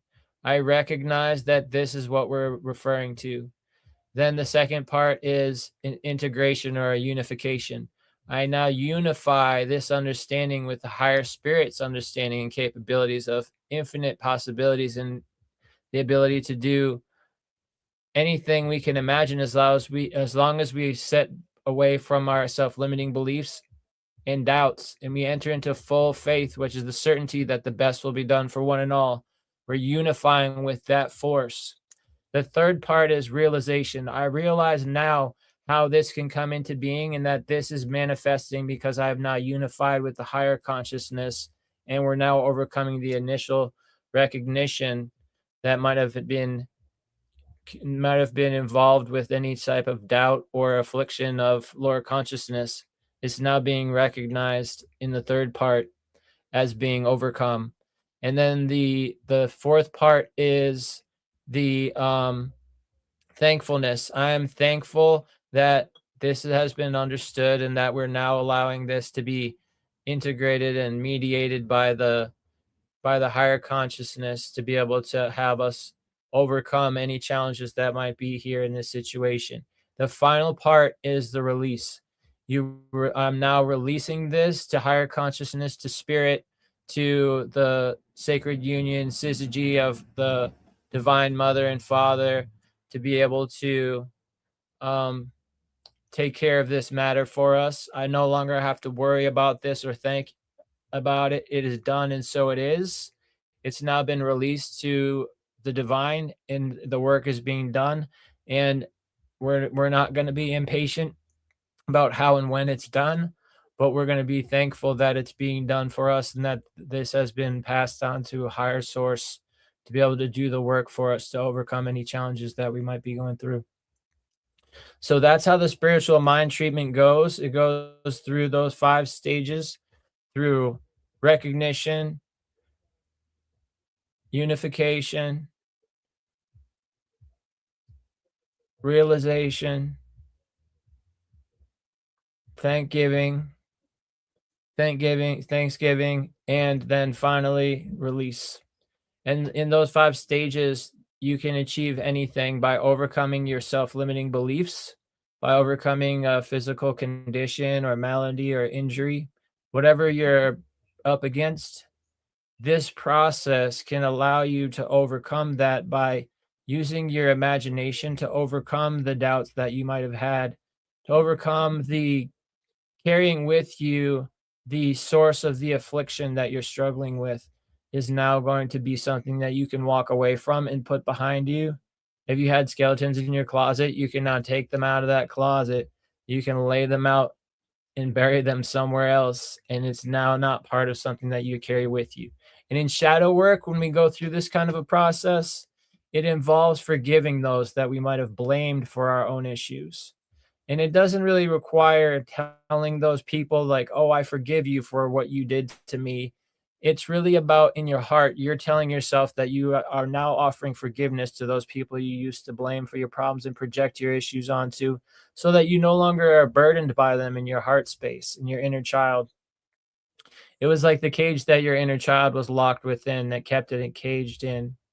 Now you're like releasing your inner child, the suppressed emotions that you've had in your life out of that cage, and you're throwing the cage out. And then your inner self can become fully integrated. And through that process, it sometimes can be detrimental to say to somebody, "Oh, I forgive you for the things, that terrible things that you did to me." You don't necessarily want to encourage those people to think it was okay to do what you used to blame them for to heal yourself. Maybe you want to discourage them, but you don't have to do either or. Basically, it's the work is done within yourself. It's not up to us to change other people. But the thing about that is that the insight is that you don't want to encourage people to continue to do worse things to others. So you don't have to do that.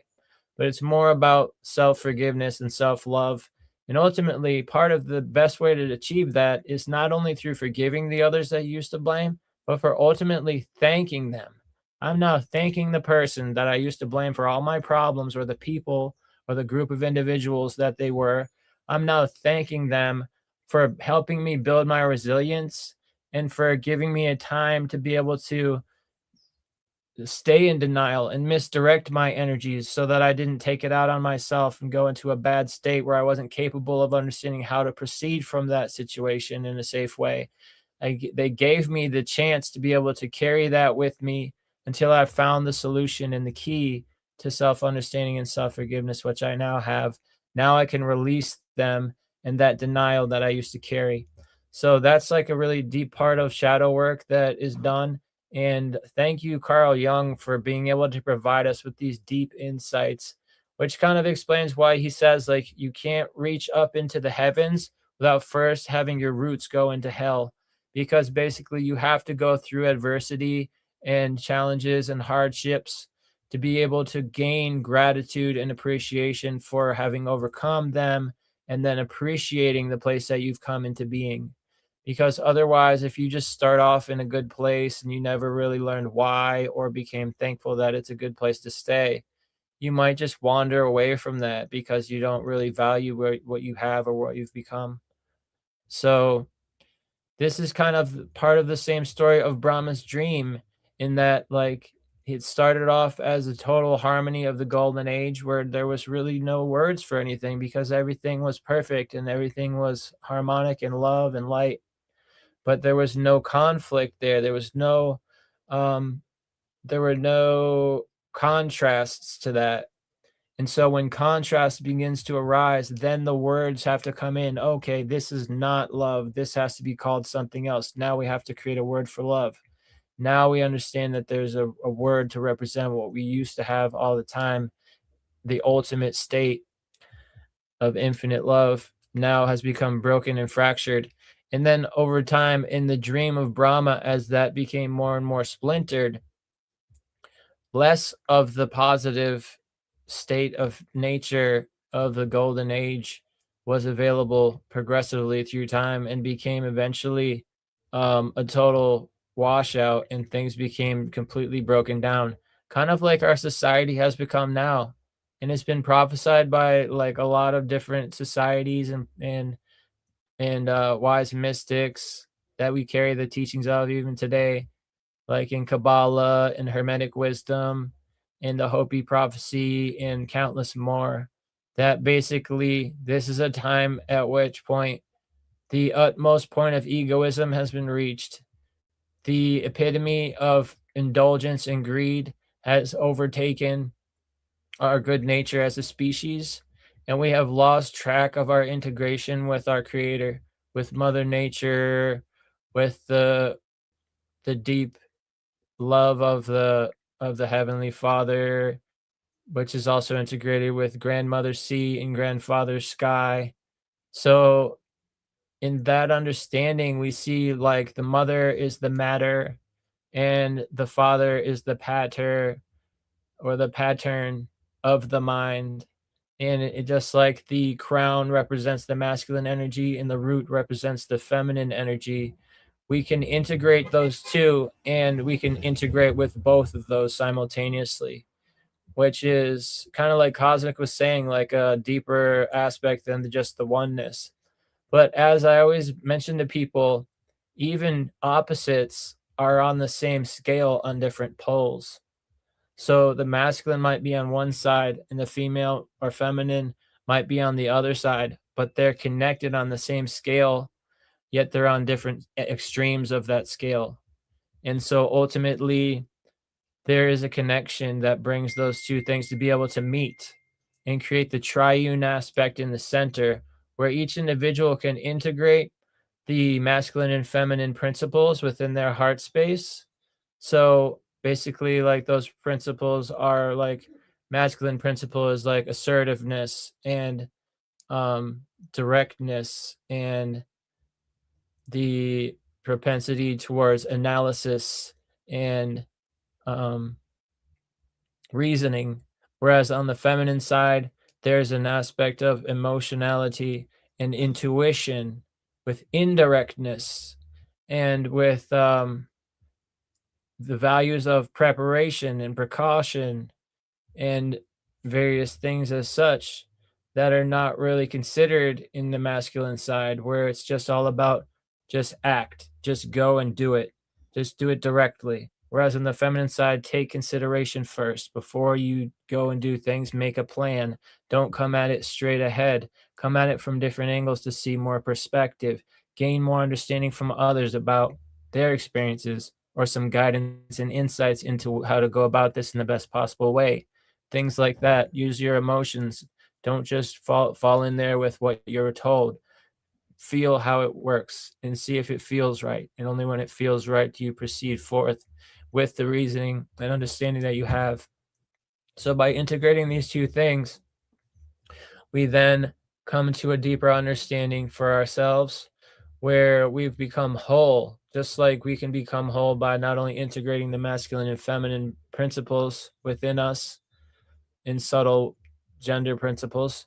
We can also integrate our egoic self, which is the external self, that the way that we perceive ourselves externally or are meant to be seen by others, and the inner child self, the self that's hidden away, that's not shown to others, that we still carry with us, that's been suppressed, that was conditioned to be hidden away.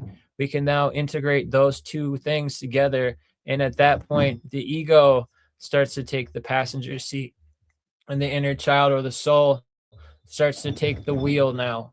And so before, when we lived by the ego, which is the delusion of separation, to try to maybe gain power over others as if we were separate and that I have to get ahead by pushing others down, that starts to fade away. And now the inner child of compassion and understanding comes into the picture in the driver's seat and says, I'm going to succeed through integration. And the mother spider told me this in an ayahuasca ceremony. Through self-love and self-understanding and self-forgiveness and self-actualization, we can travel to all the possibilities of the world on the web of life. But through projection and confusion, and through indulgence and greed and transgressive ways, we become tangled in the web of life, and we can no longer proceed, and we get strangled up and lost and have no way of stepping forward. So it's just a beautiful way to be able to integrate not only with our inner self, integrate our different gender values and principles. We can also integrate with Mother Nature, our creator, and the cosmos is the masculine aspect of our creator. We can integrate with the cosmos in our mind. We can integrate with Mother Earth in our body, and we can integrate with our community as well as like a whole system to take the power back from the slave-minded fear conditioning that we've been brought into in this fallen state of society that we're in right now. We can rise together through self-mastery. We can then gain the ability to work in integration instead of being driven towards separation and being divided and dividing ourselves through our process of selfishness that we've been have been pushed into through capitalism and consumerism and synthetic industrial mechanization of like kind of like basically a lot of the things that we have now are like the products of trying to like melt things of mother nature down into some mold and creating this mold out of toxic sludge. Like pharmaceuticals are made out of petroleum byproducts. A lot of things in the food are made from byproducts of industrialization. They're using these things because it costs them money to dispose of them, but they can be paid to sell them to manufacturers to put in there and be masked as some kind of a preservative or artificial flavor or color or whatever it might be. These things are not doing well for us, and we're starting to realize the detriments and side effects of these things. And many people are starting to walk away from the synthetic culture, but it's very appealing to us to be able to have the comforts of having such ease of being able to go out and have somebody just provide these things to us. We don't have to make them or grow them or create them or foster them. You just hand them over to us if we go do our slave job and get the money to be able to achieve that. But sometimes it could be good to be able to have an alternative means, even though you might feel that you have to do that and it's practical and it's necessary and essential right now to be able to subsist, that you could actually have another part of your life where during your pastimes, you could start to engage in something that's more sustainable, that will be able to grow when this system, or if this system collapses, or even if it doesn't, you could create another side of yourself that's creating services or products or produce or artwork or music that you can share with your community, and that can bring your soul great joy. And it'll be different than having to get things from a store that other people made that you don't really have any part in, but you're just consuming or doing your slave work to be able to earn that. It's a different side of life where our soul becomes able to give the beautiful gifts that it has that are unique to the world, that other people can really enjoy and appreciate and can share with each other. You know, that's beautiful, brother. That's really beautiful sharing. Thank you. It makes me think about the conversation earlier between you and Cosmic. And I sort of sit in the middle between you guys. I think that the individual is necessary and needs to be acknowledged and respected. That the individual rights need to be acknowledged. And that the right to ownership is a fundamental right. However, I think it also needs to be mitigated, right? For example, how I would say it would be like, you have the right to own anything you can carry, right? Or you have the right to own a piece of property that you can perambulate in so much time. Does that make sense? So, like, you can run around in a circle. In that much time, that circle is yours. If you can find and claim the land, that's yours. That's your private space. No one else can come there and mess with you. If you want to be left alone in that circle, that's your business. But the idea that you have the right to own, I'm a billionaire and I own like 500 properties in the city, hypothetically, that other people have to rent from me. And I don't even know, I haven't even been to all the properties I've bought that I own. I don't even have a physical key to these properties, but on paper, they belong to me. To me, that is like something it's a problem in our society. So, and physical possessions, like how much possessions if you had a piece of land that you can circumvent, right? In such a place. And if you're a husband and wife, you can have a piece of land that you can move around in a circle and meet each other halfway in that time. Imagine. Does that make sense? So if you're going to create a family, you then have a bigger land. To me, that would make sense. And nobody's allowed to own a piece of land bigger than that. So that each person has their right to privacy if they want. Because in a communal situation, and I know because I've been in the communal world, you have problems. You always have a lot of problems. Don't get me wrong, I'm all for anarchism, and I think anarchism needs to be a reality. I think it's the only way forward, personally. Though when it comes to space, I think total communalism and communism, like Cosmic is saying, is itself a problem. I think that's a problem too, because that takes away all your rights at the end of the day. And I think that's what Cosmic was saying. But I also see that, the system that we've got of capitalism has become totally polluted and corrupted, where the rich are getting richer and they own everything, and a small group of people owns everything. So both systems, I think, are wrong. And this is why what I was coming about when I was talking about the difference of perspective of like looking at solipsism, where it comes from, its roots, and understanding what it's really about, and putting it in context with its polarized partner, because I think this is the sphere of polarity we're looking at. And when we look at what the Hermetic principle of a gender really represents, right? I think it gets interesting, because I look at the Hermetic principle of gender, and to me, it's an expression of the principle of polarity coming into its own. And so gender is where we get our identities, the identities of that which is receiving who I am and that which is giving off what I am.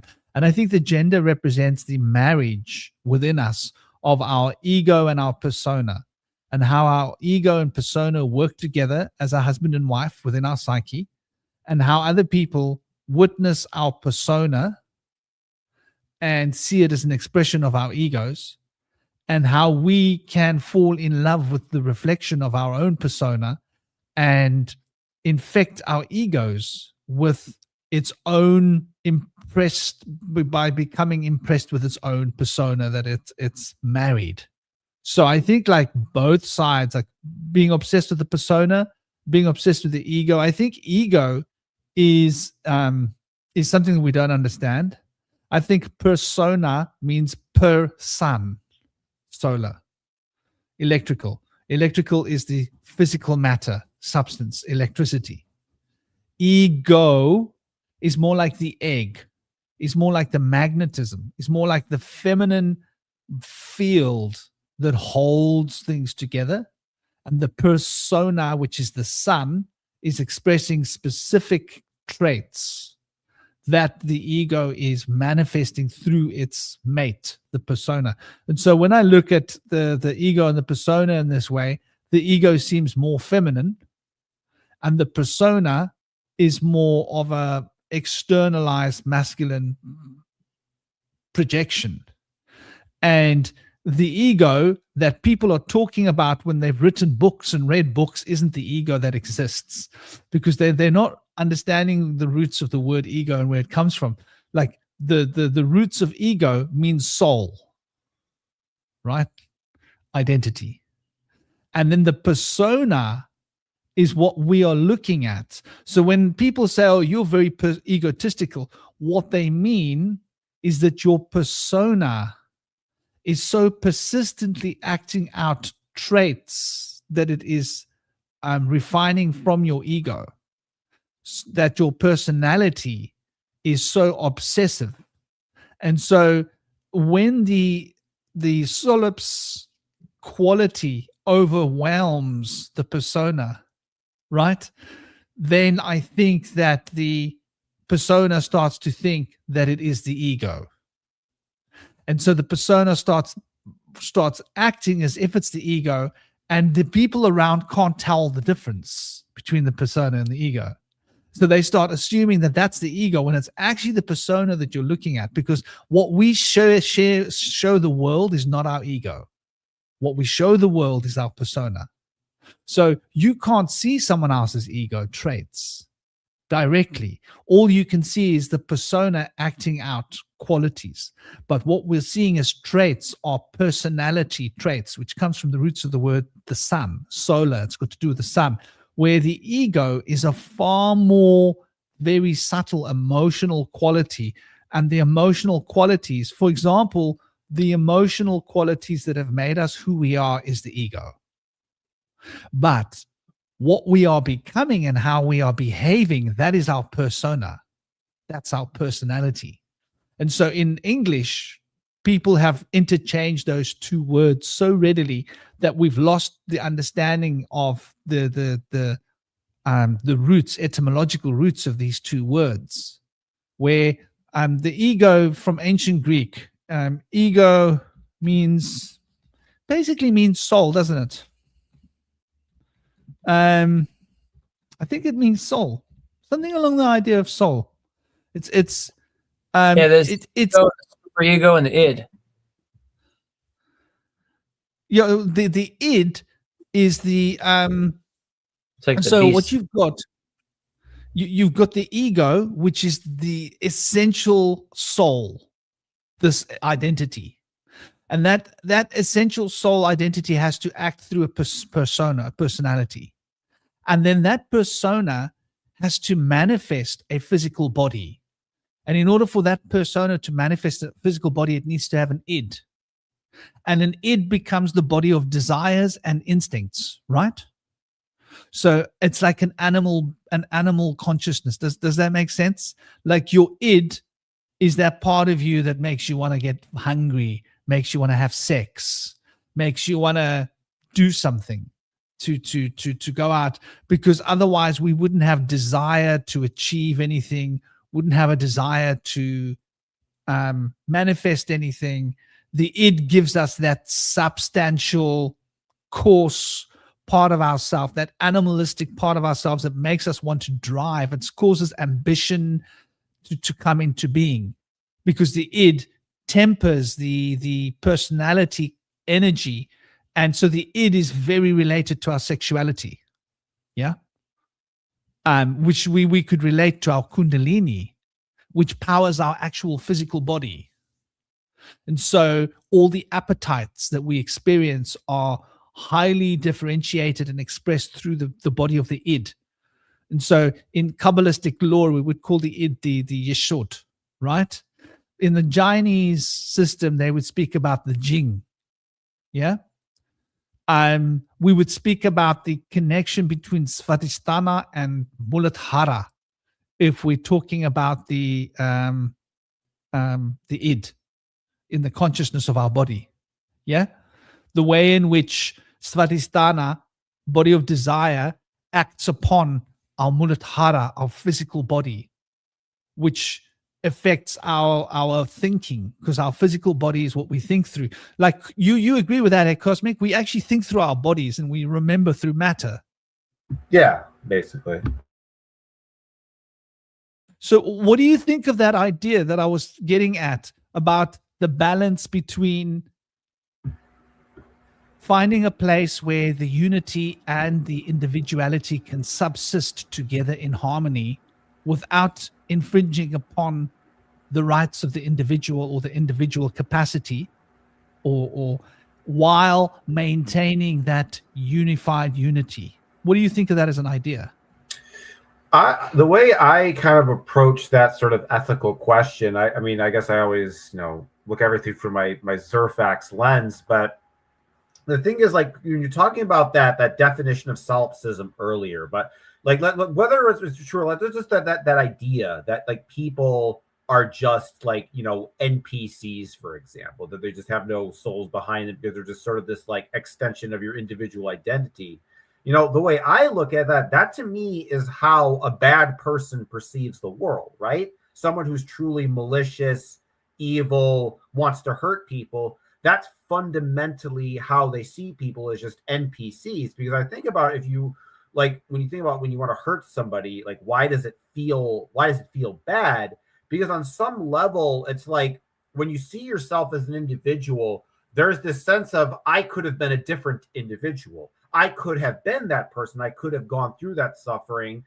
But if you see yourself in that kind of solipsistic matter, you think, no, I'm God. I'm the only. And I think that's the tricky part, is that it's very easy to self-identify with God rather than being seen as sort of an extension of God, as seen as sort of like an avatar, or a kind of a like a kind of like a lower level kind of like manifestation of a larger phenomenon. And I think in spirituality, that even though people talk about that distinction between kind of the individual self versus kind of becoming the Atman or the Brahman, if you will, I think it's very easy for people to confuse those things in their head, where they're thinking, oh, I have aligned my mind with the Brahman, and that's what they say, but their actions reflect somebody that is this kind of, I see everybody as NPCs, and then they use that idea of I am the all, I'm not an individual,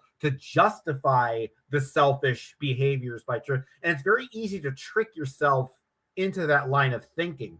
So my perspective is more that, like, I always perceive that there's a universe outside of mine that I don't necessarily understand, what's best for most people, and what's right for me might not be what's right for somebody else. And so to me, I actually think that paradoxically that seeing yourself as separate from other people is, in my opinion, what gives me the inspiration or the incentive to have empathy for people. Because in a sense, when you know what it's like to feel separate, you have empathy for people who feel separate. There's that sense of, whereas I feel like what the problem is, like, sometimes with people in the spiritual community, it's like they get so deep into that kind of that bliss that it's almost like they don't really seem to, like, when you talk to them and you're like in a bad mood, they seem like they're on another planet. They don't even see with you. They're just sort of smiling into the void while you're there, while tears are basically streaming down your face. Because, like, oh, everything is all right. But, like, I don't feel all right.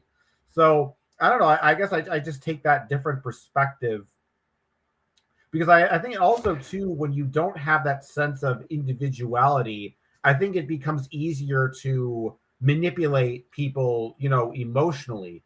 Like, I think about, like, there's this story, the short story that was popular on Reddit called The Egg by Andy Weir. And I guess this idea, I don't remember the gist of the story, but basically the guy goes up to an egg, like in some central, like, white void.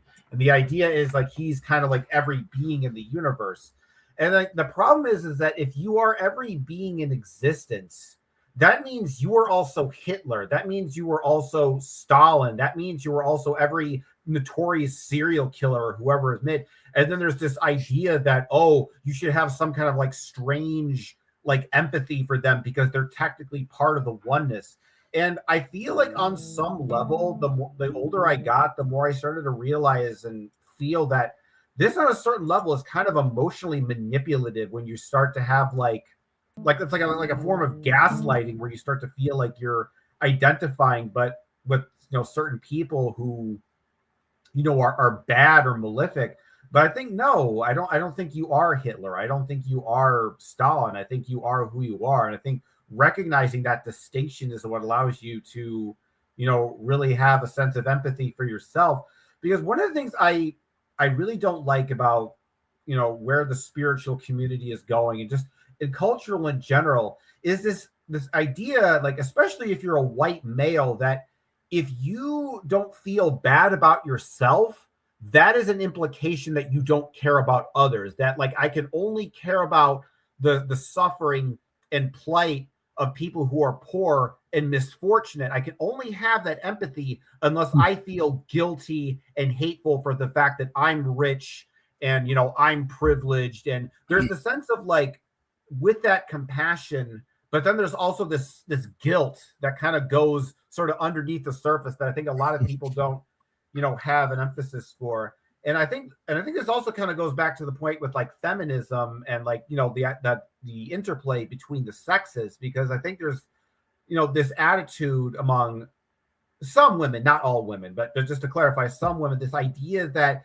you don't really respect and care about women unless you apologize for all the terrible things that men have done, and that you feel bad about yourself for who you are as a man. That this idea that you can't truly love another person unless you hate yourself. That kind of, like, rhetoric that I see a lot more in our culture today, I think is really poisonous. And that's the only reason I push back against, some of these more kind of nicer narratives about oneness and togetherness and, being understanding. It's not that I'm fundamentally against those things. I think those things are great.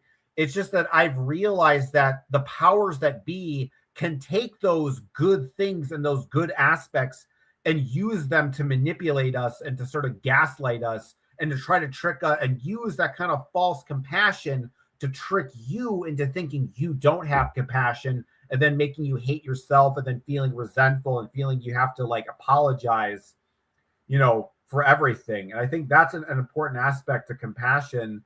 And I think that sometimes, like, with the oneness thing and just the idea of everything being one, there is that like aspect that, like I think about the Never Ending Story, like the book in particular, because this particular scene wasn't in the movie version, but there's this one scene in the book where Bastian, the main character, is in the world of Fantastica. This is kind of like the second half of the book where they basically, he gives the childlike empress the name Moonchild. But anyway, he's spending time sort of like finding himself, and he's gone through all sorts of different things where he's tried to be a hero, but he's basically betrayed all of his friends. He's kind of like he's kind of failed a lot of it. And so in order to get away from this, he meets up with these gnome creatures called the Yiz-Kelnari.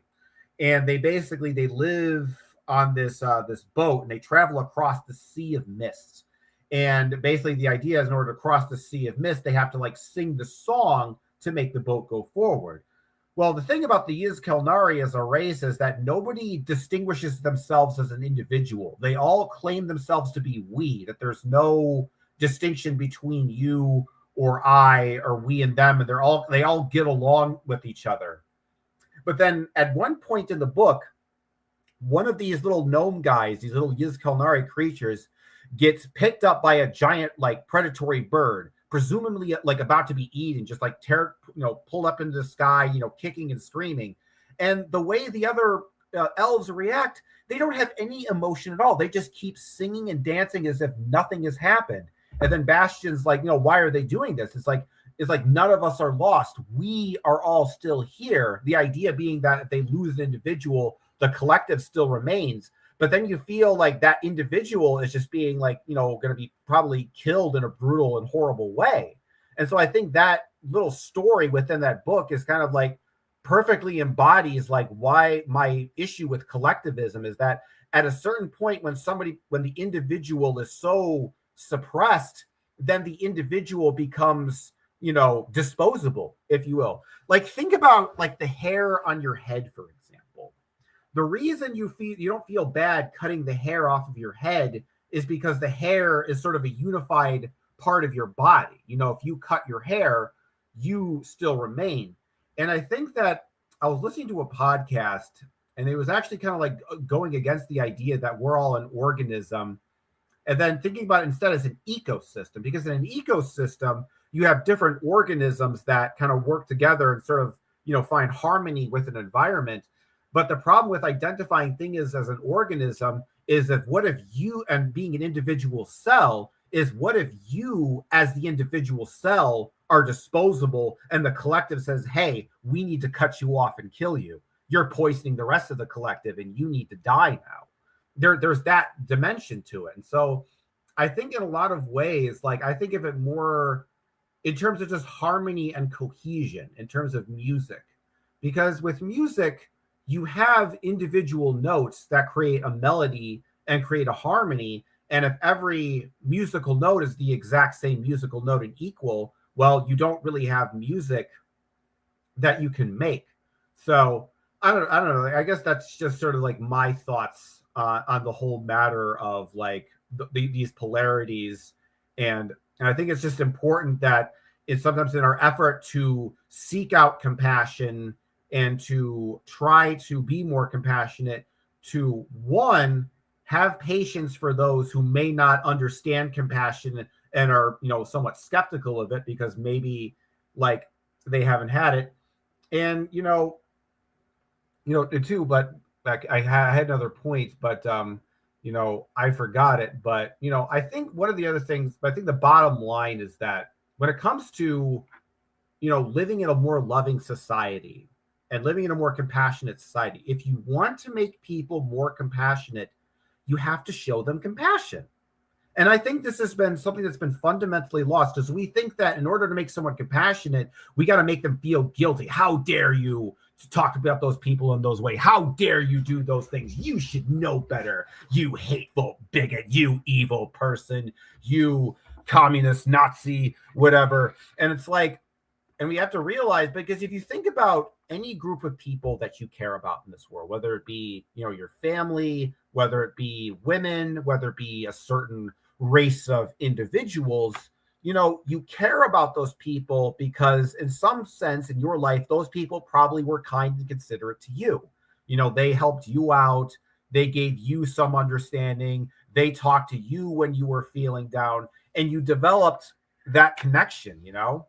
And so I think when it comes to, if we want to live in a world, if we want people to get along, we have to actually show them that compassion. And it's so easy to just like browbeat and see it like, God damn it, why aren't you being loving, you evil person? Why, you jerk, you know?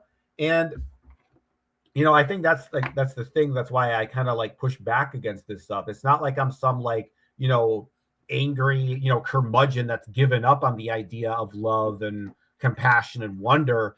It's just, I've realized within the past, you know, 5 or 10 years or so about how these things that we love and care about can be weaponized against us in really nefarious ways, and just being more careful and cautious about those realities.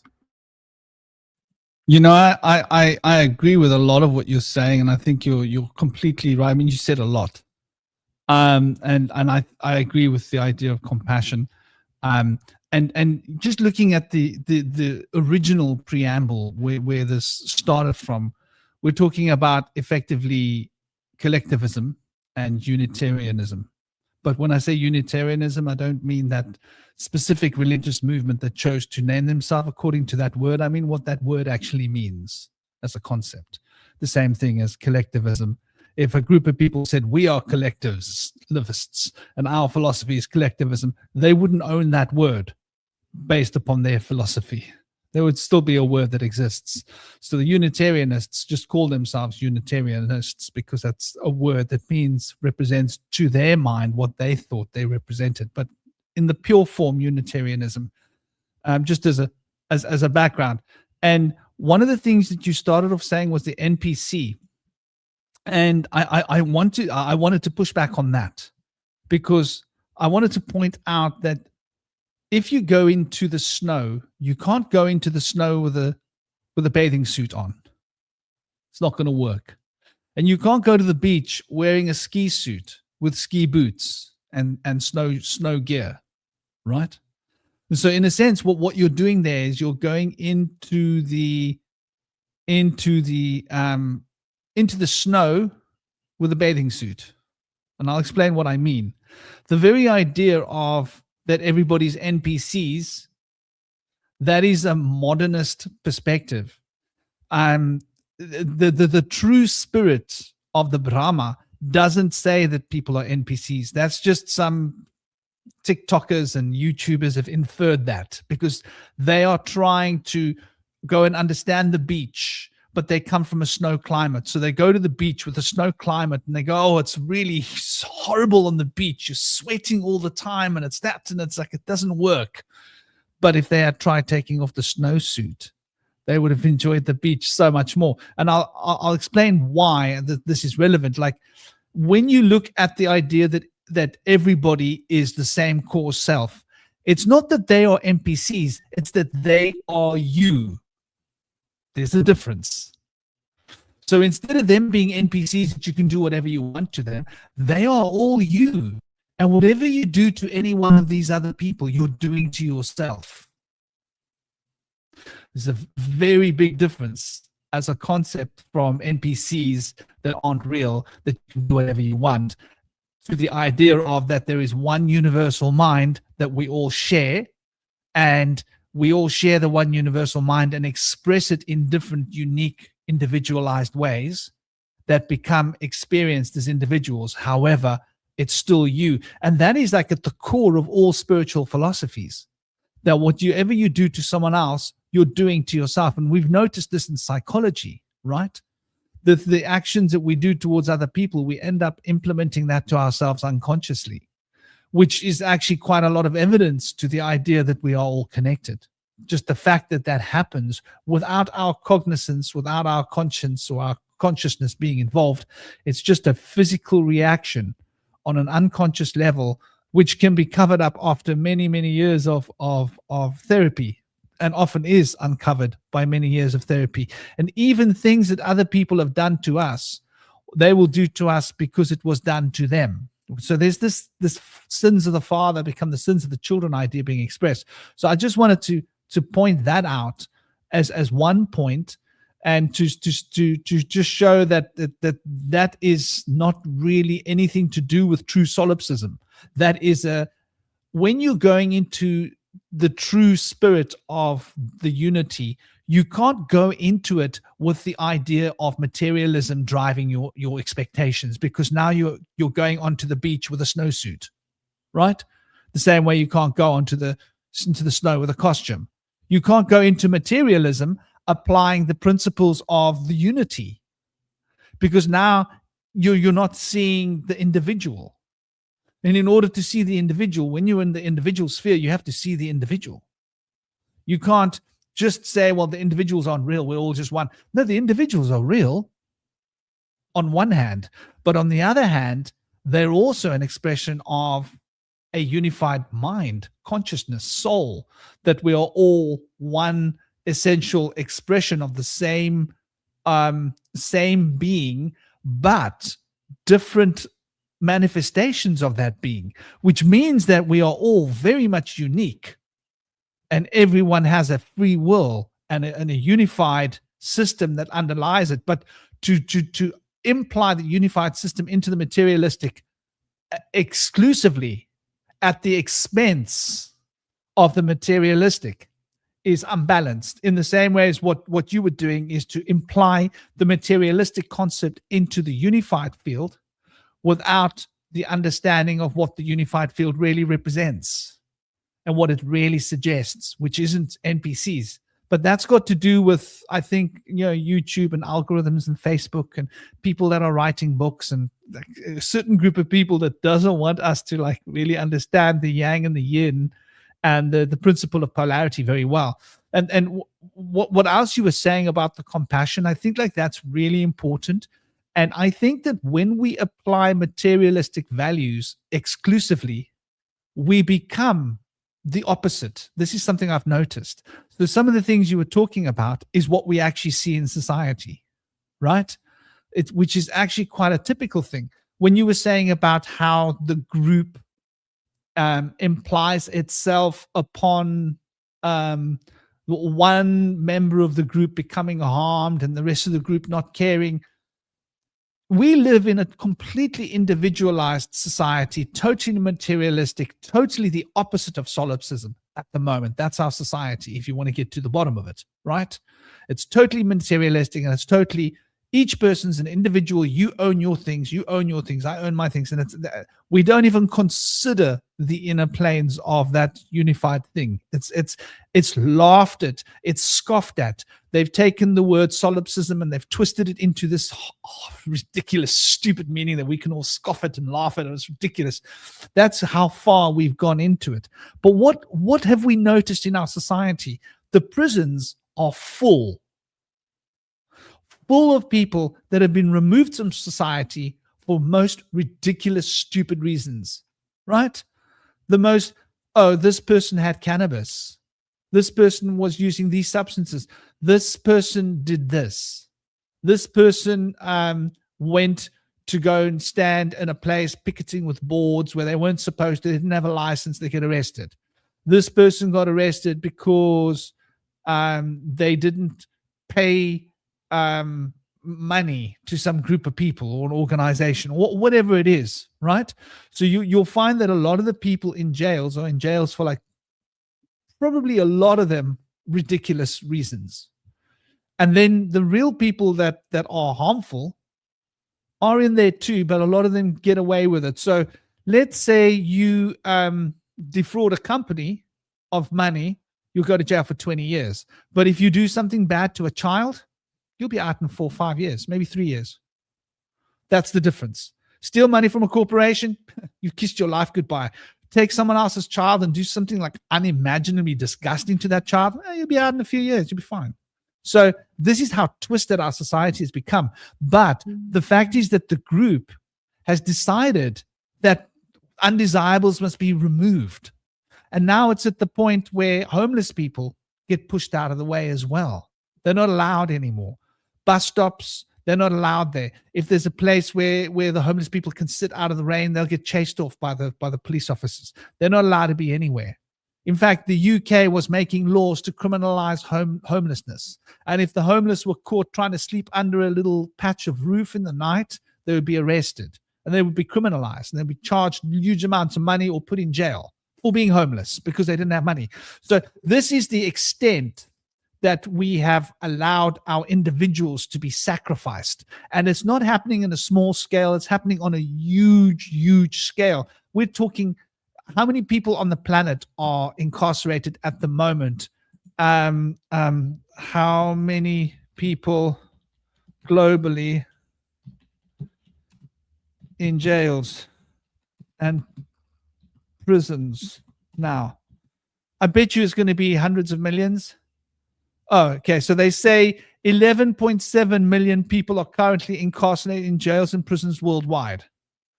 And so, you know,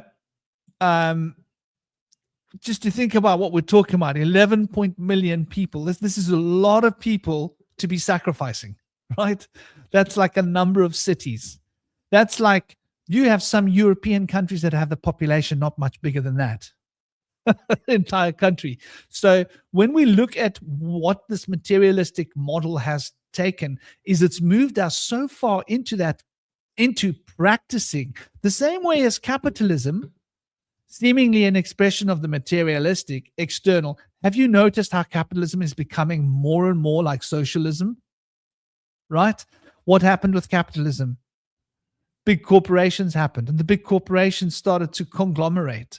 And so we've got these huge conglomerates that basically control the whole capitalist circus. And what used to be a free economy is no longer a free economy. It's totally controlled by an external singular entity, which is many of the huge corporations that are conglomerated together, and they control much of the money. And then obviously that controls the financial policies of politicians, which controls the law, which controls the schooling, and they get to control what we eat. They get to control the quality of our food, the quality of our air. They get to control whether the planet is being re-engineered and the weather is being tampered with. They get to decide what media we are allowed and what media aren't allowed. They get to decide that we have to have passports and IDs, and that we're going to need now, digital IDs to be on the web. And these are all huge conglomerates. This is, if you look at that, that's socialism all over again. But it's all happening under the guise of capitalism. So the reason that's happening is because capitalism became too pure. Materialism became too pure. The externalization of the individual became so pure that it lost the individual in the purity of its expression of individuality. We need a balance, I think, between that collectivism and the individual model. I really think we need a balance between that, because when we don't have Unitarianism in balance with collectivism, Unitarianism starts to express collectivism. And when we don't have collectivism in balance with Unitarianism, collectivism will start to express Unitarianism, but it will express the most negative aspects of Unitarianism in the same way that the Unitarianism is expressing the most negative aspects of collectivism. So in a sense, I think if you go with one way, but this is how a toric field works. If you travel one direction of a toric field, you're going to end up coming out the other way, right? Isn't that what a toric field is? You travel one direction, you're going to end up coming out from the other direction. The only way to maintain a toric field is to move in two directions at the same time. And when you move in two directions at the same time, you maintain the structure of the toric field. And that maintenance is the source and substance of life. That's what we call the Tao. So that Tao, I think, is fundamental as an expression of the two principles. And that's why I push back on either collectivism or individualism, like Unitarianism. I always think that we need Unitarianism because we are individuals, but we also need a certain element of collectivism. And for example, collectivism, you could say, has been expressed as as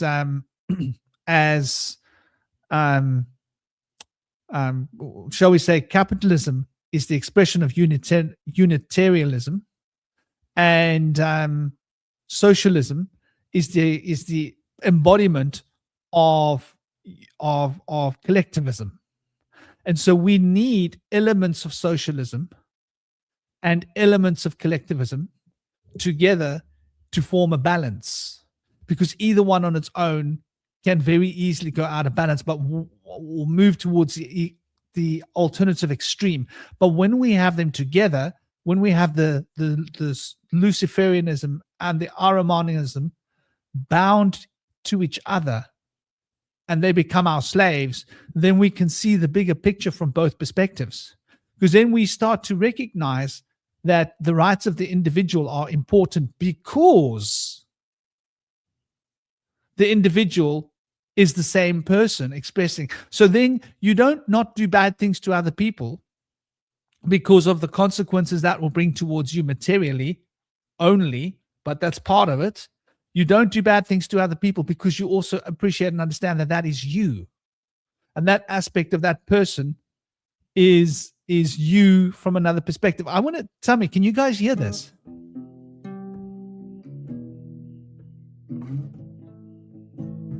Yeah, I can hear it.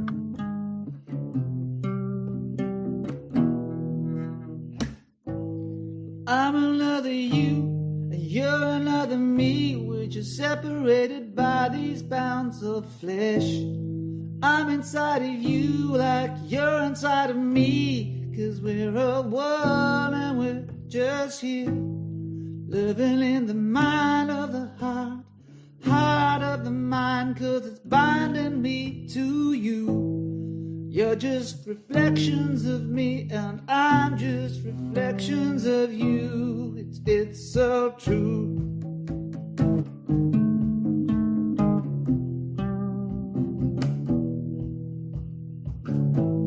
When I look at you, I see myself inside, 'cause it's all there is, it's all we hide. Selfishness and pride are what keeps us apart.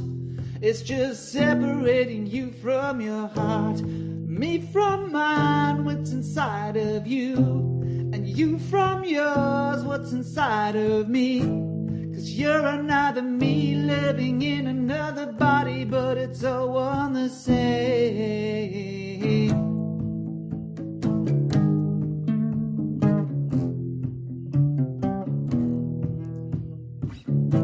So when you do a deed that makes another smile, your heart is shining like the sweetness of sun. When you break another's heart, it's your heart you break. That's why we get sour and we get glum. And as you walk yourself up, you see just another you inside your heart.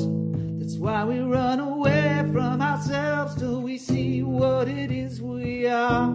The rising stars within. Within you are the rising stars in me.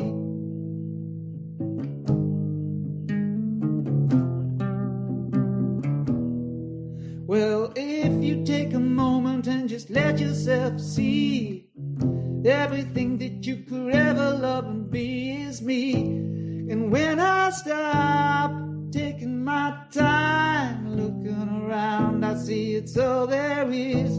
Well, that was what the masters were talking about. Compassion is what keeps you and me all in one line together. In one line together to share the inner treasure. Ooh.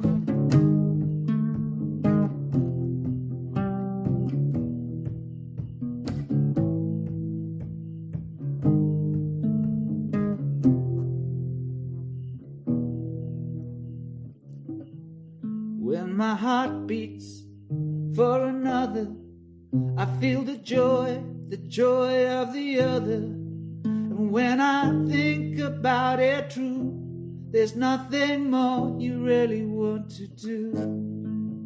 Live your heart, live yourself free as a bird, 'cause the birds live for each other, 'cause that's the way they fly in the sky. If you watch them fly, you can take you high, 'cause you are them, they are you. We're all living through one soul true.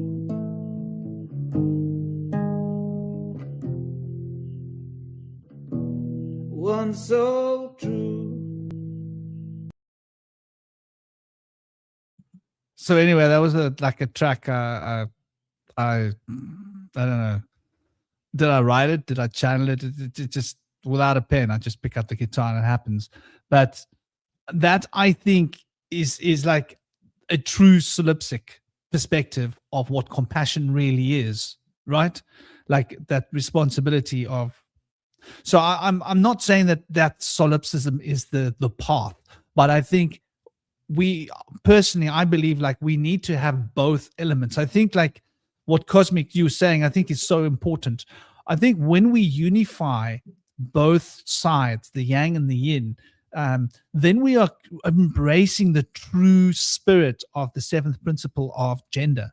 Because when I look at the principle of gender, I look at what we calling the solips, which is going back to the unities, going back into the womb where we all come from, where we are all outside of time, all one in one field of consciousness, of unity, of love.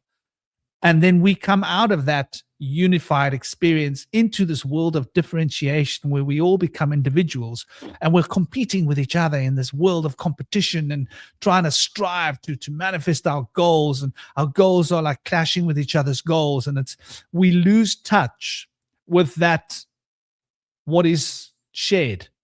And I think the only way to find true compassion is by merging these two different philosophies into a singular philosophy which accounts for both the individual and the collective and neatly puts them together in a single expression of collective unity that is unitarian in its expressions. Anyway, that's what I wanted to say about compassion. I think, and I'm not saying that what you were saying about compassion isn't relevant. I think that your compassion expression is equally relevant. And I think that these two different models are really saying the same thing, but they are like talking different languages and they're coming from different places. But when you really look at what they're saying, they're saying the same thing. As in the example of one is saying that it's definitely not cold here, and the other one is saying that it's definitely not hot here, right? And so we're somewhere between not being cold and not being hot, in the middle. And if it's not hot, then and it's not cold, then we know that it's the medium. I don't know. How does that sit with you as an idea of unifying the two concepts and finding a bridge? I mean, I think, that makes, a lot of sense. I think when it comes to like anything in life, it's always somewhere in the middle of the two extremes, I find, because life is never in the extremes. It's always somewhere in the middle.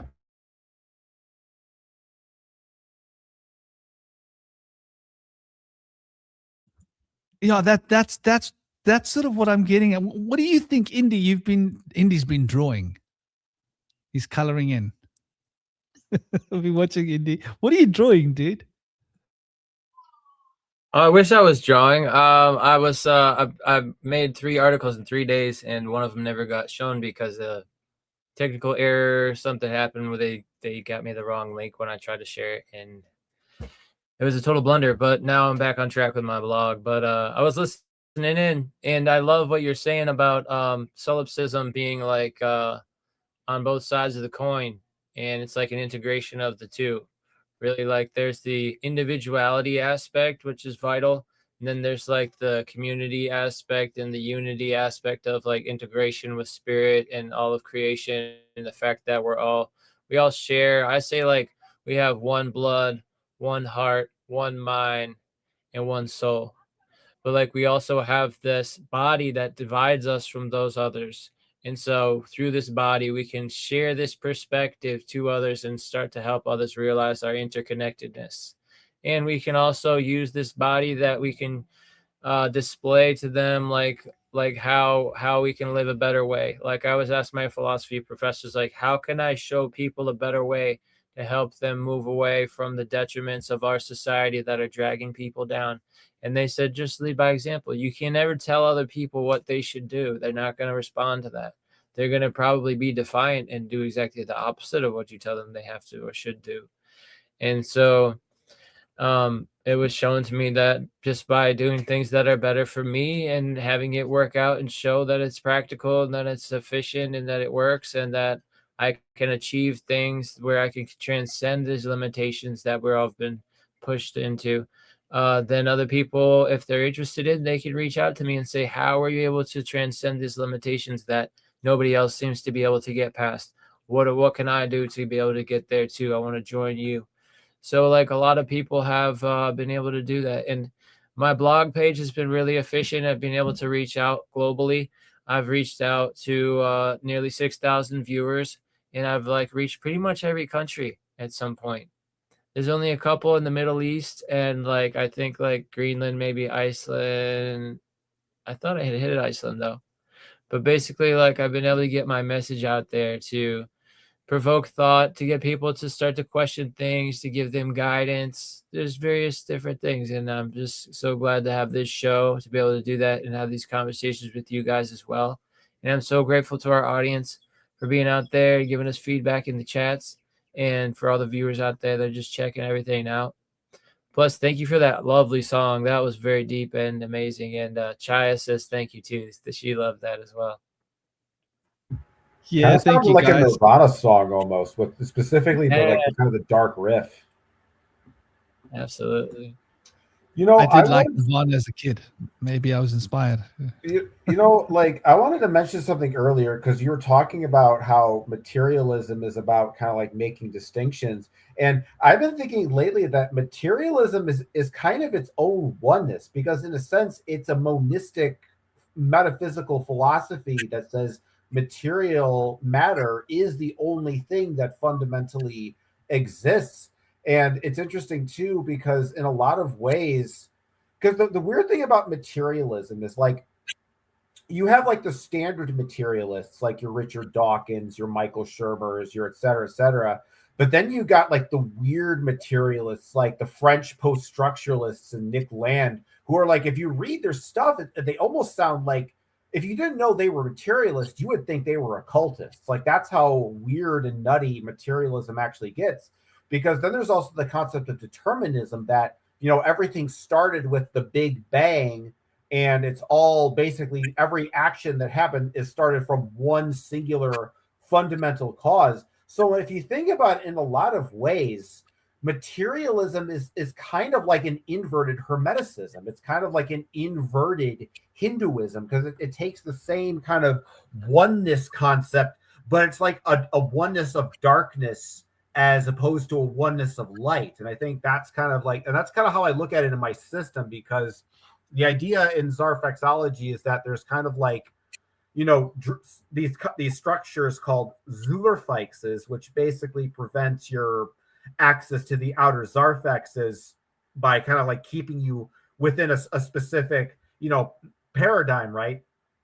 And in this system, it's like they have like a sort of like the meta Zerfixes, and then there's the Slizerfix, which is the sort of the Zerfix of kind of like oneness and light and order and structure. And then there's also the Vlidzerfix, which is the order, it's just like the oneness of chaos, destruction, nihilism, madness, etc. But the idea is, it's like, in a way, they're both kind of mystical. And I think that's one thing people don't understand. Like they think of materialism as being like this kind of scientific thing. And I thought that too.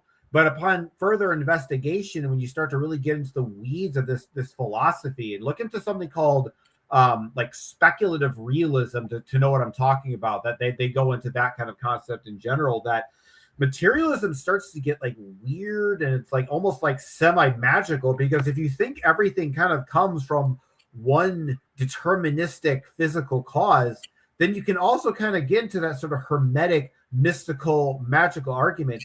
So in a lot of ways, materialism is just another magical philosophy. It's not even like a scientific philosophy. It's magic basically disguised as science, but it's like a negative magic. So instead of using magic to, create entities and cast spells, this is like in an RPG or like Dungeons and Dragons, it's like a mute spell where it's like you cast a spell onto your opponent so that they can't use any of their magical abilities. They can't shoot fireballs because you've essentially did a black energy curse that makes it. And that's kind of how their magic works. It's like they're using their materialist magic to basically fight against hermetic magic. And so I think it's important to also recognize that materialism is a lot more magical than it appears to be, albeit it's a kind of dark magic, but that kind of magical logic still applies, but just in a kind of a weird, like scientific lens. And it's more about asymmetry rather than symmetry. Because you think about a lot of like mysticism, it's about finding the symmetry in the universe, finding where, things are symmetrical and the fractals measure up. Whereas materialism, it's like the opposite. Where are things asymmetrical? Where are they, chaotic and random? And it's almost like there's like a weird, dark mysticism in that, and that people, it's almost like they kind of indulge the chaos and the oneness of like nihilism. So you can oneness can also be applied in different ways. It's not just that it's like, good or bad, that oneness, but there's also like light oneness and dark oneness. And I think maybe what I'm talking about is more of the dark kind, and maybe what you're talking about is more of the light kind. I don't know. I think that's always, and this is what I'm getting at, is I think either path is itself dark if it's not tempered by the other one. It's like being a single parent is like, it's a heck of a dark path, challenging path for anyone, right? And being two parents means that like the load is shared. So in a sense, like, that might be a weird kind of an analogy and a metaphor, but I think there's something to this, that the parents can be better when they can share the load, because one parent being both parents overwhelms that parent, and it's such a heavy burden to carry that parent then like stumbles under the load.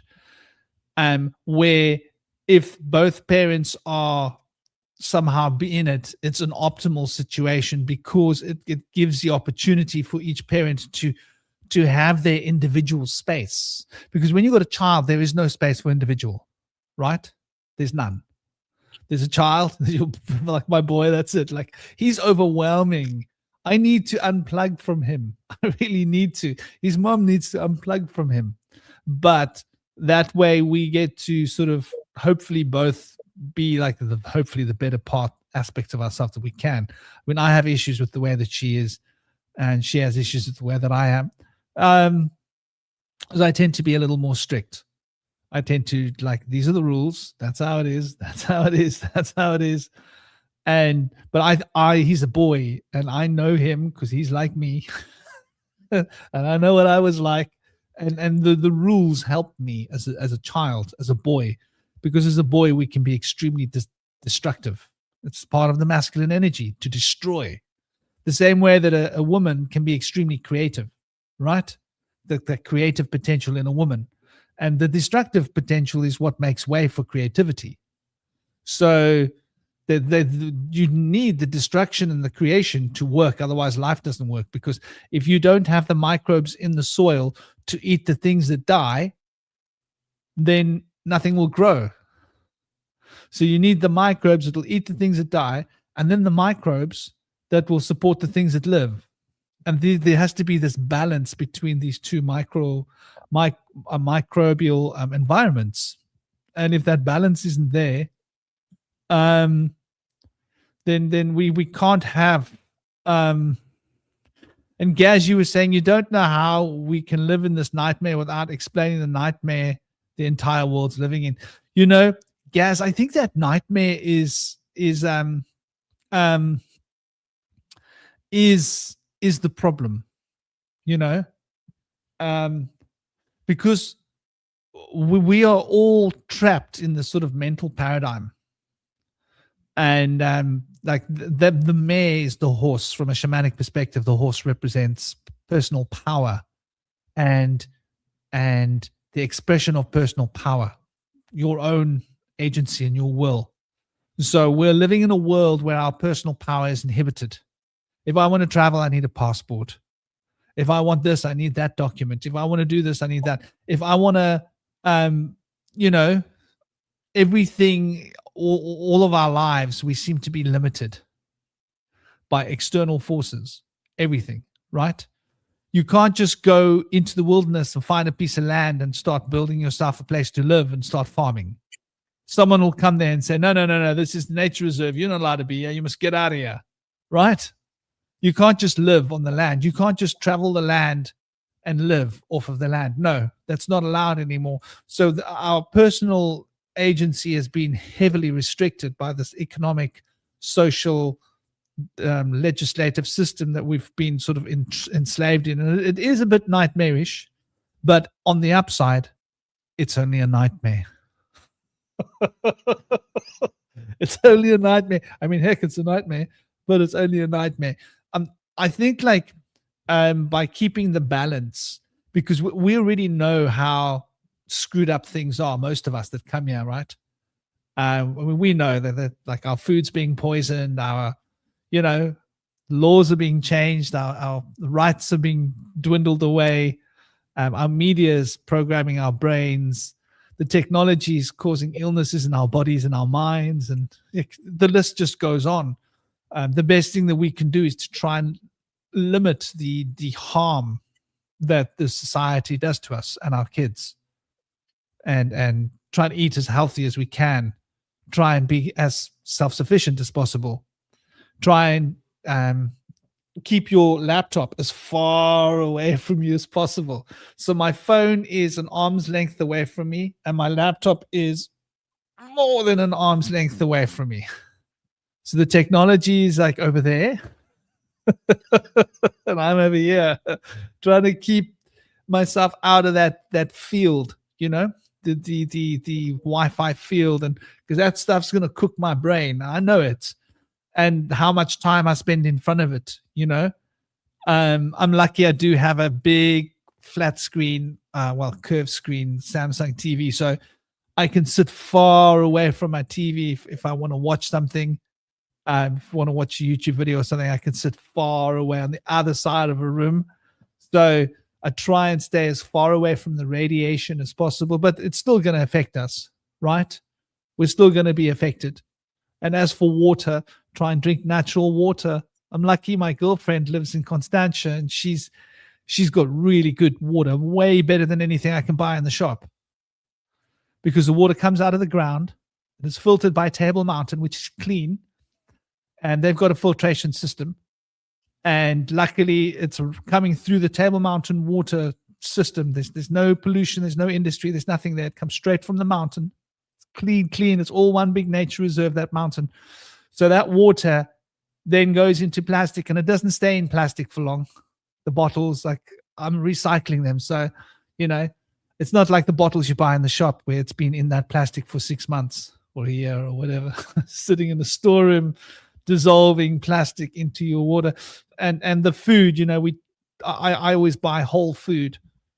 So I buy whole vegetables, and I soak them, and I clean them, and I everything I make from scratch, and I try and buy better vegetables, try and buy better food, you know.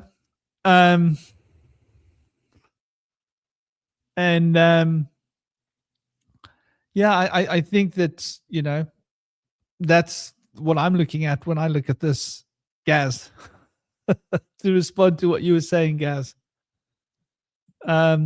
Is there anything else you guys want to throw on the table before we wrap this up?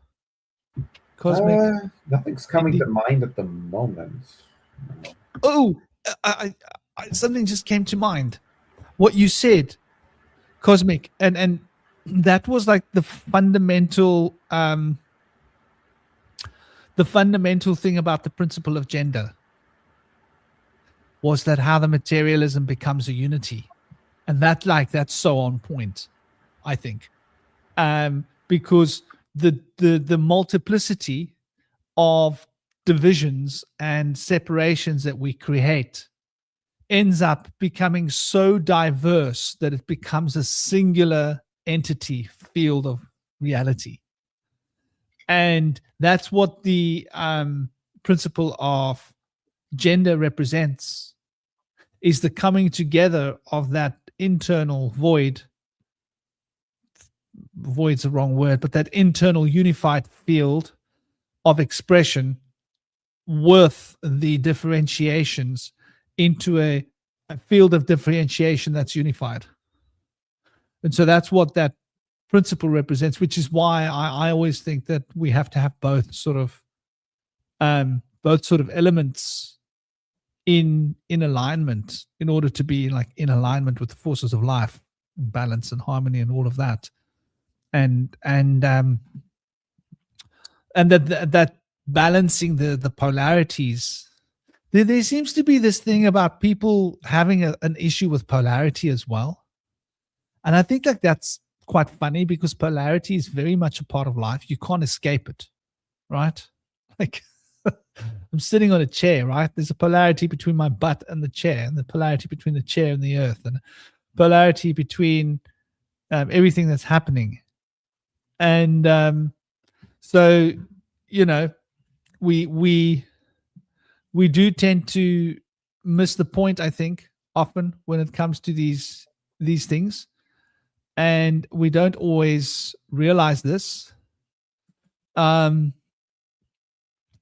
important it is to appreciate the polarities of being, because I think it's when we appreciate the polarities of being that we're able to see that polarity working out through the field of gender, which is unifying those polarities into a unified field of matter. But in the process of that polarity being unified into a field of matter, we can see how that polarity came into being due to a field of correspondences that were expressing the concept of polarity between what is, was, and shall be, and what becomes the process of what was becoming what will be, as two distinct paradigms, which we call as above and so below. So that field of correspondence is the source of understanding that we can embrace of how the universe works. And once we are able to experience the process of that correspondence, relating different aspects through the life that we live, that can become wisdom. So somehow bridging the gaps between the correspondence principle, the polarity principle, and finding its resolution within the principle of gender, we can see these three acts of polarity, which is the Trinity, right? 3 acts of polarity that are fundamentally bringing the principles into being. And the principles brought into being by these 3 acts of polarity is the principle of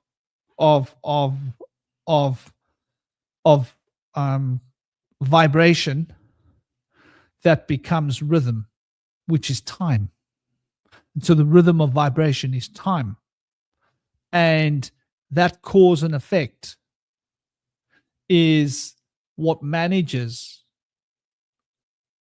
all of the other structures that we're experiencing, which is a result of the rhythm of vibration being acted upon by those 3 principles. So cause and effect then becomes the fundamental, which is Mars, which brings us back full circle to the Mars table that we were looking at before, with the Mars table sitting with its most interesting 25 blocks with the number 13 in the center, right?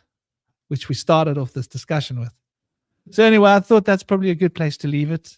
And if there's anything else you guys want to throw on before we say goodbye, now's the time to say the words. Yeah, I wanted to say something before we go. I wanted to mention earlier we were talking about the sophists, and I learned one of their techniques that they use to sneakily change people's mind and turn their prerogatives around. And I feel like this is something people can use if they feel like they have really good intentions. They want to help other people that are struggling with something that's really detrimental to them. And it's hard to get them to change because our ego it was known as the inner dragon in alchemy. And the ego will block us from allowing ourselves to change. It's more easier to stay in denial and live in a toxic comfort zone that's familiar than it is to be willing to take a change that's going to make us do better and grow. So if you're trying to help somebody grow out of a toxic comfort zone, you see them dwindling and maybe hitting rock bottom, and they want to change, but they don't know how to do it. This is a technique that you can use, but only of the highest good, and you have good intentions in your heart and understanding from personal experience that this is going to be something that's going to help them. Would you want to use this? It's called Pyrrhonian skepticism. The idea is that if you see somebody that agrees with something that's not good for them, choose to join them in that agreement. Say that, yeah, I also value that. And then after you've taken their walls down and they're not being defensive, then you start to question the detriments of that way. Oh, yeah, I love this, but what do you do when this happens? I always hate when this goes wrong as a result of feeling this way. Well, how can we get over this? There might be a better way to do this. And it really actually works. And it's like very sneaky. So I would hope that nobody would ever use this to someone's detriment to take advantage of anyone. But Pyrrhonian skepticism can be a very powerful way to heal people and offer guidance for people that are too defensive. Their ego is blocking their growth. But also, finally, I wanted to mention that the masculine and feminine syzygy of being a parent together, it oftentimes, if you follow traditional values, and this could be the flip side for some people, that the mother will oftentimes have a hard time being a disciplinarian and coddle the child and let them do all these things that the father told them not to do. Sometimes that's an important thing where the kid can go to one and be able to do the wrong things, go to the other and learn discipline. Sometimes that can be valuable as well. But I think it'd be good for a mother to be able to be balanced and integrate the opposite gender principles of being able to be a disciplinarian sometimes, and at least go in line with what was laid down as the law of the house by the father, to be able to make sure that child can learn how to not escape the discipline of being able to live by principles. Also, for the father, it's hard for the father sometimes to, as a strict disciplinarian or as a person that instills discipline, to be able to actually show their love and their compassion and their understanding and their care, because sometimes it takes away from their toughness and their intimidation that what if you don't follow this rule, you're going to be in a lot of trouble. But, it's good to say, you're doing the right thing. I really appreciate that you're following the rules today, and I love you and I'm proud of you. Say things like that instead of just being a tough, mean ass all the time can be good and help show the kid you have another side to you and that you're not just all grit and fury. So it can be good to be able to have more of a balanced, integrative way for both of the parents, although there is also a benefit to being on different sides a little bit too. So just having a little bit of balance, I think, in life. Like you guys say, extremes are not good necessarily. We want to have more balance in more different zones. And so the more balance can be, the better. I feel like balance yields harmony. So being able to be more flexible in life can give you the strength and power that you really need. And it's paradoxical that flexibility brings strength, but it really can. And I've had that experience in my life. So I'll leave you guys with that. Thank you. It's been a great show. Special thanks to Chaya in the chats, giving me some good input.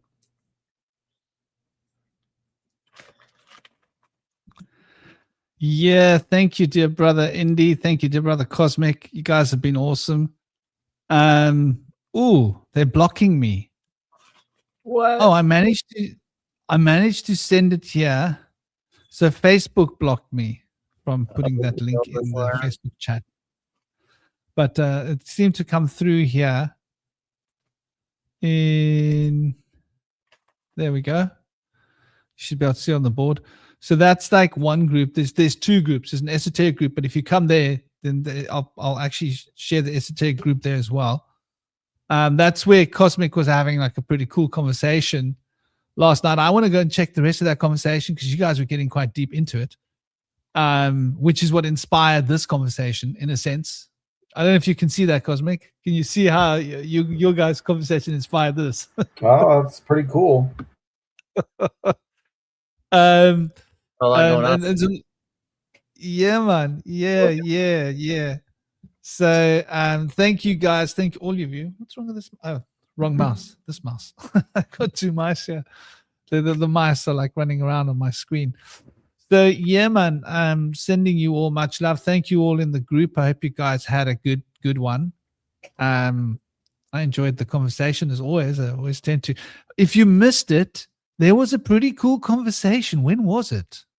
When was the conversation? I just want to check and see. Ladies and gentlemen, when was that conversation? It was on Friday. I think it was a cool conversation. It was lucid dreams, astral and etheric projection. It was in a weird time. It just sort of felt like inspired, like that's a time to go on. So yeah, that was it's not such a long one. I think it's an hour and it's less than 2 hours. But yeah, so check it out. Hope you guys have an absolutely awesome day. Sending you big love and big blessings. And thank you guys. Till next time. What is that, dear brother? This is King. He's a little movie star. I'm gonna bring him outside in the garden. Oh, He's a happy little guy. is he alive? Is he an actual little guy, or is he a? He is. He's a little baby tortoise. Is that right? Yeah, he's a snapping turtle. Ah, I had a little baby tortoise, and he grew to be quite big, and then I took him back to the mountain when he was big enough, because he was really small, and I found him in the road, and I took him home, and he lived in my garden for about a year, right? And then after a year, he was way bigger, and then I took him back to the mountain because now he was like safe enough that he wouldn't, like a dog wouldn't just be able to necessarily just grab him and chew him up or something. I don't know. But it was fated. So managed to take him. I had to rescue him from my dogs a couple of times, but I'm quite sharp. I watch my dogs. I was like, hey, what you got there? Come here. No. That's not a toy. And then I put him back in because I got quite a lot of foresty areas here around my garden, like trees and bushes, and where the dogs can't go, which is nice. It's a decent brush. But thank you all. It's been an absolutely awesome. Thank you, Gaz. Thank you, Hollowbone Hawk. Thank you, Chaya. Thank you, Vincent, and thank you everybody else that's been in the show and been part of the discussion, and obviously you guys on the panel. It's been an honor. Cosmic and Indy and everybody else, it's been an honor to just hang here with you guys and have a chat. Till next time, Om Namah Shivaya, Shanti, Shanti, Shanti. Take care, keep smiling, and keep it sweet. Mm-hmm.